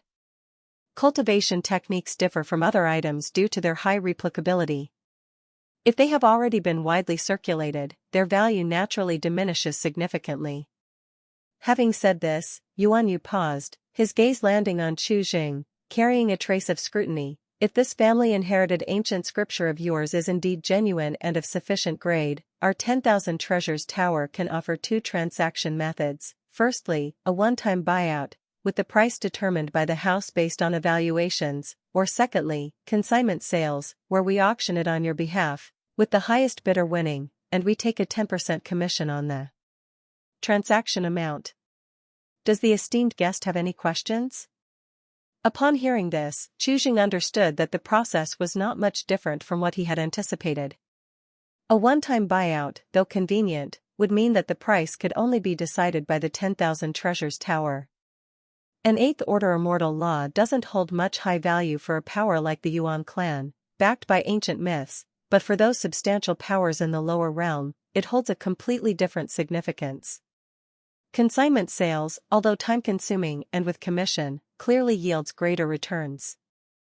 "I choose consignment," Chu Jing decided without hesitation. Yuan Yu nodded slightly, speaking slowly, "Then, please present the ancient scripture for my perusal." Chu Jing said no more, flipping his hand to produce a blank jade token. his fingertip glowing with a faint spiritual light as he drew in the air. As the pure Yuan Qi gathered at his fingertip, leaving behind mysterious golden traces in the void, an immortal scripture gradually formed. Yuan Yu's breath slightly halted, a trace of awe flashing in his eyes. From the characters emerging one by one, he could already sense the immortal charm. A cultivation technique containing immortal charm is beyond the ordinary meaning of a manuscript, but rather an original scripture. A manuscript only has its form but not its intent, significantly reducing its value. But if it's the original scripture, with intrinsic true intent, the difficulty of its cultivation transmission is greatly reduced, making its value 100 times better than a manuscript, fully capable of serving as the cornerstone of a sect's legacy, ensuring its enduring prosperity. With the dance of Chu Jing's fingertip, pale golden runes purely made of Yuan Qi appeared in the void, arranging and combining. Each rune contained the supreme yang and firm immortal charm, connecting with each other, faintly forming the embryonic shape of an esoteric scripture. An overwhelming yang qi immediately filled the entire quiet room, making the temperature inside seem to rise a bit, with faint golden light points leaping in the air, signifying the manifestation of yang qi. Divine Infant. Immortal Tribulation. True Immortal, is this, an immortal scripture? Realizing the level of this immortal scripture before him, Yuan Yu's expression changed instantly, his pupils suddenly contracted with shock. A complete original scripture of the immortal ascension method is simply not something that could be seen in the lower realm, even for the three great clans. It's only after crossing into the immortal tribulation and entering the upper realm that they could receive such a level of immortal law. Immortal charm in its natural state. True yang origin, what of mystic sun true understanding? He suddenly stood from his seat, his gaze intently fixed on the ever-changing golden runes in the air, his body slightly trembling with excitement. Yuan Yu quickly composed himself, took a deep breath, forcefully suppressing the surging waves in his heart, speaking in a steady voice, "Please wait a moment, esteemed guest. With my shallow cultivation of peak of Tier 4, it's difficult to judge the level of your immortal law, allow me to make a report." "Please proceed." Chu Jing was not surprised. For Yuan Yu, with his peak of Tier 4 cultivation, to determine the authenticity of an immortal scripture was unrealistic. The gap in level is too vast. As soon as he finished speaking, the golden rune characters in the air slowly dissipated, like bubbles, merging into a faint stream of light and melding into the Jade token. The pure supreme yang immortal charm continued to echo in the quiet room, lingering for a long time. Xueqing watched from the side, not comprehending what had happened, and whispered, "How many spirit stones can this sell for?" This related to her standard of meals for the upcoming period. Chu Jing made a slight estimation in his mind, somewhat unsure. "It should be enough for your meals." After a short while, Yuan Yu returned, followed closely by a young man in black. The man appeared to be in his early 20s, with handsome features, and his cultivation aura far surpassed Yuan Yu, his Yuan Qi dazzling like the sun in Chu Jing's eyes, at least stepping into the sixth realm. "I am Yuan Feng, a first-class treasure appraiser of 10,000 Treasures Tower, greetings to the esteemed guests." Yuan Feng glanced at the jade token suspended in mid-air, his expression slightly condensed, then raised his hand to take the jade token into his palm. In the next instant, his breathing deepened slightly, appearing somewhat rushed. From the moment he laid eyes on it, he had already understood that this mystic sun true understanding in front of him was undoubtedly a real immortal scripture, and one with intrinsic true intent, directly reaching the 9 tribulations true immortal, its value immeasurable. Chapter 736-492, Stairway to the Heavens, Part 2. The appearance of this scripture is enough to stir up an unimaginable storm in Wanlu City and even the entire 13 domains of the lower realm. As for the origin of this immortal scripture, there is no need to ask. The understanding of the one who wrote it is already profound and deep. Even if it's not the true master, it is the true master. After a moment, Yuan Feng tentatively spoke, "Honored guest, our 10,000 Treasures Tower would like to directly purchase this immortal scripture from you. What do you think? For the Yuan clan, this immortal scripture is dispensable." Chu Jing shook his head slightly. "I still choose to consign it." For a giant like the Yuan clan, an immortal ascension method is dispensable, but for many forces in the lower realm, it's a possibility worth betting everything on. Which choice yields greater returns is self-evident. Upon hearing these words, a hint of regret flashed in Yuan Feng's eyes, but he did not say much more, clasping his hands in salute. Then I will send out invitations, inviting all from the 9 heavens and 4 seas, and hold an auction for this mystic sun true understanding in a month. Thank you. Chu Jing expressed thanks, looking towards Xue Qing at his side, and after a moment of hesitation, softly said, "May I use this method as collateral to advance a sum of spirit stones? A month is still too long, and I'm afraid Xue Qing will be hungry again." "That is naturally not a problem at all." Yuan Feng did not hesitate in the slightest, and with a flip of his hand, took out a storage ring. "Here are 100,000 top-grade spirit stones. Use them for now. If it is not enough, you can come back to 10,000 Treasures Tower to find me." As he spoke, he also took out a purple gold jade token. "This is our 10,000 Treasures Tower's first-class VIP token. With this token, you will receive a 20% discount on transactions within our tower." "Thank you." Chu Jing nodded and accepted it, his expression showing little ripple. The 100,000 top-grade spirit stones should allow Xue Qing to eat freely for some time. Yuan Feng had been observing Chu Jing's expression, and seeing his expressionless demeanor, his heart involuntarily tightened. For ordinary people, not to mention just hearing about 100,000 top-grade spirit stones, one would show some surprised expression. But these two, in front of him, showed no sign of fluctuation. Evidently, in their eyes, 100,000 top-grade spirit stones, including that purple gold jade token, had no weight whatsoever. This unexpected calmness made Yuan Feng raise his evaluation of Chu Jing once again. These two people should not be easily offended. "Farewell." Chu Jing had no intention of lingering, indicating with a clasped fist. "Honored guest, take care. I will notify you in advance before the auction begins in a month's time." Yuan Feng promptly returned the salute and personally escorted the two to the end of the corridor. "Please stay." Chu Jing turned around and said, taking Xue Qing with him, stepped directly into the teleportation array. "Take care, you too." Yuan Feng saluted again, watching as the two figures disappeared into the teleportation array, slightly relaxing his breath. Yuan Yu hesitated for a moment, then tentatively asked, "12th uncle, should we send someone to follow and protect them?" "No need to do anything unnecessary, just quickly spread the news of the auction." Yuan Feng shook his head and instructed, "Before the auction begins, send a message to these two and prepare a private room." "Understood." Yuan Yu nodded and stopped speaking, turning around and leaving directly. Yuan Feng lowered his gaze, glancing at the immortal scripture in his hand, feeling assured in his heart. After this auction, his status in the 10,000 Treasures Tower would be solid as a rock. Being part of a great clan does not mean acting recklessly and arbitrarily. On the contrary, everything must prioritize the interests of the clan.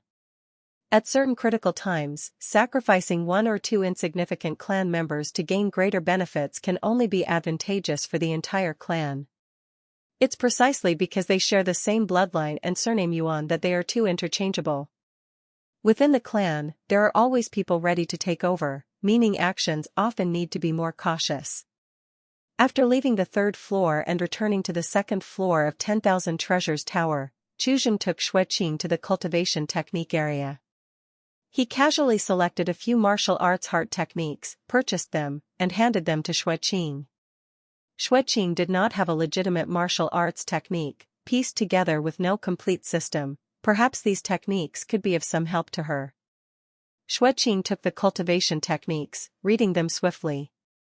The two had not yet walked out of the 10,000 Treasures Pavilion when Xue Qing had already finished looking through everything, shaking her head in slight disappointment. These cultivation techniques can be seen through at a glance. Apparently, for her, these techniques of lower quality held little value. Walking out of the grand doors of the 10,000 Treasures Tower, the bustling and lively street scene of Wanlu City came into view. The great sun hung high in the sky, casting a faint golden radiance, leaving a trace of warmth. Chu Jing slightly squinted his eyes, turned to look at Xueqing beside him, and a faint smile tugged at the corners of his mouth. I'll find more for you later, but first, let's go eat. Xueqing's eyes instantly lit up, nodding vigorously, and a bright smile appeared on her face, sweeping away the dullness from before. In no time, the two stepped through the doors of the treasure pavilion once again. Chu Jing glanced at the waiter who came up to them and said in a deep voice, "Private room."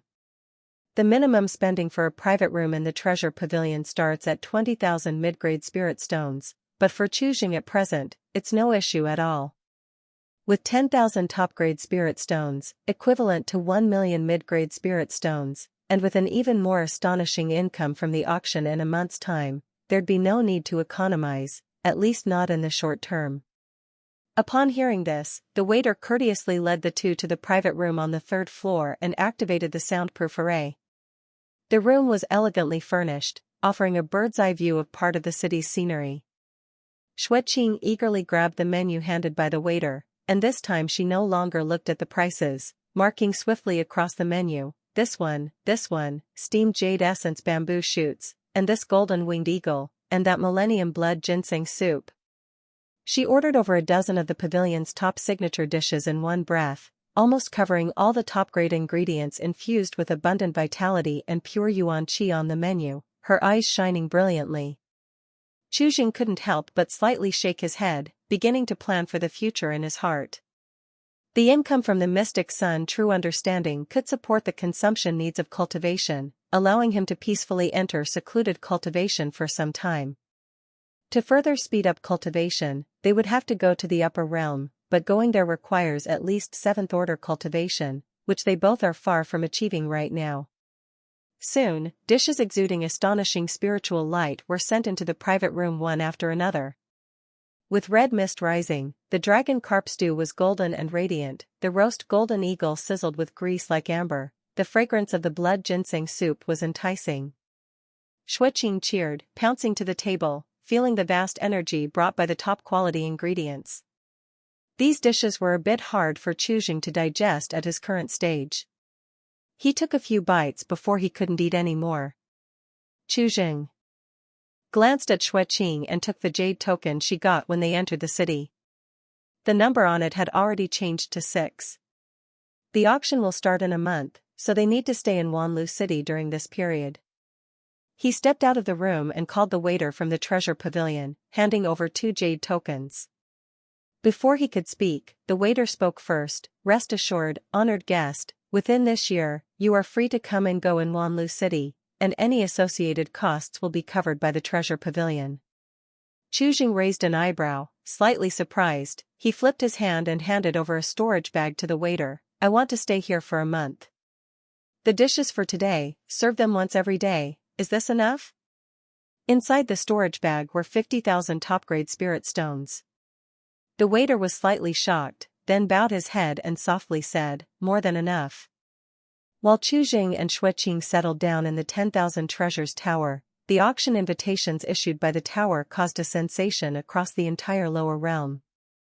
The content of the invitation was extremely concise, yet earth-shattering. The Wanlu City branch of the 10,000 Treasures Tower, at the Heavenly Circle Pavilion 1 month from now, will auction the complete 8th Order Immortal Path Inheritance Mystic Sun True Understanding. The news first exploded in the highest circles of Wanlu City, then spread crazily across the 9 heavens and 4 seas through countless communication arrays.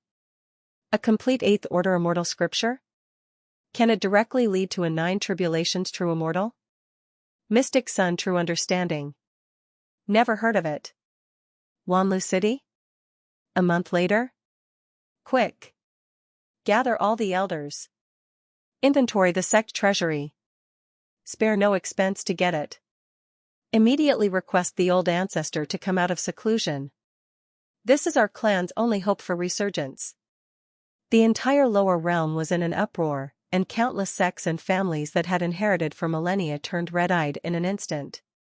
Aside from the 3 great clans, in the lower realm, there were only a handful of Taoist orthodoxy with an 8th order cultivation skill.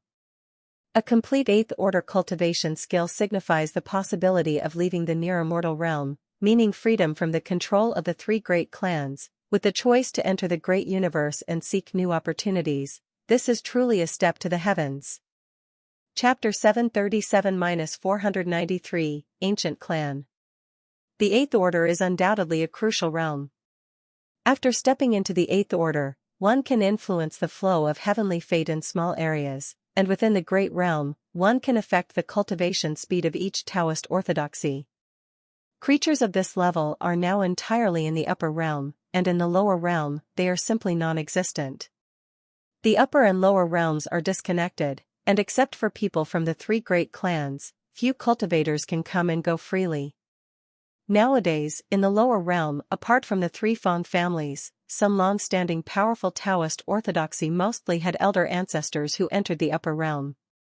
These people, after entering the upper realm, are essentially never heard from again, and many cultivation skills have been lost. Some of these orthodoxies possess the Eighth Order's legacy, but most are incomplete. None have anything like the mystic sun true understanding, which directly reaches the perfection of the Eighth Order. A complete Eighth Order immortal law, moreover as a main text, containing the true intent of the immortal path, is enough to change the fate for these family sects. Usually staying secluded and deeply reclusive, the ancient figures were alarmed, breaking through barriers one after another. Numerous heavenly and earthly treasures, spirit stone veins, and spirit stones, long hidden and preserved, were urgently mobilized, mortgaged, and liquidated in succession. The entire cultivation world of the lower realm was thoroughly boiling.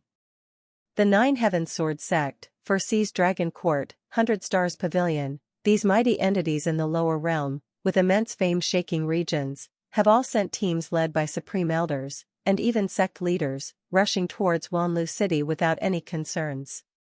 Above Wanlu City's sky, it has never been so busy. Rare flying boats, warships, carriages, and even the main body of great demons in shape transformation roared past in the canopy, stirring whirlwinds of spiritual energy, affecting the weather for millions of miles.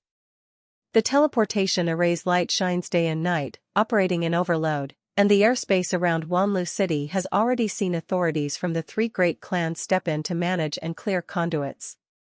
In a flash, a month has passed. Wanlu City, this already prosperous giant city, has seen its transient population increase by more than tenfold in this brief month. All places capable of housing people within the city, inns, restaurants, cave-dwelling rentals, and even residential homes, are packed tightly, with prices soaring to a jaw-dropping height. The streets are bustling with crowds of cultivators, every glance reveals powerful aura and sharp-eyed individuals.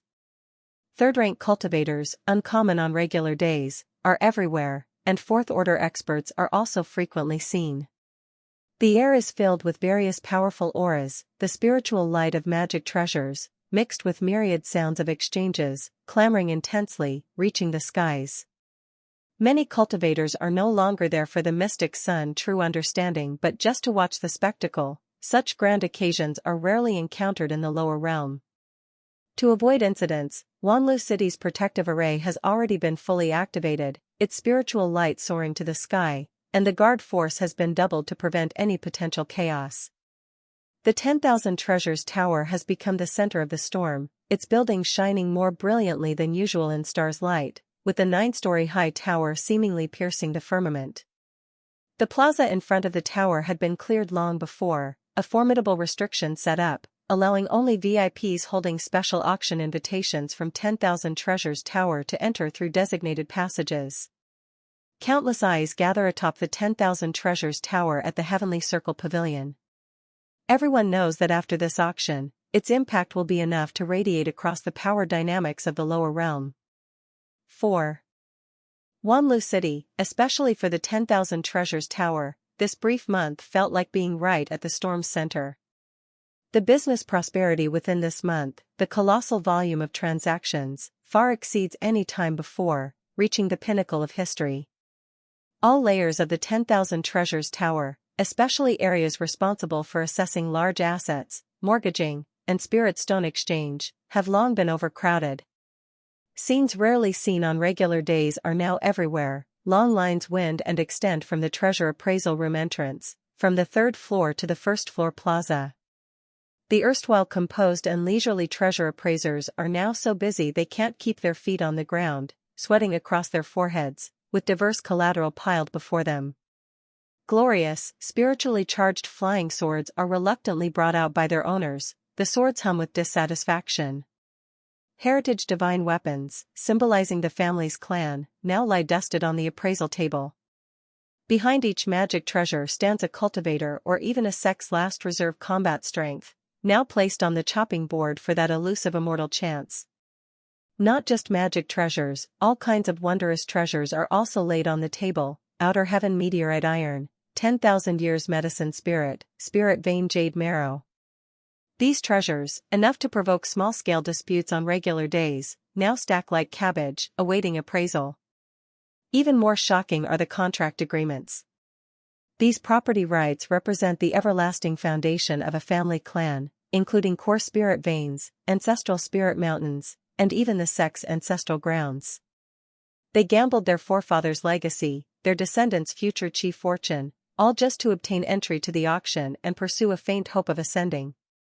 The whole 10,000 treasures tower is like a rapidly operating spirit stone furnace, the foundational wealth from the 9 heavens and 4 seas gathered, refined into spirit stone tokens labeled with monetary values.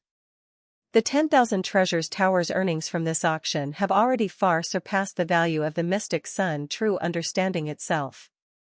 Such an earth-shattering auction naturally cannot escape the notice of the real mighty entities at the top of the lower realm, the 3 great clans. The Song clan's flying boat descended silently onto the aerial port reserved for top forces in Wanlu City, resembling the immortal palaces of the Moon Palace. On the flying boat, the disciples of the Song clan were all dressed in elegant magic robes embroidered with star and moon cloud patterns, exuding a cold and lofty aura. Leading them was a middle-aged scholar in a long robe, his eyes deep and profound. The Zhao clan followed closely, with a massive warship entirely black and shaped like a ferocious dragon head tearing through the clouds, descending with overwhelming murderous intent. On the warship, Zhao clan disciples wore profound armor. Their auras were fierce, and their eyes were as sharp as knives, unabashedly scanning Wanlu City below with an air of superiority. The leader was a burly man, as imposing as an iron tower, clad in dark gold dragon-patterned heavy armor. Every step he took caused the void beneath him to tremble. As the true ruler behind the 10,000 treasures tower, the Yuan clan naturally would not be absent. They did not make a grand entrance but, as the host and rule-setter, the participants of the auction had already entered the VIP room on the top floor of the Heavenly Circle Pavilion. The high-ranking members of the 10,000 treasures tower treated the members of the Song and Zhao clans with utmost caution during their reception, showing just the right amount of respect in their words and actions. The arrival of the 3 great clans, such colossal entities, would typically make ordinary sects and families despair, possibly even retreat. But the allure of the mystic sun true understanding, pointing directly to the hope of the true immortal Tao, was enough to overwhelm all fears. What of the clans? How can we not fight when immortal fate is before us? Such an opportunity, rare even in 100,000 years, we must risk everything. Their clans may have deep foundations, but they might not care for this scripture. This is our chance. Several major forces began to secretly contact each other, intending to join forces to secure this immortal scripture. Such an immortal fate was enough to push them to daring plots. The stifling atmosphere quickly brewed to its peak in Wanlu City. On the 3rd floor of the Treasure Pavilion, in a tastefully decorated room with an excellent view, Chu Jing and Xue Qing sat by the window. The table was still filled with the Treasure Pavilion's top-tier spiritual dishes, and the aroma was pervasive. Xue Qing held a golden trotter larger than her head, devouring it with grease all over her mouth. The rich aroma of meat mixed with the pure essence of fire energy spread, and she ate with full concentration. The clamor outside, enough to drive the entire lower realm insane, was far less attractive than the trotter in her hand. Chu Jing sat by the window, toying with a purple gold first-class VIP token given by Yuan Feng. The token was cool and smooth, with an excellent touch. He calmly glanced over the crowd surging in the streets below, his eyes deep like an ancient well, without a ripple. In this month, Xueqing's cultivation steadily advanced, nourished by top-tier spiritual food, about to step into the mid-stage of the embracing pill realm. Meanwhile, the operation of the qi-refining technique in the spiritually abundant core of Zhongzhou was smoother, naturally stepping into the mid-stage of the jade bone realm, his jade bones polished to perfection. Regarding the upcoming auction, destined to be recorded in the history of the lower realm, Chu Jing had little expectation or nervousness in his heart. What mattered to him was how many spirit stones the mystic sun true understanding could fetch, supporting how far he and Xueqing could go. Chu Zhang's gaze swept over the crowded streets below, glanced at the flying magic treasures exuding powerful auras in the sky, and finally rested on the radiant 10,000 treasures tower, his eyes like an ancient well, without a ripple. For him, who had traversed the river of space-time to be here, these scenes were nothing more than a drop of rain in the ocean, hard to stir any sentiment. In essence, these cultivators were no different from him. Most of them came here to gamble their lives, pouring all they had into betting on a better fate. Meanwhile, he was in the ancient times, also fighting for his life, for that elusive reincarnation road. As for those forces frantically competing, those lofty clans, in his eyes, they were no different from the crowd below the window. They were just pieces, large or small, on this eternal chessboard. Not even worthy of being called pieces. He picked up a cup of warm spiritual tea, took a small sip, and the tea's fragrance was crisp and refreshing. The top floor of the treasure pavilion. In a more luxurious and open room than where Chu Jing sat. Outside, Wanlu City's clamor was boiling, and every scene was clearly reflected inside through the giant glass window wall. On the jade marrow round table in the center of the room were the top and most expensive spiritual dishes from the treasure pavilion, each like a work of art, emitting a precious glow and alluring aroma. Seated around the table were the Su family and several disciples from upper realm families friendly with them. Their demeanor was relaxed, and their manners were naturally aloof with inherent nobility. Yun Tianji sat at the far end, with dining utensils before him, but he barely moved his chopsticks, keeping his head down, sipping the spiritual tea in his cup, as if trying to shrink himself into the shadows. The robe stained with dark red ancestor blood he hadn't changed, looked particularly striking against the room's luxurious backdrop. A young man with a handsome face wearing a cloud-patterned brocade robe reclined on a seat covered in snowy beast skin, his slender fingers playing with the glass wine cup in his hand, a hint of undisguised mockery at the corners of his mouth as he watched the crowd surging on the street below. Just an eighth order immortal law makes these lower realm dogs scuffle to the brink of ruin, showing their disgraceful states. Truly, they're a group of frogs at the bottom of a well who've never seen true grandeur, pitiful and lamentable. His words immediately shattered the previously peaceful atmosphere in the room. The expressions of the other family disciples showed varying degrees of agreement or mockery, as if they were enjoying a farcical drama. Yun Tianji's fingers clenched tightly around the teacup, knuckles whitening from the force, and beneath his lowered eyelids, an unspeakable anger surged. Just an eighth order? Pitiful and lamentable? What they lightly dismissed was an unattainable luxury for countless cultivators below, who would gamble their entire lives and everything on. And they merely rely on the shade of their ancestors, being born with noble blood, possessing endless resources. Why do they get to trample on countless people's struggles and hopes from such a lofty position, making it a laughing matter? He felt as if a burning brand had lodged in his chest, painfully unbearable. He wanted to argue back, but he couldn't at this moment. Now, he was no longer the pride of the heavens favored by his grandpa, just someone exiled to the lower realm and abandoned by his family. Yun Tianji took a sip of spiritual tea, clenching his teeth. The refreshing tea's aroma mixed with indignation and resentment became incredibly bitter in an instant, yet he could only swallow it back down. This is inevitable. Another man, dressed in golden attire, picked up the conversation, shaking the amber-like spiritual wine in his cup, speaking with a tone of certainty. These people, even if they traverse the 9 heavens and 4 seas in this life, in the great universe, they would struggle to find a foothold. Without the blessing of heavenly fate, without the support of clan fortune, at best, they could only reach perfect 8th order, ultimately just turning into a handful of yellow earth. He scoffed, without our clans behind them to guide their heavenly fate, to provide protection, paving the path to ascension. Do these lower realm ants with their meager talents and scarce resources think they could knock on the door of the Ninth Order?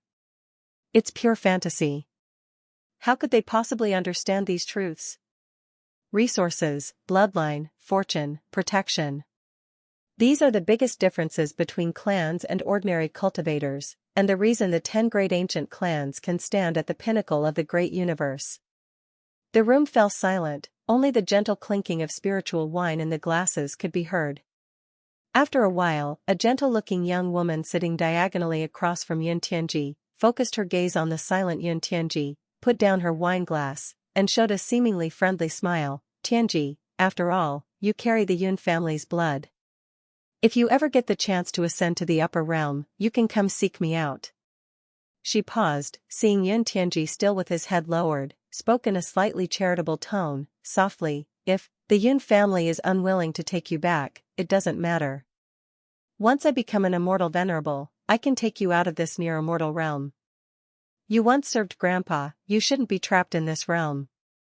Chapter 739-494, Commencement. Take you to the great universe. Listening to the woman's words, this seemingly kind proposal sounded more piercing to Yun Tianji's ears than all the previous ridicule and disdain. The immortal venerable didn't even give him the qualification to guard the path, yet now proposes to have him serve at her side. What is this? Pity? Charity?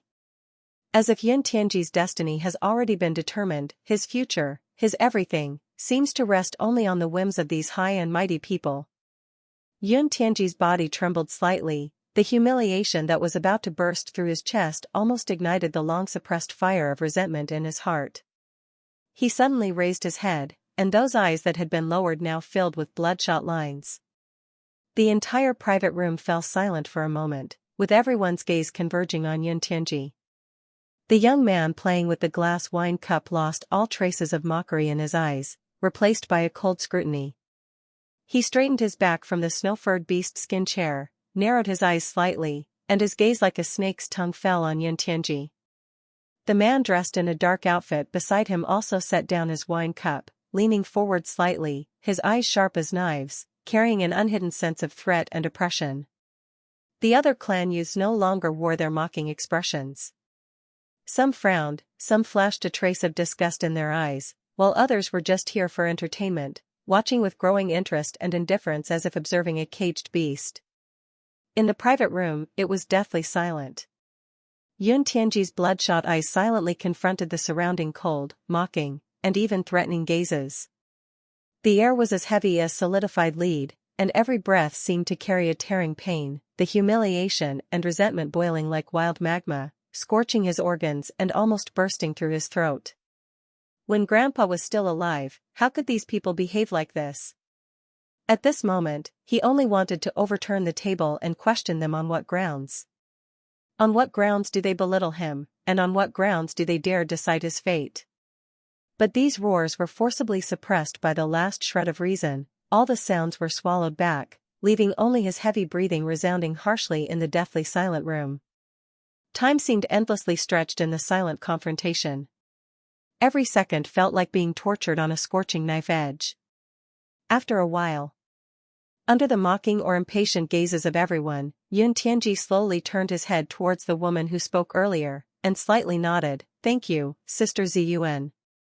His voice was slightly hoarse, his face appeared somewhat pale, and the bloodshot in his eyes gradually faded, while the burning anger turned into a cold pool. All emotions vanished, leaving only calmness. "I will remember this kindness." The woman froze for a moment, then let out a light scoff. "Tisk, boring." As Yun Tianji's words fell, the interest on the faces of most of the clan youths completely disappeared, replaced by undisguised disappointment and utter disinterest. TCH, Grandpa really had a bad eye, calling this coward a dragon among men. Lost interest, thought we could see a good show. Merciless low sneers sounded again. They all shifted their gazes away, as if lingering on Yun Tianji was bad luck, picking up their wine cups again to discuss interesting things encountered in the lower realm, completely ignoring Yun Tianji in the corner. The young man sitting in the main seat slightly narrowed his eyes, and when Yun Tianji's expression returned to calm, his hand holding the wine cup paused almost imperceptibly.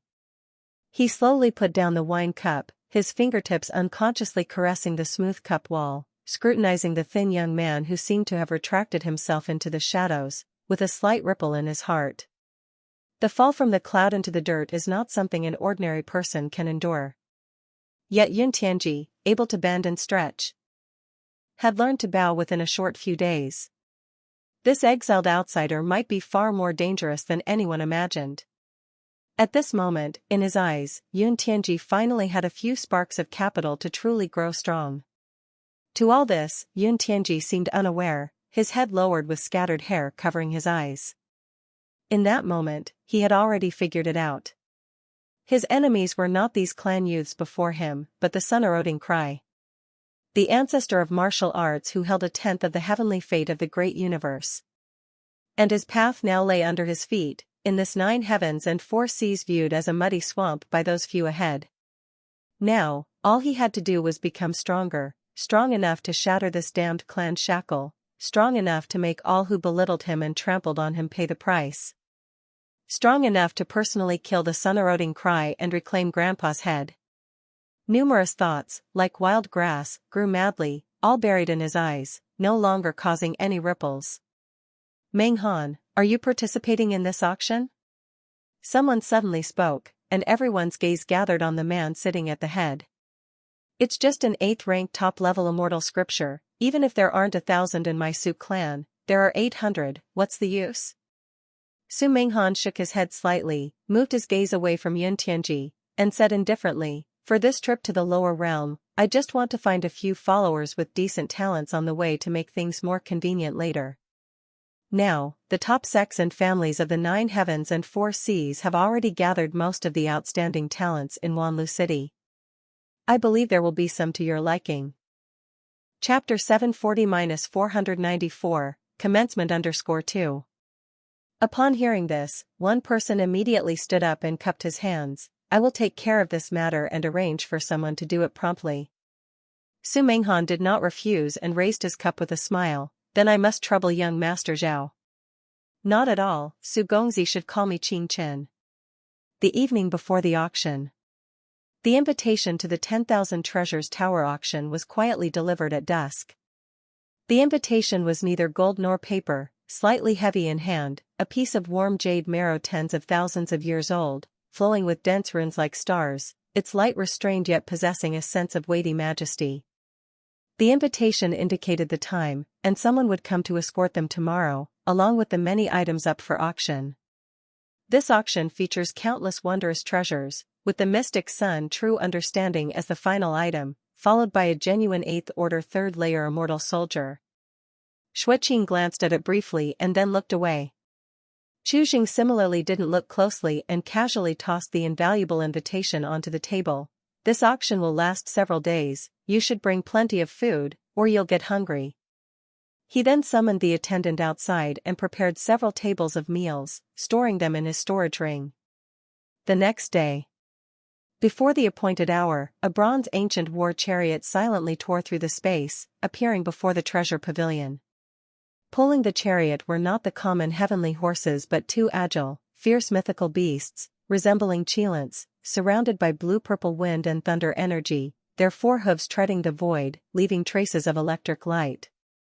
The carriage was entirely ancient, covered with mysterious cloud and thunder patterns, emanating a vast, ancient aura. The carriage door opened, and a figure stepped down slowly, all in black, just over 20 years of age, none other than Yuan Feng.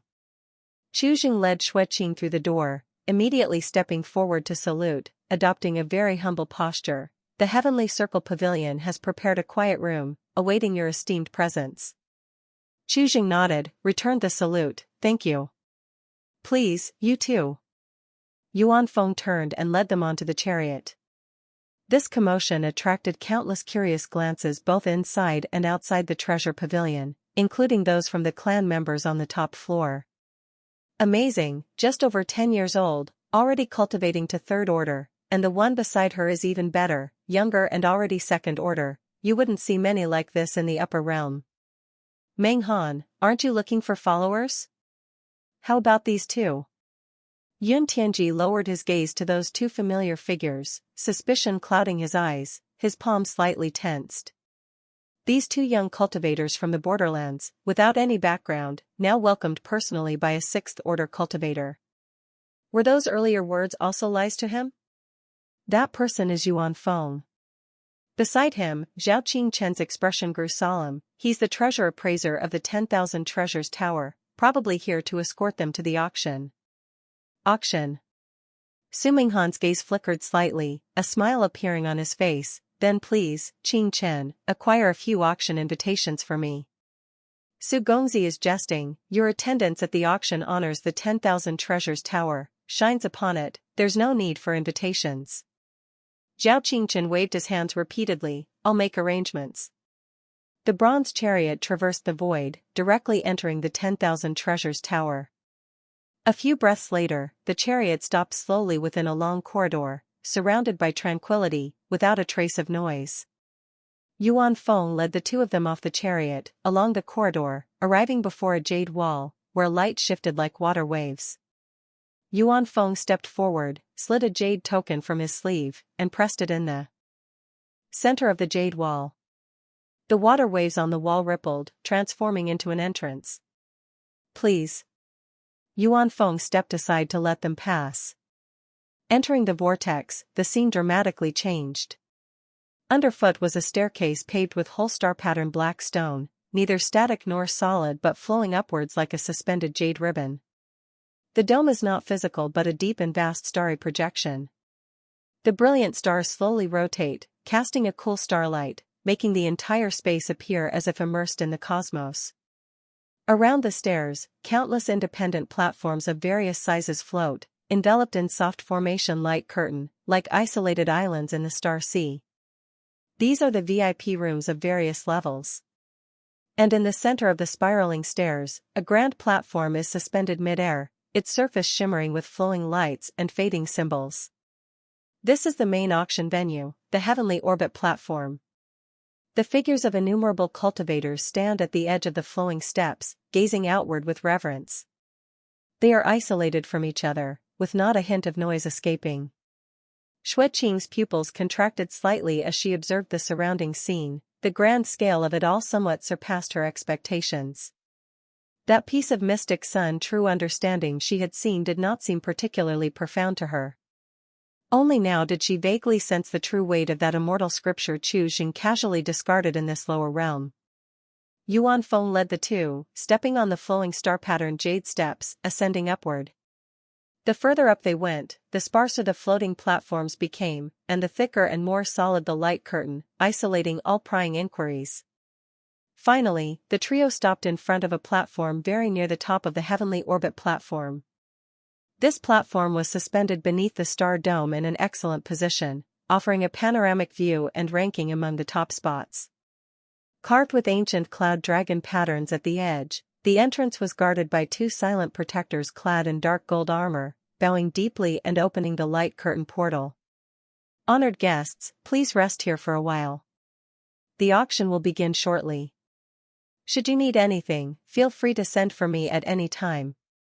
After leading them into the elegant room, Yuan Feng bowed once more and quietly withdrew.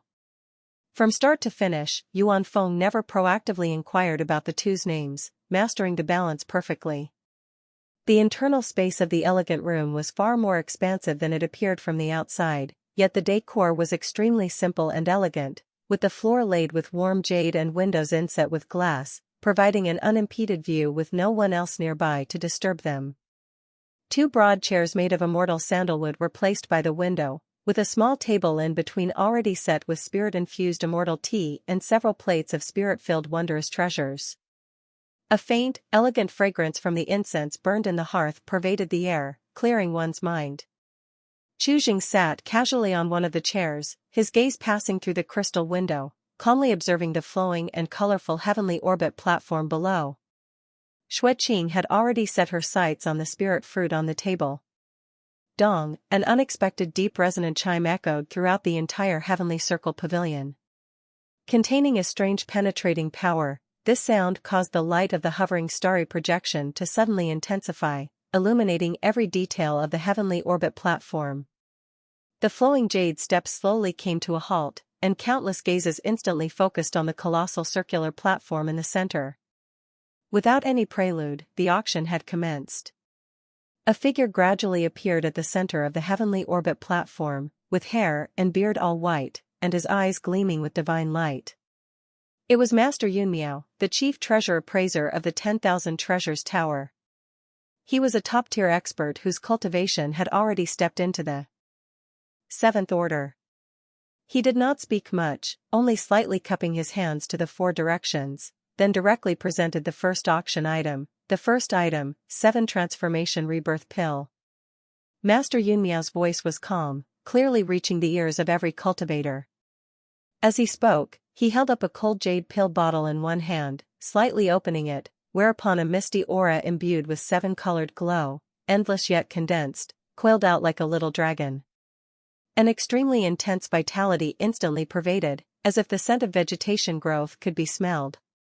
7 Transformation Rebirth Pill, with a blood marrow mushroom of over 60,000 years as the main ingredient, supplemented by 72 heaven and earth spirit essences, refined for 7 years by a grandmaster of alchemy using Great Sun True Fire.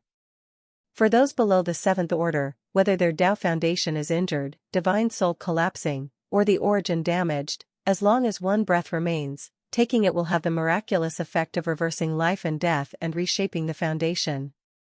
Starting bid, 500,000 top-grade spirit stones, with each increase not less than 10,000. Following Master Yun Miao's words, after a brief silence, a wave of bidding sounds burst forth like water drops exploding in hot oil. 510,000. 600,000. 630,000. The bidding sounds rose in succession, prices soaring step by step. Each bid was accompanied by intense collisions between countless divine senses. In the end, this 7th Order spirit pill, imbued with the fortune of heaven and earth, was snatched up at an astronomical price of 750,000 top-grade spirit stones by a private box shrouded in blue light fog. Once the dust settled, a sound of awe and envy rose from the field. This price, for ordinary cultivators, was already out of reach. This was only the first auction item. This auction's caliber could be described as a once-in-10,000 years event. The items presented one after another were a dazzling array, nearly encompassing all that was required for cultivation in various paths. There was a supreme flying sword, it sung like a dragon's roar, radiating with a dazzling brilliance, and the moment it appeared, it caused the surrounding void spiritual energy to transform into fragmented sword aura, resonating with a clanging sound, making countless cultivators of the sword path breathe heavily. A fully transparent glazed armor with golden light flowing within, its brilliant gleam triggered waves of contention. Immortal flowers and strange grasses emitting rosy clouds, with exotic fragrance filling the nostrils, incomplete ancient treasure fragments, covered with rust yet still emanating a heart-palpitating overwhelming pressure. Peculiar treasures were sent to the heavenly orbit platform like a flowing stream, and rapidly found new owners amidst fierce bidding. At this moment, spirit stones seemed to become mere numbers, thrown out by the cultivators from all sides without hesitation, just to exchange for a slight chance of progressing in cultivation. Regarding these auction items, Xueqing and Chuzheng both showed little interest. The radiant splendor on the heavenly orbit platform was reflected in Xueqing's slightly cold gaze, yet it did little to stir her emotions. To her, these treasures, sufficient to incite bloody storms in the outside world, were all external objects, not necessary for cultivation. Until an auction item was presented. It was neither a divine weapon nor a spiritual pill. The somewhat stagnant atmosphere inside the heavenly circle pavilion was suddenly ignited by a heart-palpitating bloody presence. The next item, the cloud-winged tiger. As Master Yun Miao's words fell, the formation lights on the platform blazed brightly, accompanied by the grating metallic sound of heavy friction, and a massive cage slowly emerged. The bars of the cage were as thick as an arm, entirely dark, as if they could absorb all light, with densely packed, complex talismanic patterns engraved on the surface, enough to make one dizzy. Inside the cage, a giant beast was locked, humanoid in form, nearly a zhang tall, with knotted muscles full of explosive power. Its head still maintained the form of a fierce tiger. Its golden vertical pupils were ice-cold, staring unyieldingly at the many figures outside the cage, filled with a chilling murderous intent. Behind it, the massive wings, which should hang like clouds, were at this moment pierced by several pitch-black chains, firmly fixed to the walls of the cage. A fierce and terrifying demonic aura rolled out like substantial waves, even through multiple layers of prohibition, impacting the entire heavenly circle pavilion. The faces of low-level cultivators turned pale, their divine souls trembled, as if they heard the dying roar of the Beast Emperor. A great demon at the peak of the Sixth Order. Master Yunmiao spoke indifferently. This demon's bloodline is pure, just a hair's breadth away from forming the realm of the Seventh Order Demon Emperor, but its temperament is too ferocious, not recommended for guarding mountains or towns. Its bones can refine divine weapons, its blood can be used to draw top-grade Fu Lu. It is a treasure itself. He paused, sweeping his gaze across the room, and continued, this demon's ferocity is difficult to tame. During its capture, we lost 3 6th-rank elders of 10,000 Treasures Tower, therefore, if the bidder intends to tame it, they must bear the subsequent risks on their own. Starting bid euro 2 million top-grade spirit stones. Each bid increase must not be less than 10,000. This shocking price instantly plunged the room into dead silence. However, this silence lasted only for a heartbeat, then was broken. 2,100,000. 2,200,000. 3 million. Xueqing involuntarily leaned towards the glazed window, nibbling on a golden roasted wing, a hint of yearning appearing in her eyes. That powerful energy and blood was an extraordinary tonic for her at this moment. Do you want it? Chu Zhang's gaze shifted slightly. Is that possible? Xueqing suddenly turned her head. Chu Zhang pondered slightly and sent a message to Yuan Feng. Soon, the door to the elegant room opened. Yuan Feng entered briskly with a smile on his face. What instructions does the honored guest have? Chu Zhang got straight to the point. Can I borrow some spirit stones? I want to bid for this cloud-winged tiger. A great demon of the Sixth Order, its main body might be several thousand zhang long, enough for Xueqing to feast on for a long time, getting it done once and for all. Such ingredients are extremely rare, even the treasure pavilion cannot find them. This cloud-winged tiger is ferocious and cold-blooded, impossible to tame. With your cultivation, it would be difficult to subdue it. It might be troublesome later. Yuan Feng spoke with a bit of persuasion, very tactfully. Upon hearing this, Chu Zhang shook his head. There's no need for such trouble.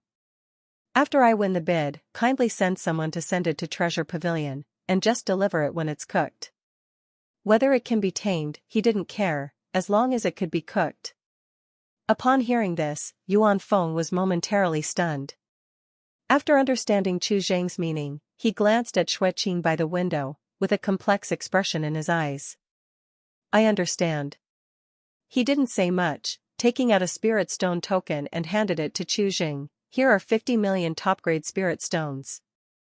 If it's not enough, I will send more later.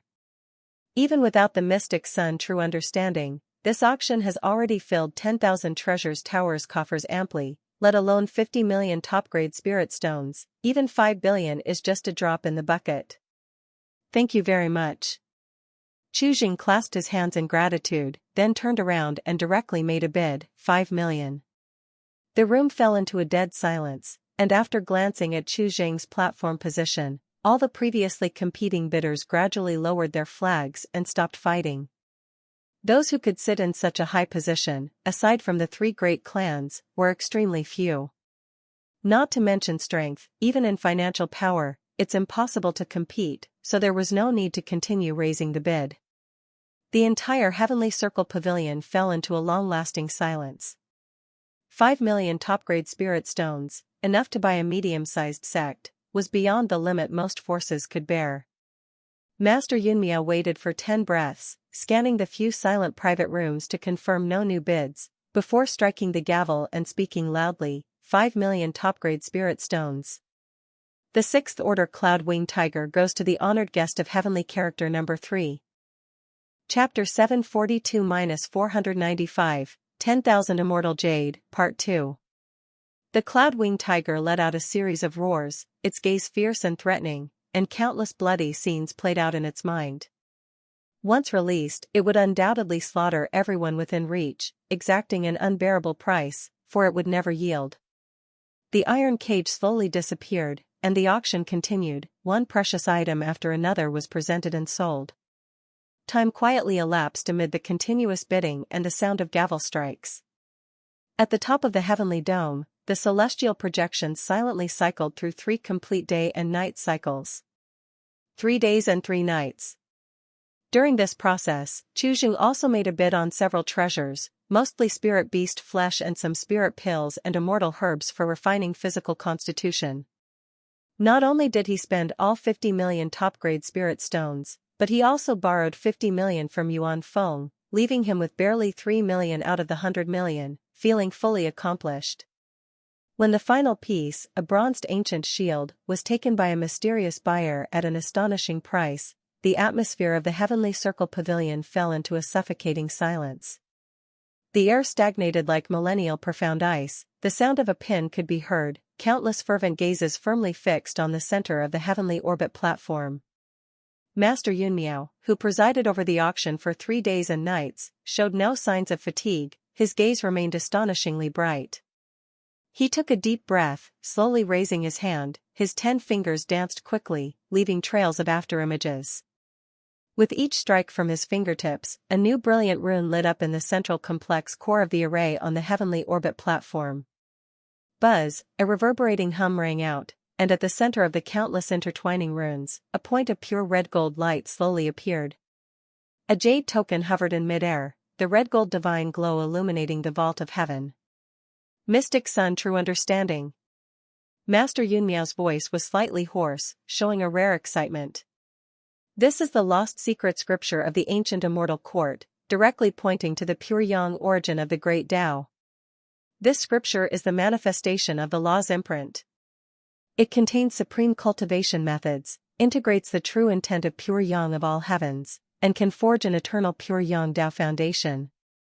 The starting price. Master Yunmiao scanned the venue, his gaze passing over numerous platforms representing the pinnacle forces of this realm, his voice slightly trembling with excitement. No reserve price. Everyone, please decide for yourselves. Within the elegant room, hearing the 10,000 Treasures Pavilion's fabricated story, Chuzheng couldn't help but shake his head, feeling somewhat sentimental. It seems this was to further inflate the price, creating a backstory for the Mystic Sun True Understanding. Chuzheng, who was originally casually reclining against the back of a broad immortal sandalwood chair, unobtrusively straightened slightly. This scripture he had personally tossed to the 10,000 Treasures Tower was about to determine the future course of cultivation for him and Xue Qing. These spirit stones would directly convert into the confidence for them to stably cultivate, supporting whether they can make it to the upper realm. Once there, they could directly access the current trend of the cosmos, rather than being like a frog in a well, looking up at the moon. At the pinnacle of the Heavenly Circle Pavilion, above all the heavenly platforms, there hovered 3 grand platforms like ancient, unyielding stars, overlooked the multitude below. These were reserved seats for the true rulers of this realm, the 3 great clans. At this moment, within the heavenly universe private room belonging to the Zhao clan, the atmosphere was decidedly different from the outside silence, exhibiting a transcendent leisure. Inside the private room, the spaciousness resembled a fairy palace or temple, furnished with the utmost ancient simplicity and elegance. The floor was paved with 10,000 years warm jade marrow, ancient paintings imbued with Taoist charm hung on the walls, and the air was filled with top-tier incense able to nourish divine souls. Several Zhao clan followers dressed in profound armor stood with hands down, their presence as deep as an abyss. By the window, a tea table was placed, around which several people sat. At the main seat, Su Menghan held a white jade tea bowl suffused with spiritual light, took a light sip, and casually glanced at the dazzling jade token below surrounded by countless runes, speaking faintly. In the lower realm, to have such a scripture directly pointing to the pure Yang origin with Law's imprint is indeed rare. His voice was cold, with an aloof scrutiny. Though it's only the perfect eighth order, it's hard to make it into the ranks. Beside him, Zhao Qingchen nodded respectfully at these words. Young Master Su speaks very rightly. This item is not essentially needed by our Zhao clan, but its appearance has indeed stirred movements from all sides, demonstrating its weight in the lower realm. Su Menghan set down the tea bowl, shifting his gaze from the auction stage, losing interest in the upcoming struggle, and looked at Zhao Qingchen with slight casualness in his tone. The children we saw outside the treasure pavilion before, which private room did they enter? On this point, I have yet to investigate. 10,000 Treasures Tower has always kept the identities of honored guests confidential. Zhao Qingchen's expression showed guilt, before his tone changed. However, once the auction concludes, I will certainly bring it here at the earliest opportunity. Su Menghan remained non-committal, his gaze again fell upon the auction platform. Below, around the heavenly orbit platform, the light screens of those suspended platforms were now violently fluctuating, like the surface of boiling water. Behind those light screens, powerful auras were no longer restrained, wantonly spreading out, probing and clashing with each other. Silence, a silence that made many onlooking cultivators tremble with fear, enveloped the entire heavenly circle pavilion. No one was bidding, or rather, no one wanted to be the first to break this delicate balance. The allure of the immortal scripture was no longer a simple contest of wealth, but one concerning the rise and fall of Taoist orthodoxy, the ebb and flow of chi fortune, and even a life and death struggle. 1 billion top-quality spiritual stones, for this scripture, just when this deadly silence and pressure were about to reach their peak, as if the next moment the heavens would collapse, a voice slowly rang out. Our Song clan will have it. The voice came from within the topmost heavenly universe private room, spoken by the Song clan. 1 billion top-quality spiritual stones. It's a heavenly price equivalent to tens of billions of high-grade spirit stones. This bid alone crushed the backbone of 99% of the lower realm's forces. At the moment the voice sounded, Chu Jing's eyes subtly moved, and he understood the situation in his heart. 100 billion top-quality spiritual stones, even taking away 10%, the remaining is more than enough to support him and Xue Qing's entry into the upper realm, more than sufficient. The atmosphere instantly solidified, and for a moment, no one else bid. Amidst the deathly silence, a whisper once again arose, also originating from the heavenly universe private room. 10,000 Immortal Jade, this scripture, is mine. The moment the words fell, Master Yun Miao on the auction platform also held his breath, his heart pounding wildly. Immortal Jade, containing immortal chi, is a resource that only true immortals can enjoy and can activate immortal treasures. Its value surpasses top-quality spiritual stones by countless times. The two cannot be equivalently exchanged at all. Buzz, the red gold jade token in front of Master Yun Miao suddenly moved, as if summoned by some force, shifting position. Under the horrified gaze of all the cultivators present, the jade token containing the immortal scripture ignored spatial restrictions and formations, transforming into an intensely condensed red gold streaming light, like a dazzling meteor streaking across the ancient starry sky, shooting straight toward the heavenly universe private room suspended at the highest point. Where the streaming light passed, in the void, beneath the cosmic curtain, a faint burn mark was clearly visible. The light screen enveloping the platform slowly dissipated, and the red gold streaming light arrived in an instant. The floor paved with warm jade, the table made from cloud pattern immortal wood, the crystal glazed window lattice, all under the illuminating flow of the immortal scripture's Tao rhythms, were shrouded with a layer of dark golden luster. The streaming light finally hovered in front of Su Menghan, just 3 inches away from his fingertips, which were casually resting on the armrest. He slowly scanned the numerous platforms and all the cultivators observing around him. His gaze was calm and unruffled, without even a trace of emotional fluctuation. This scripture, my Su family shall take it. As soon as the words fell, the light screen around the platform slowly closed again, isolating inside from outside. The Song clan, who had previously spoken up, along with the Yuan family, both fell into silence and spoke no more. All around, there was a burst of uproar, sound transmissions flying in all directions, filled with whispers and murmurs. The Su family? Isn't that the Zhao clan's private room? What is immortal jade? Can 10,000 immortal jade be worth as much as an immortal scripture? Is the auction over already? Is this compliant with the rules? To the various forces of the 9 heavens and 4 seas, besides the 3 great clans, those previous words seemed all too foreign. An auction that concluded so abruptly undoubtedly left many onlooking cultivators displeased, feeling as if it was a letdown, leaving them hanging. Standing on the auction platform, Master Yunmiao cast a glance at the unresponsive Yuan family private room, said no more, clasped his hands, and saluted in all directions, then spoke in a deep voice, "This concludes today's auction. If any of you have other items to sell or want to purchase, welcome to our 10,000 treasures tower, where there is nothing unmet for you, nothing we cannot procure for you. Everyone, until we meet again." Chapter 743-496, Hindrance.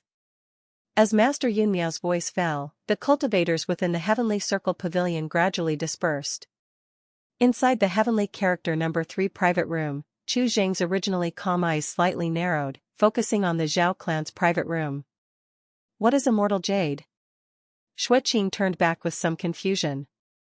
This sudden intervention suffices to indicate that person's extraordinary identity. The ownership of this immortal scripture no longer seems to be purely governed by bidding rules. Immortal jade contains immortal qi and is a resource used by true immortals for cultivation. Chu Zheng explained briefly, a slight frown forming on his brow. Immortal jade, the hard currency of the upper realm, is not even used by immortal tribulation cultivators, let alone with his current cultivation state.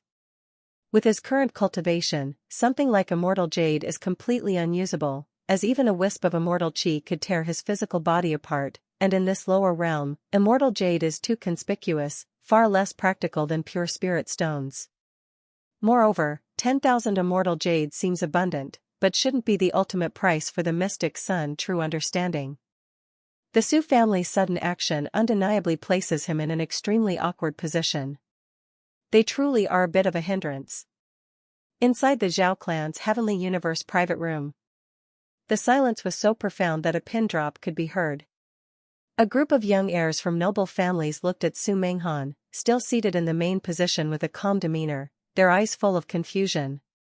"Menghan, why have you suddenly taken an interest in this cultivation technique? Moreover, you used the Su family's name, such a grand gesture, which is completely contrary to Su Menghan's usually restrained style." Noticing the crowd's confusion, Su Menghan did not rush to speak. He gave a slight smile, lifted his teacup, softly blowing away the rising steam, and said slowly, "Those with exceptional talents naturally possess a proud bone, preferring to be a head amongst chickens rather than a tail amongst phoenixes. To such individuals, ordinary favors and handouts only bring shame to their hearts and are counterproductive." As he finished, everyone understood. This was the real intention hidden beneath, still aimed at the 2 children seen earlier. Those 2, I have taken a liking to them. To win their genuine allegiance is my goal, so naturally, I must find a way to win their hearts. Su Menghan gave a light smile. This immortal scripture serves as a meeting gift. Those 2 must also be present in this auction. Seeing young Master Su's display, they must be wholeheartedly impressed. Zhao Qingchen complimented him, feeling a bit of admiration in his heart. Just 2 children from the lower realm, how could they possibly resist such a recruitment? Yun Tianji sat quietly to one side, expression calm, without the slightest ripple, but with turbulent undercurrents beneath his eyes. Inside the Heavenly Character No. 3 private room, Chu Zheng fell into contemplation, having already figured out a way to resolve the 10,000 immortal jade problem through a direct conversion to spirit stones at the 10,000 treasures tower. As for the Su family, it's not necessary to bother with them for the time being. At this moment, a divine sense transmission came respectfully and cautiously, penetrating the private room's light curtain restriction and entering the ears of the 2 people. "Honorable guests, my apologies for the interruption." It was Yuan Feng. Chu Zheng raised his hand and opened the private room door. Yuan Feng's figure appeared at the entrance. This treasure appraiser, who had already reached 6th order cultivation, now had an expression of unconcealed fatigue. He took a deep breath, stepped in, and made a deep bow to Chu Jing and Xue Qing, seated by the window, his posture even more lowered than ever before. Honored guests. Yuan Feng's voice carried a trace of barely noticeable dryness. The auction has concluded, and the payment for the Mystic Sun True Understanding has been made to our 10,000 treasures tower, totaling 10,000 immortal jade. Even for someone like Yuan Feng, who has witnessed many grand scenes, his voice couldn't help trembling slightly. This number is truly astronomical for the lower realm's 10,000 treasures tower. Immortal Jade, the legendary resource of immortals, contains energy far purer than that of spirit stones in the lower realm, a value beyond comprehension. According to our 10,000 treasures tower's rules, we take a 10% commission. Yuan Feng continued, solemnly taking out a storage ring from his bosom and respectfully offering it to Chu Jing. After deducting the commission, here are 9,000 immortal jade for your inspection. Chu Jing looked at the storage ring, did not reach out to take it, and calmly said, I have one more request for you. Please help me exchange all these immortal jade for top-quality spiritual stones within the 10,000 treasures tower. Upon these words, Yuan Feng raised his head in slight surprise. 9,000 immortal jade to be exchanged entirely for top-quality spiritual stones? But the astonishment lasted only a moment, as a gleam of ecstasy immediately flashed in Yuan Feng's eyes. This was like a heavenly gift. In the lower realm, immortal jade is extremely rare, and rarity means value, far exceeding its innate worth. It's no trouble at all. Yuan Feng took a deep breath, cupped his hands and said, Rest assured, please wait a moment while I make arrangements. Time passed in waiting, the noise within the heavenly circle pavilion gradually dissipated, and the starlight projections glowed dimmed a bit, signaling the final curtain call on this protracted auction. Various top forces, whether satisfied, disappointed, or unclear, quietly exited under the guidance of 10,000 treasures tower attendants. It was a full half-day later. The private room door opened again, and Yuan Feng appeared once more. Thank you for waiting. Yuan Feng's voice carried a hint of excitement. I have succeeded in carrying out your request. He presented the ring solemnly, his voice heavy, 9,000 immortal jade, exchanged for top-quality spiritual stones. Normally, the upper realm's exchange rate is 1 immortal jade for 20,000 top-quality spiritual stones, but now in the lower realm, with unanimous consent from the elders within the building, we've given you the best rate, 1 immortal jade exchanged for 30,000 top-quality spiritual stones. Here, a total of 270 million top-quality spiritual stones, please verify. Yuan Feng's words carried a slight but noticeable self-satisfaction. In the lower realm, I'm afraid only our 10,000 treasures tower can gather so many spiritual stones in such a short time. 270 million top-quality spiritual stones, enough to form a real spirit vein. Chu Jing's expression remained calm as he took the storage ring and probed into it with his divine sense. Within the ring was a vast and boundless space, in the center of which piled mountains made entirely of top-grade spiritual stones. Each stone was crystal clear, free of impurities, emitting spiritual energy so dense it nearly turned liquid. Confirmed without error. Chu Jing tucked the storage ring away, looked up at Yuan Feng, and nodded, Thank you for your effort. Seeing Chu Jing's expression that was calm to the point of indifference, Yuan Feng's heart was once again stirred into a tumultuous storm. 270 million top-grade spiritual stones, such terrifying wealth, anyone, even those reclusive old antiques, receiving such a fortune suddenly, would surely be emotionally stirred beyond control. Yet the person before him didn't even bat an eyelid. This calmness wasn't pretended, it truly came from a place of genuine indifference, deep within his bones. Chu Jing seemed to overlook the astonishment in Yuan Feng's eyes, changing the subject. One more thing, has the cloud-winged tiger been handled appropriately? Yuan Feng, hearing this, regained his senses from the shock, a trace of helplessness spreading across his face. Treasure Pavilion is working overnight on it, but, after all, it is a 6th-rank peak great demon. Such grade of ingredient is rare even in Treasure Pavilion. To complete it all, it will likely take at least 2 more days. Saying this, Yuan Fang's face was filled with helplessness. The corpse of a sixth-order great demon was a mobile treasure trove itself, but to perfectly transform it into a top-grade spiritual dish was as difficult as refining a top-grade magic treasure. Chuzheng nodded, indicating his understanding. He did not say much more. With a flip of his hand, a storage ring with an ordinary design appeared in his palm, which he handed to Yuan Feng. This is to thank you for your hard work these past few days, do not decline. Seeing what was inside the ring clearly, Yuan Feng held his breath.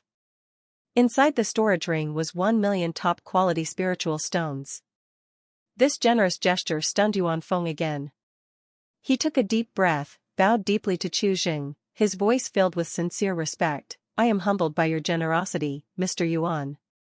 If you need anything from me in the future, I will do my utmost to assist. Right now, I do have a request for your help. Chuzheng nodded, not being overly polite, and spoke solemnly. Please prepare a teleportation array for me. I will need it in 2 days. It doesn't need to be far, just to a nearby transfer city. Also, please keep this confidential. The current Wanlu city had become a place of strife. Surely there would be people probing the source of the immortal scripture. Ultimately, behind 10,000 Treasures Tower was the Yuan family. The news might be hard to keep hidden. Leaving early was the best strategy. Lingering in the city served no purpose, only bringing unnecessary trouble. Understood, rest assured, you two please rest here for 2 days, I will make proper arrangements. Yuan Feng straightened his posture, bowed, and turned to leave. Are there going to be troubles? Xueqing sensed the unusual atmosphere, her expression serious. Perhaps, maybe not. Chuzheng wasn't entirely sure. Without the presence of tribulation qi, his ability to sense potential dangers had greatly diminished. Many things were out of his control. In the blink of an eye, 2 days passed quietly. To cultivators, 2 days were merely a moment, but at the highest level, inside the Heavenly Universe private room belonging to the Zhao clan, time seemed lengthened by some invisible force, each moment carrying suffocating weight. The private room maintained its elegance and opulence. The floor paved with 10,000 years warm jade marrow was polished like a mirror, yet the spiritual tea on the table had long gone cold, losing its shimmering spiritual light. Su Menghan sat in the chief seat, demeanor indifferent, the calm expression suppressing a hint of impatience in her eyes, an undercurrent surging beneath. Haven't found the person, yet? Finally, Su Menghan spoke. Her voice took on a slight but perceptible chilliness compared to before. Cold sweat permeated Zhao Qingchen's forehead, captured by Su Menghan's gaze felt like an invisible iceberg pressing onto his back, chilling him to the bone.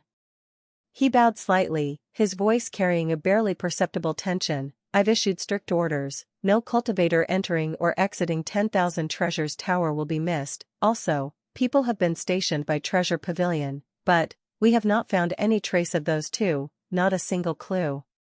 Yuan Feng remains elusive too, has yet to locate him. Having said this, Zhao Qingchen took a deep breath, speculating, I believe there's only one explanation left. Those two are still within 10,000 Treasures Tower, have not left. Still here? Su Menghan raised her eyes, gaze penetrating the private room's glazed window, cast downward toward Heavenly Circle Pavilion.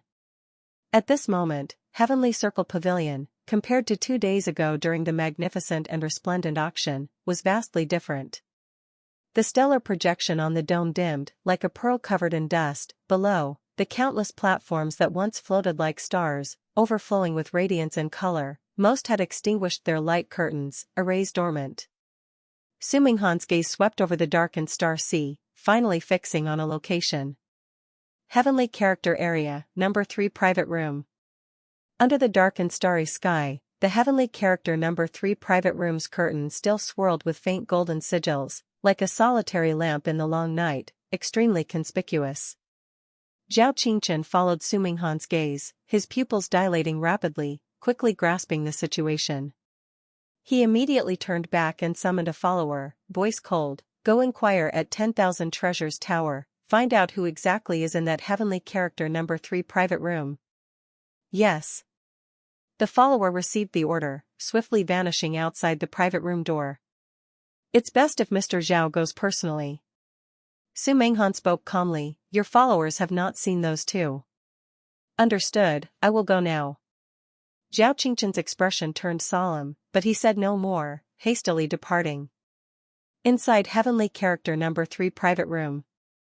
Chu Jing sat in a chair, posture somewhat tense. His attention had been fixed a short distance above on that private room for these 2 days.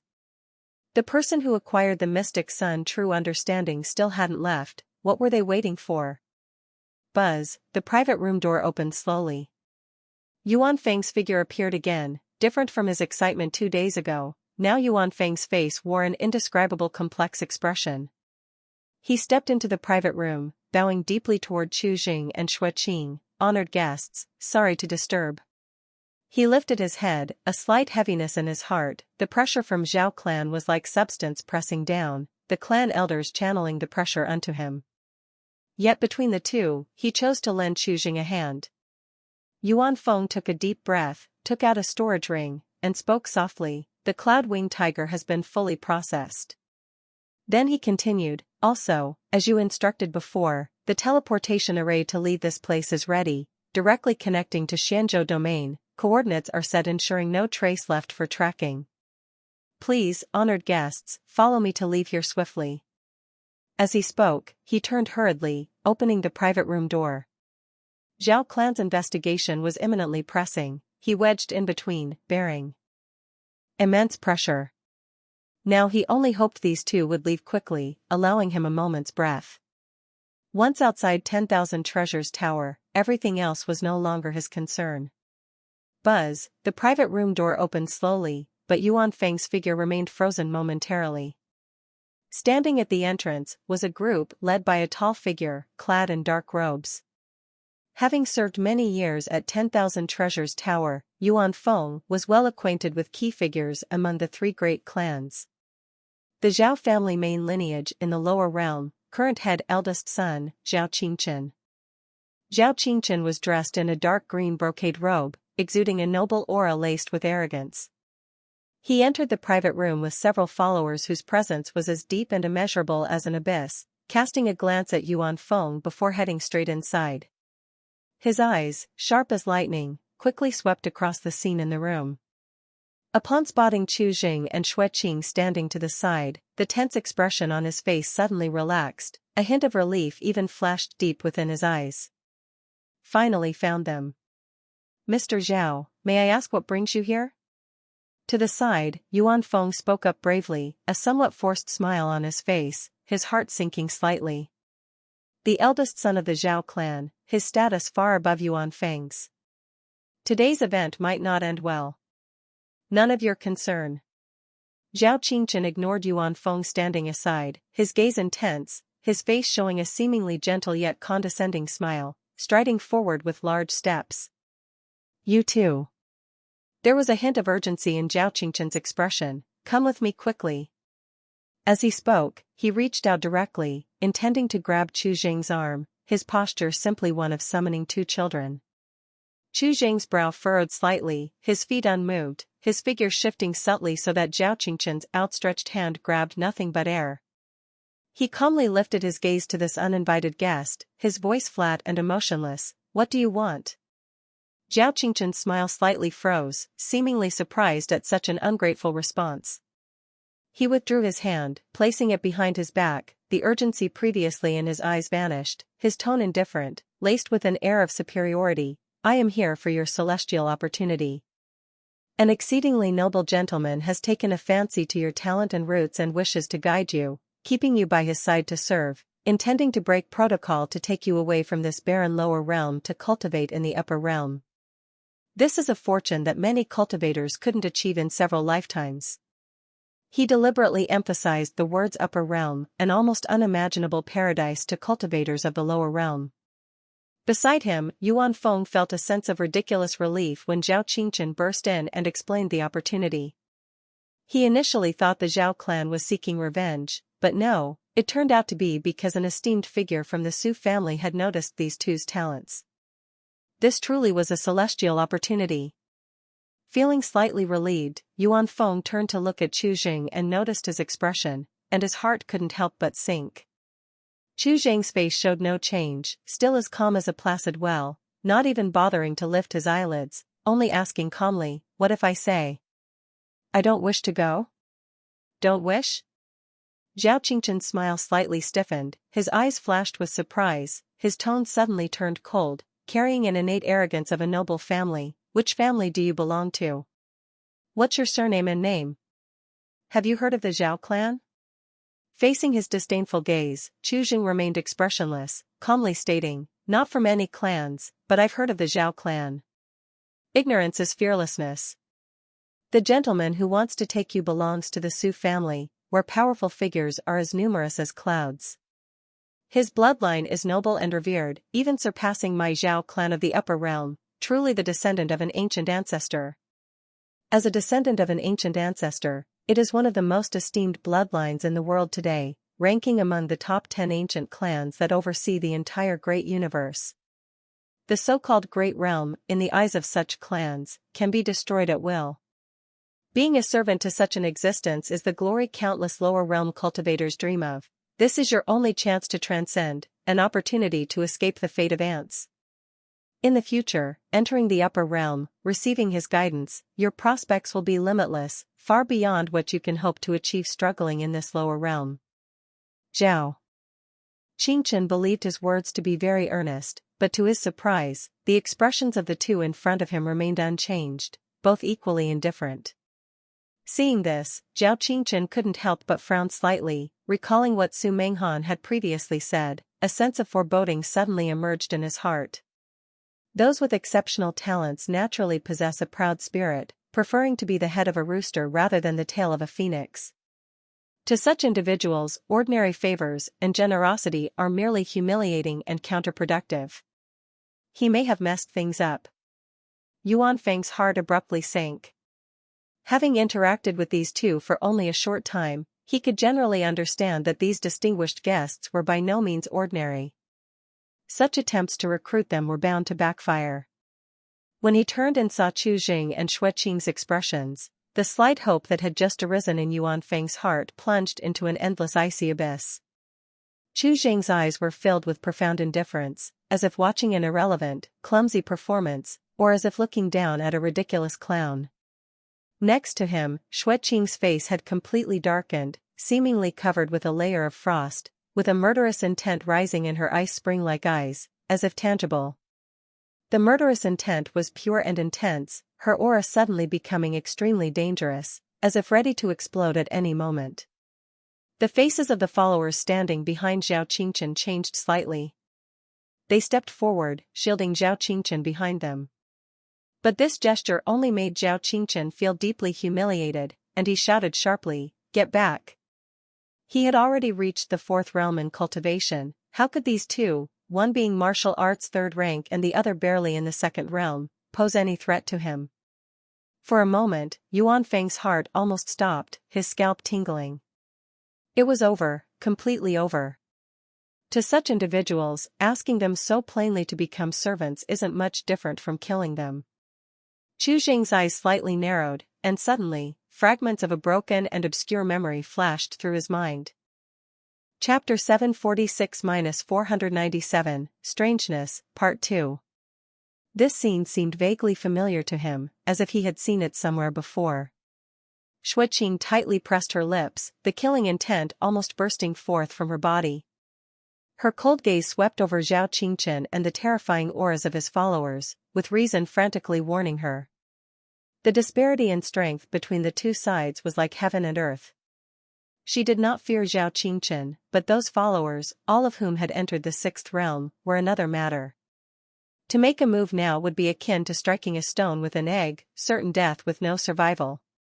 She had long since cast life and death aside, but she could never let Chu Jing be trapped in a fatal situation due to her impulsiveness. The icy, bone-piercing killing intent clashed madly within her body, yet she forcibly suppressed it. Her hands clenched into fists within her sleeves, knuckles turning white with the intense pressure. Xue Qing took a deep breath, turned her gaze towards Chu Jing, and handed over the final decision-making power to him. Chu Jing was smarter than her, and he would naturally have a better way to handle the situation. The air was leaden, as if coated in oil, waiting for a single spark to ignite an explosion. At this critical moment, Mr. Zhao must be joking. A clear and hearty voice, carrying a perfectly timed hint of amusement, rang out in the box, easing the tense atmosphere abruptly. Several figures stepped leisurely into the box, led by a man in azure garments, his robes fluttering untainted by dust, exuding an extraordinary and transcendent aura, Su Menghan. He wore a faint, appropriate smile on his face, a warmth that seemed capable of melting ice and snow, yet there was a sense of aloofness to it. His gaze did not linger on Zhao Qingchen but instead fell upon Chu Jing and Xue Qing. He nodded in greeting with an air of elegance and composure, as if meeting long-lost friends. Our Su family is truly insignificant among the numerous ancient clans of the great universe. Su Menghan's voice was gentle, carrying a hint of self-deprecation that only served to underline the unfathomable depth of his heritage. His eyes were clear and sincere. Su Menghan's purpose here is simply to make friends with the two of you. The word friends rolled lightly off his tongue, yet struck Zhao Qingchen's heart like a heavy hammer. His expression stiffened momentarily, his face paling slightly. He quickly understood Su Menghan's implicit meaning. This was tantamount to selling him out. His face went through shades of pallor and green before Zhao Qingchen forced a dry laugh. I misunderstood, I am truly sorry. As he spoke, he felt dryness in his throat and saw shadows pooling in his eyes. Yuan Feng breathed a sigh of relief. What standing did Su Menghan have? A descendant of the ancient ancestor. How could the friends he spoke of be ordinary? This was clearly a more sophisticated strategic approach, advancing by stepping back, elevating the opposing party to a level of equality, which was far more effective than brute coercion. In this light, perhaps today would end smoothly. Su Menghan's next move took most of the room's breath away in shock. Before his words fully settled, his slender fingers lifted slightly, and an intensely pure red-gold immortal radiance slowly emanated from his palm, suspended in midair. It was a small jade talisman, the last auction item known as the Mystic Sun True Understanding. The red-gold jade talisman hovered silently, emitting a brilliant immortal radiance. Su Menghan's gaze swept past Zhao Qingchen, his eyes calm and unperturbed, causing the latter to instantly feel as if he had fallen into an ice cellar, cold sweat pouring down. His tone remained gentle, let this item serve as a greeting gift. And incidentally, her gaze turned to Chu Jing and Xue Qing, with a hint of apology in the faint smile, to apologize to the two of you for Mr. Zhao's earlier abruptness and misspeaking.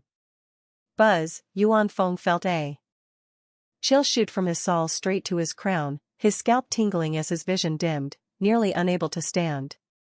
A greeting gift? An apology? Su Menghan actually offered this immortal scripture as a greeting gift? Apologizing on behalf of Zhao Qingchen? This gesture placed them at a level unattainable even by Zhao Qingchen. However, this seemingly generous and sincere act to Yuan Feng was akin to a death sentence. His heart pounded frantically, almost breaking through his chest, cold sweat soaking through his back. Because more than anyone, he understood that the original owner of the Mystic Sun True Understanding was the individual Su Menghan was laboriously trying to win over and offering a gift to. When Chu Jing casually produced this immortal scripture for auction and Yuan Feng personally sealed the information, layer upon layer of confidentiality was maintained. Outside of Yuan Yu, the initial contact and under strict orders to remain silent, no one else in the 10,000 Treasures Tower knew the true origin of this immortal scripture. He had gone to great lengths to avoid unnecessary future complications and covetous glances. But now, Su Menghan, right in front of its original owner, presented this immortal scripture, which the owner had auctioned off, as a gift back. This was the height of absurdity and irony in the world. Yuan Feng's breath halted as he stared fixedly at Chu Jing's calm profile, his mind racing. Praying that Chu Jing would not reveal the truth at this critical juncture. If he did, the consequences were unimaginable for Yuan Feng. What kind of person was Su Menghan? An ancient ancestor's descendant. He humbled himself, offering the immortal scripture as a gift, referring to them as friends, lowering his stance that much. If exposed in front of everyone, that his grand gift was actually something the recipient had sold, it would be as if he was treading on Su Minghan's face and the honor of the Su family, a matter far graver than mere embarrassment. No matter how well Su Minghan cultivated his demeanor or how deep his mind ran, facing such an insulting disgrace, he would absolutely turn hostile instantly. The rage of an ancient ancestor's descendant was enough to scorch an entire realm. Not to mention Chu Jing and Xue Qing at the forefront, Yuan Feng, simply observing events, would not escape unscathed. Moreover, this situation had stemmed from him sealing away information, equating to an indefensible crime of oversight. For a moment, Yuan Feng felt as though his blood would soon freeze, unable to interject, and could only fix his eyes on Chu Jing, continually pleading in his heart, "Don't say it. Please don't say it." Within the box, all eyes focused on Chu Jing and Xue Qing. Su Minghan still carried a soft smile. Although his gaze appeared amiable, it harbored a subtle scrutiny and a self-assured control over everything, awaiting surprise and gratitude from those opposite. The murderous intent once hidden in Xue Qing's eyes now flashed with extreme astonishment, clearly not expecting the situation to develop as it had. She looked toward Chu Jing, her eyes questioning. Chu Jing observed Su Minghan before him, a faint strangeness flickering in his eyes. Su Minghan gave him a peculiarly odd feeling. Although there was no visible anomaly in his actions, behavior, or tone, from the Qi cultivator's perspective, his yang Qi was very weak. His body carried a heavy yin Qi no different from a woman's. Without a doubt, the person before him, if not a woman, was certainly not a typical man, and his nature was somewhat elusive. The pride belonging to someone of the clan within him, though deeply concealed, was still sensed by Chu Jing. Yet, given the huge disparity in strength between the two, there was clearly no need to turn hostile. As for how to shake off this person's entanglement, another way would have to be found. The red gold order token floated, and the radiant aura of the immortal scripture highlighted Su Minghan's seemingly sincere expression. His posture was already sufficiently low. This sincerity should have been enough to overwhelm any cultivator from the lower realm with gratitude. Chu Jing's gaze flickered over Yun Tianji beside Su Minghan, pausing slightly. If he wanted to extricate himself, he feared it would involve the communication Jade talisman Yun Tianji had given him previously. Thoughts spun rapidly, all within an instant. Chu Jing met Su Minghan's gaze, the strangeness in his eyes replaced by a perfectly judged complexity, tinged with a bit of flattery yet steadfastly composed. He cupped his hands, his voice carrying a hint of hesitance and earnestness. "Young Master Su is overly generous. I am unworthy of such honor. Such a heavy gift overwhelms us." He did not immediately reach for the immortal scripture order token but instead shifted his tone, with a sincere request, "Yet this auction has been quite taxing on the mind. If you could allow us 2 days to recuperate, stabilize our minds before we express formal thanks to young Master Su and listen to your guidance, I wonder if that would be acceptable?" Chu Jing's tone was genuinely sincere, portraying a cultivator from the lower realm who suddenly faced a colossal opportunity and needed time to digest and calm his emotions, perfectly. Beside him, Xue Qing understood the meaning in Chu Jing's words, and she slightly lowered her eyelids to hide the coldness in her eyes, cupping her hands in a respectful gesture. Su Minghan seemed gentle, but in Chu Jing's eyes, she was even more dangerous than someone like Zhao Qingchen. Calling it friendship was nothing more than a subtle manipulation, giving generous gifts to win over one's heart. Winning the heart is paramount. Su Minghan's methods were clearly superior to Zhao Qingchen's, yet not limitless. That pride of a clan member, even if not expressed, was still obvious in Chu Jing's perception. So he could not directly refuse her to her face. Given Su Minghan's status and her humble posture earlier, if he rejected her face to face, no matter how composed she was, she would inevitably feel humiliated, even if she didn't explode on the spot. Perhaps she wouldn't tear into him immediately, but her underhanded tactics would be endless. A single word from Su Minghan could put him and Xue Qing in mortal danger, like a boat in a storm, in danger of capsizing at any time. He himself was indifferent to it, but he could not let Xue Qing fall into such peril. If he were alone, a man could bend or stretch as needed, merely bow his head to endure temporary humiliation, hibernate and wait for opportunities while feigning compliance, and bide his time to make a move. but with Xueqing along, everything was different. The essence of the martial path is uprightness, unyielding spirit, emphasizing a clear mind, brave progression, and breaking all shackles with one's own will. If she were to submit against her will and become a slave or even a nominal friend, her own Tao heart would inevitably become tarnished, creating irreparable cracks. This would be akin to personally burying an insurmountable chasm on her path to the martial peak, completely destroying any future possibility of entering the ancestral realm. This might be more cruel than killing her outright. Currently, lowering the head first and seeking 2 days to calm down and find an opportunity to escape was the best strategy. Chu Jing's response was evidently within Su Minghan's expectations, as the faint smile on her face deepened slightly, exuding composure. He could understand that a cultivator from the lower realm, suddenly facing such an immortal opportunity, would naturally be at a loss and need time to digest. Certainly. Su Minghan's voice was even gentler, like a spring breeze brushing one's face. A little caution is also appropriate. You two rest assured and take time. In 2 days, at noon, I'll host a banquet at the treasure pavilion to treat you both. She raised her hand lightly, and the suspended red-gold jade talisman slowly floated down, finally hovering 3 feet in front of Chu Jing. Then today, the two of us will take our leave. Chu Jing cupped his hands in a salute, looking at Yuan Feng beside him, his gaze indicating something. No need to trouble. Su Minghan's gaze turned to Zhao Qingchen, who still looked somewhat pale, and she spoke calmly, Mr. Zhao, please arrange a quiet room for the two of them, ensuring they are not disturbed. I'll get to it right away. Zhao Qingchen didn't say much, turned around, and left. Chu Jing narrowed his gaze slightly and didn't refuse. Indeed, he had thought it was simpler than it was. This move by Su Minghan was undoubtedly meant to keep track of their whereabouts, making it not so easy to get away. May I ask your names? Su Minghan spoke again. Zheng Chu. Xueqing. Yun Tianji already knew them well, so there was no need to hide their names anymore. You two rest well. Su Minghan nodded with a smile, lingering no longer, and turned to leave. From beginning to end, Yun Tianji did not speak. He gave Chu Jing a deep look before following behind Su Minghan.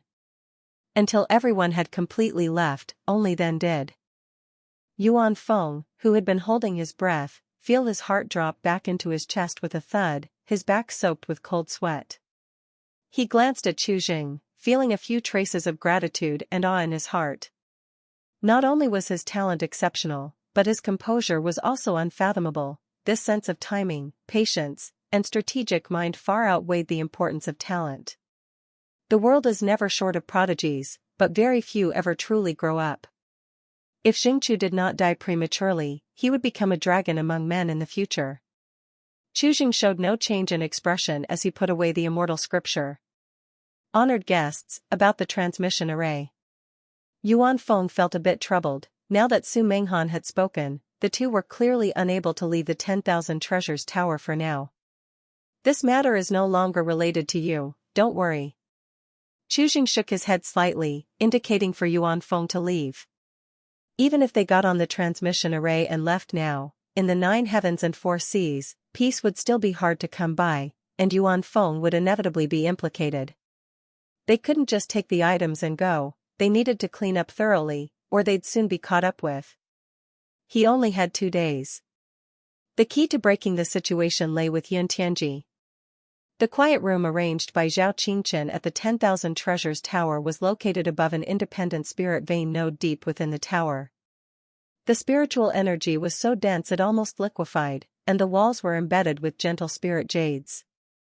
The isolation array was incredibly strong, not even a fly could fly in, or rather, fly out.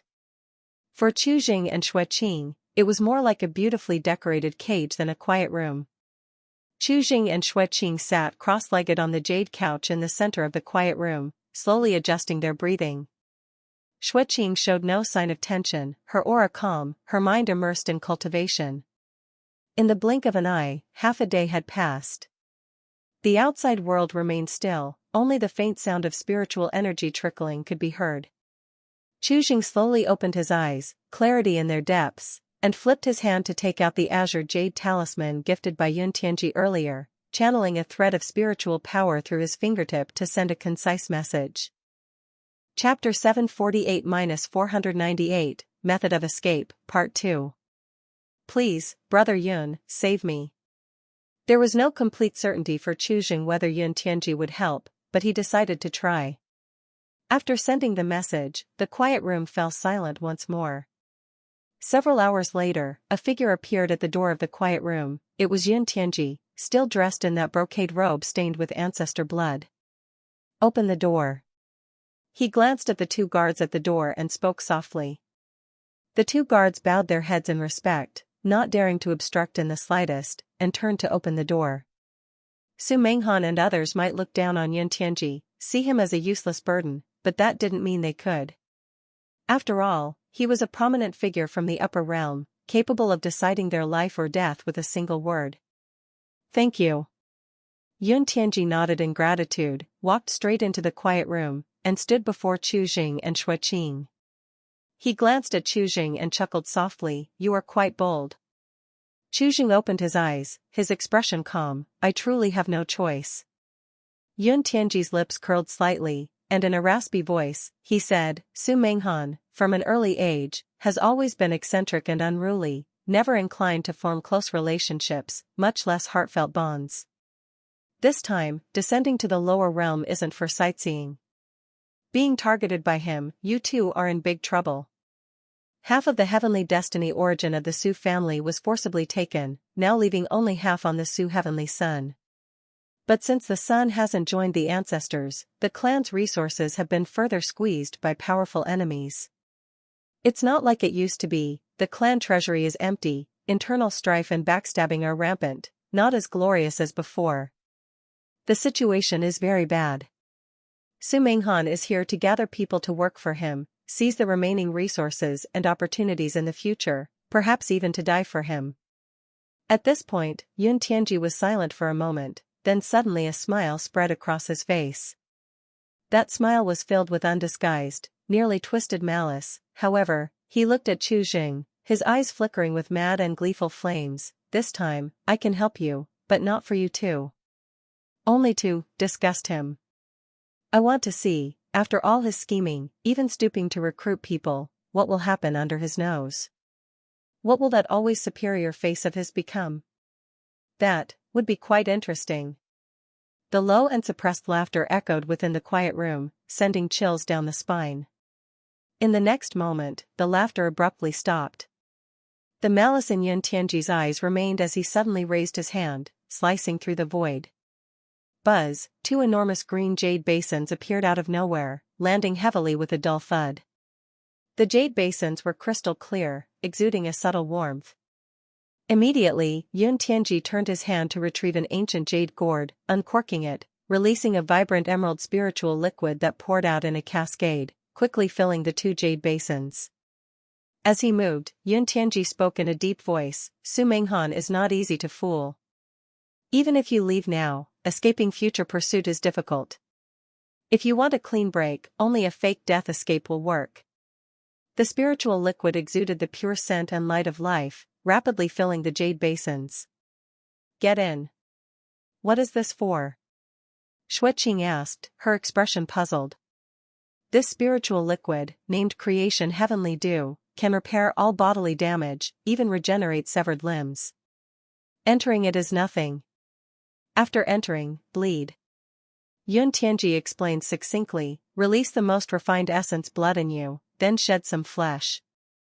I will reshape two bodies from it. This is the key to deceiving Su Menghan and your golden cicada escape." Shui Qing looked at Chu Jing, her expression filled with some hesitance. "The essence blood of a cultivator is tied to the essence of life. Extracting a large amount of it could severely deplete Yuan Qi, harm the foundation, or even endanger life." Chu Jing's body looked quite frail, uncertain if he could withstand it. Chu Jing showed no hesitation, stepping into the jade basin, sitting cross-legged in the waist-deep spiritual liquid, slitting his wrist to begin bleeding. The emerald spiritual liquid was soon stained with blood. Seeing this, Shui Qing said no more and stepped into the jade basin. Essence blood gushed forth, merging into the spiritual liquid, gradually intertwining. The liquid in the jade basin quickly turned viscous, like blood jelly, emanating an eerie yet powerful vitality. Standing beside the jade basin, Yun Tianji raised his hand, sketching spiritual patterns in the air. As the spiritual patterns merged, the blood jelly in the basin began to wriggle and contract slowly, gradually solidifying. The outline of bones, the phantom of internal organs, and the texture of muscles appeared in the thick, blood-colored liquid, becoming clear and tangible. A life force completely identical to Chujing and Xueqing's main bodies was slowly emerging from these wriggling masses of flesh and blood, growing stronger. They were absorbing the vast vitality contained in the jade basin and the essence blood origin, growing like greedy embryos in a womb. This was the key to the blood and flesh false body, to deceive the heavens and cross the sea. Several hours silently passed. When the two newly formed bodies in the jade basin had grown complete skeletons and were covered with wriggling flesh, Yun Tianji spoke in a deep voice, "That's enough." He raised his hand and pulled, forcing Chujing and Xueqing out of the thick plasma. As they hit the ground, their vision turned black simultaneously, almost exhausted, collapsing on the floor. Chujing panted heavily, his breath weakened to the extreme point. Xueqing's condition was slightly better, but her complexion was pale as gold paper. While lying on the ground, their gaze was involuntarily drawn to the two jade basins. The viscous plasma of spiritual liquid in the basin had become thin and dim, losing most of its vitality. At the bottom of the basin, two bodies molded from their essence blood and vitality were quietly lying in the pool of blood, with white bones, covered in tender, wriggling flesh, the outline of internal organs faintly pulsing beneath a thin membrane, their facial features beginning to take shape. Though not fully grown, the life aura they emitted was exactly the same as their main bodies. "This creation heavenly dew was left to me by Grandpa, it should be used sparingly, this should suffice, after all, Su Menghan doesn't recognize people by their faces. You two leave first." Yun Tianji's tone was cold, with a hint of impatient urging, "I'll handle what's left." As he spoke, he turned his hand to take out a jade talisman, the entire piece gray-white, covered with fine natural patterns like the trajectories of stars, emitting a faint yet extremely stable spatial fluctuation. Yun Tianji casually tossed the jade talisman to the two, speaking blandly, "This void-escape talisman can ignore ordinary spatial restraints, instantly transporting you millions of miles away, randomly tracing, untraceable, find a secluded place to hide for a while. At least, do not move freely within 100 years, or today's effort will be in vain. Thank you, Brother Yun, for your great kindness today, Jingqiu will surely repay it in the future." With Xueqing's help, Chujing stood up, cupping his hands in salute. After contemplating for a few moments, he turned his hand to take out the mystic sun true understanding, along with a storage ring. Inside the ring was 100 million top-quality spiritual stones. Then, he spoke no further, crushed the void escape talisman. A gentle space power instantly enveloped him and Xueqing, a gray-white light shone, space twisted violently like water waves.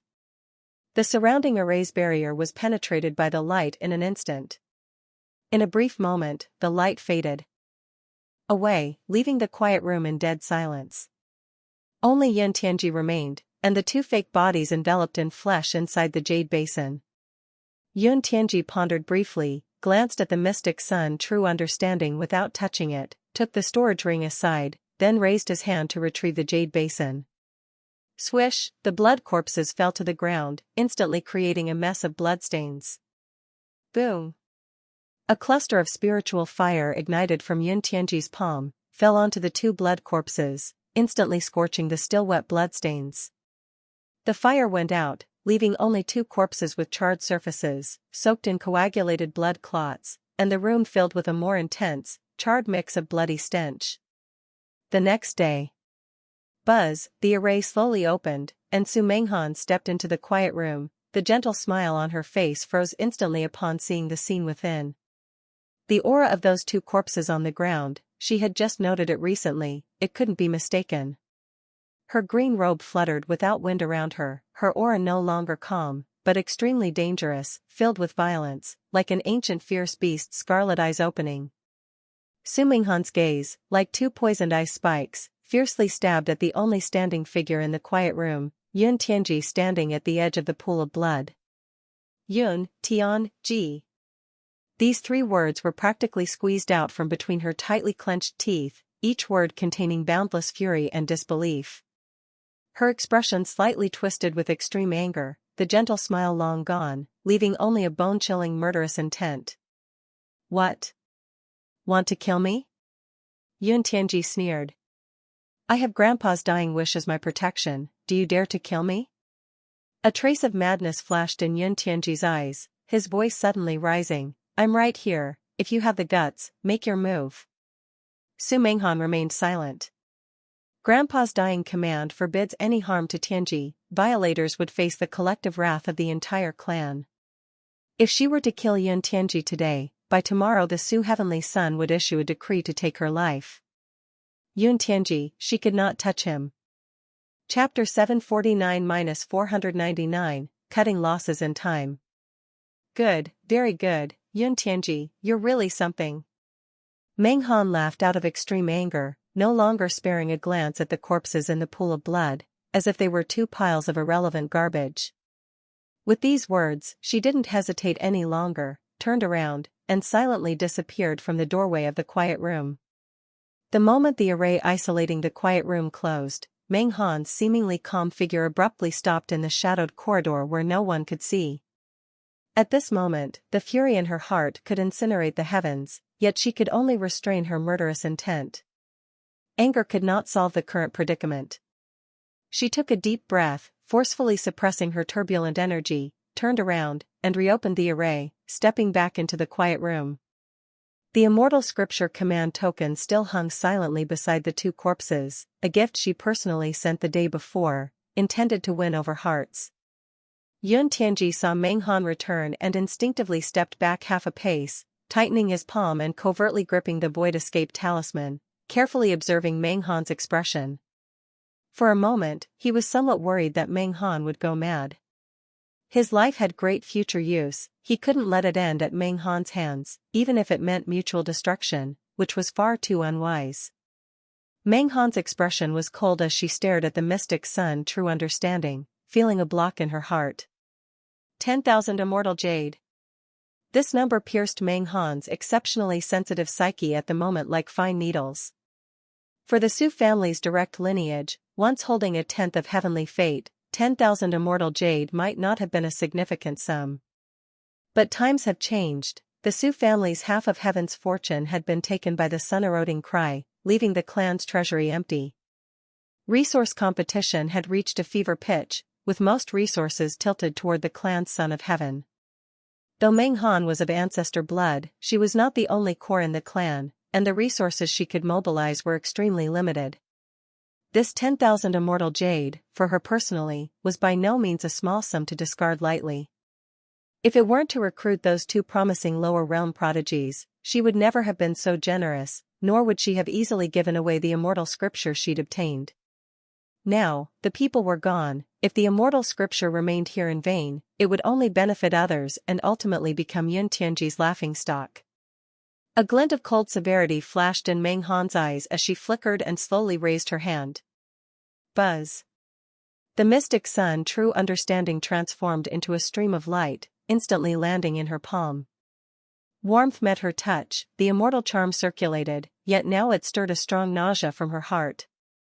Without another glance at Yun Tianji, she put away the command token with a flick of her hand, disappearing once more from the quiet room's entrance, her swift departure like thunder, leaving Yun Tianji unable to react. After a long while, Yun Tianji finally snapped out of his daze. Realizing what Meng Han had done, his expression held no joy but turned slightly grave. In the past, Meng Han would never have lowered herself to retrieve the Immortal Scripture. The Su family's situation now was likely much worse than he had imagined. All this was due to Grandpa being killed by the sun-eroding cry, triggering this chain reaction. 10,000 Treasures Tower, 9th floor. In a hidden VIP trading room. Meng Han sat at the head, with an elder in his 60s, dressed in the vestment robe of a high-ranking manager of the 10,000 Treasures Tower, standing respectfully before her. The old man wore an almost template-like respectful smile, with a trace of barely noticeable nervousness hidden in the depths of his eyes. He recognized the terrifying aura of the man before him as a distinguished guest from the Zhao clans. Heavenly Universe Private Room, the upper realm big shot who had bid for the mystic sun True Understanding. "I don't know what instructions you have for us on your esteemed visit," the manager asked cautiously, bowing with respect. Meng Han's expression was calm as she flicked her finger, revealing the jade talisman engraved with the mystic sun True Understanding, which emerged from the void and hovered in front of the manager, emitting waves of immortal charm. "Will the 10,000 Treasures Tower take this item?" Meng Han's voice was clear and cold, devoid of any mundane air, yet the anger in her heart roiled like boiling lava. The manager's pupils contracted sharply.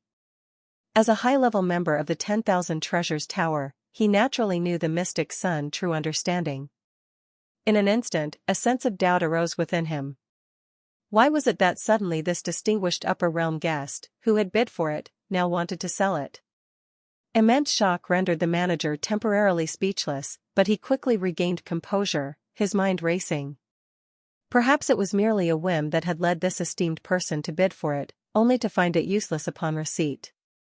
After all, the upper realm had no shortage of immortal scriptures of all kinds.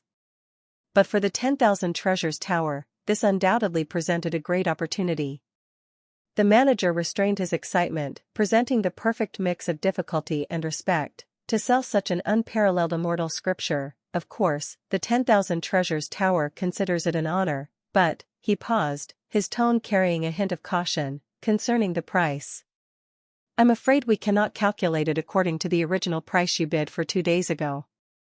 Meng Han didn't lift her eyelids, she seemed to have expected it. "Speak." The manager took a deep breath and carefully stated, "If the esteemed guest agrees, the 10,000 Treasures Tower is willing to repurchase the mystic sun True Understanding at 70% of the second highest bid at that time." He observed Meng Han's complexion and slowly spoke. "During that auction, the second highest bid was from the Song clan, at 1 billion top-quality spiritual stones, so, the amount the 10,000 Treasures Tower can offer, is 70 million top-quality spiritual stones."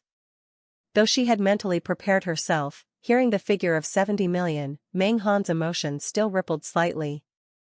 70 million top-quality spiritual stones, when calculated according to the ratio of immortal jade to spiritual stones in the lower realm, this was not even 30% of her purchasing price. A difficult-to-describe suffocating and humiliating feeling surged again in her heart. When had Su Meng Han ever suffered such indignity from a cheap sale? But she couldn't act out at this moment. If she got caught up in disputes over the price here, it would be a great disgrace, and if word got out, it would alert those who were aware of the Su family's current plight. After all, the 10,000 Treasures Tower was property of the Upper Realm's Yuan family. Though 70 million was low, it could be immediately liquidated, avoiding some subsequent troubles.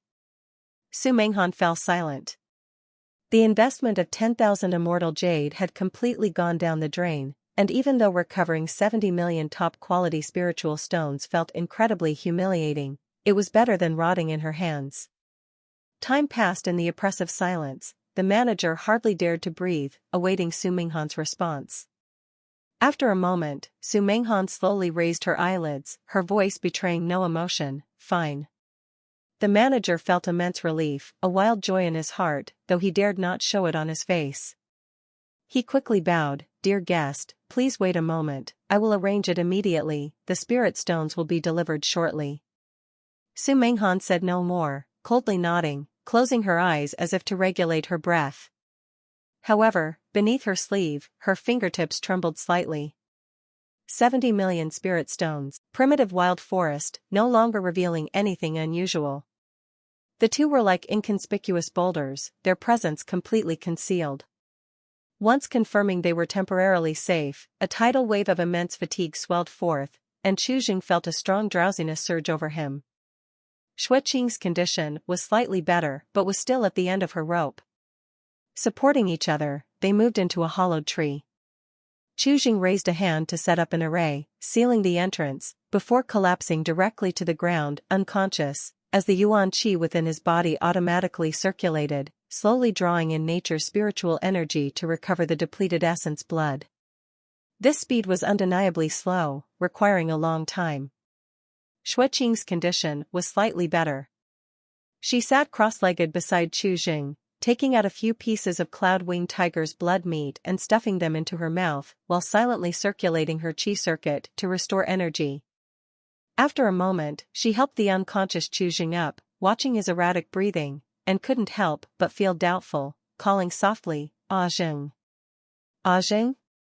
She wasn't quite sure about Chu Jing's current situation, but obviously now wasn't the time to sleep. Chu Jing didn't respond, seeming to have fallen into a deep sleep.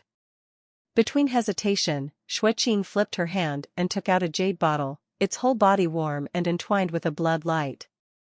This was previously crafted by the treasure pavilion using the essence blood of the 6th order cloud-winged tiger as the main ingredient, supplemented with rare spiritual medicine to brew the tiger blood wine.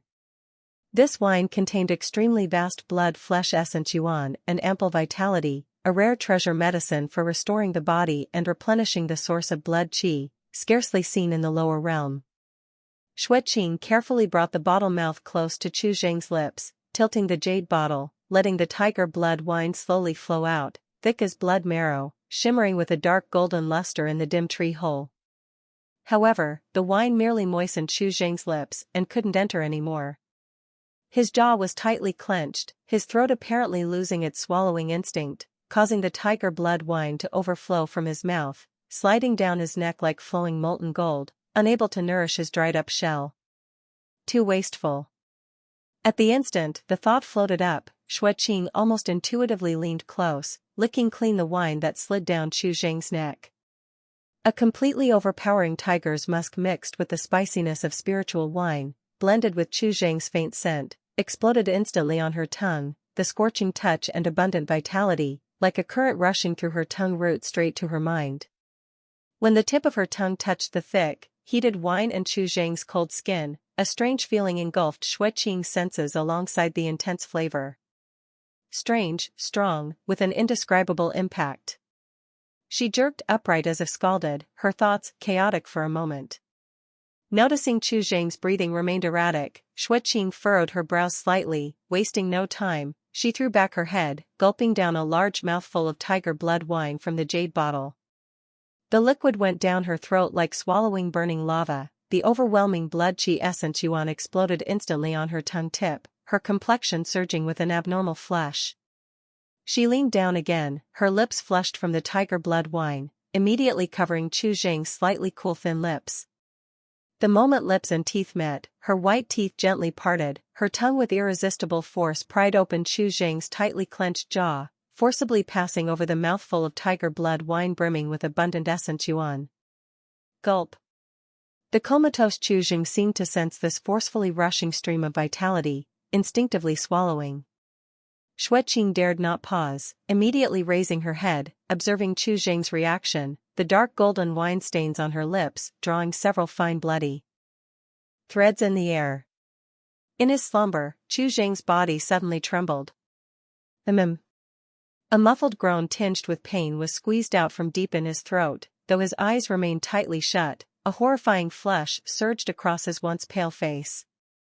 The veins beneath his skin bulged, exuding a dark golden hue, his body convulsed violently like a fish out of water, his mouth and nose dispersing wisps of dark golden blood mist carrying a faint musk. Too much.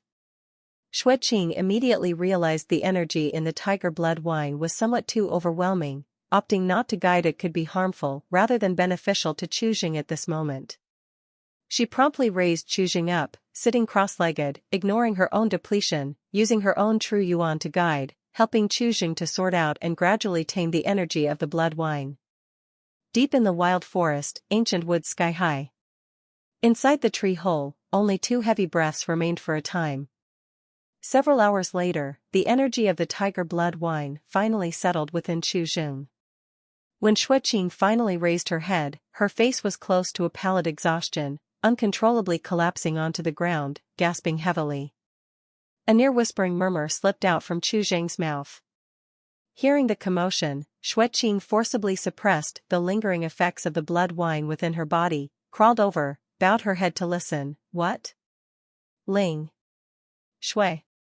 Xueqing's brow furrowed slightly. After a while, she finally mustered some strength, sat up, her demeanor in the dim tree hole obscure and hard to fathom. Ling Xue, who is that?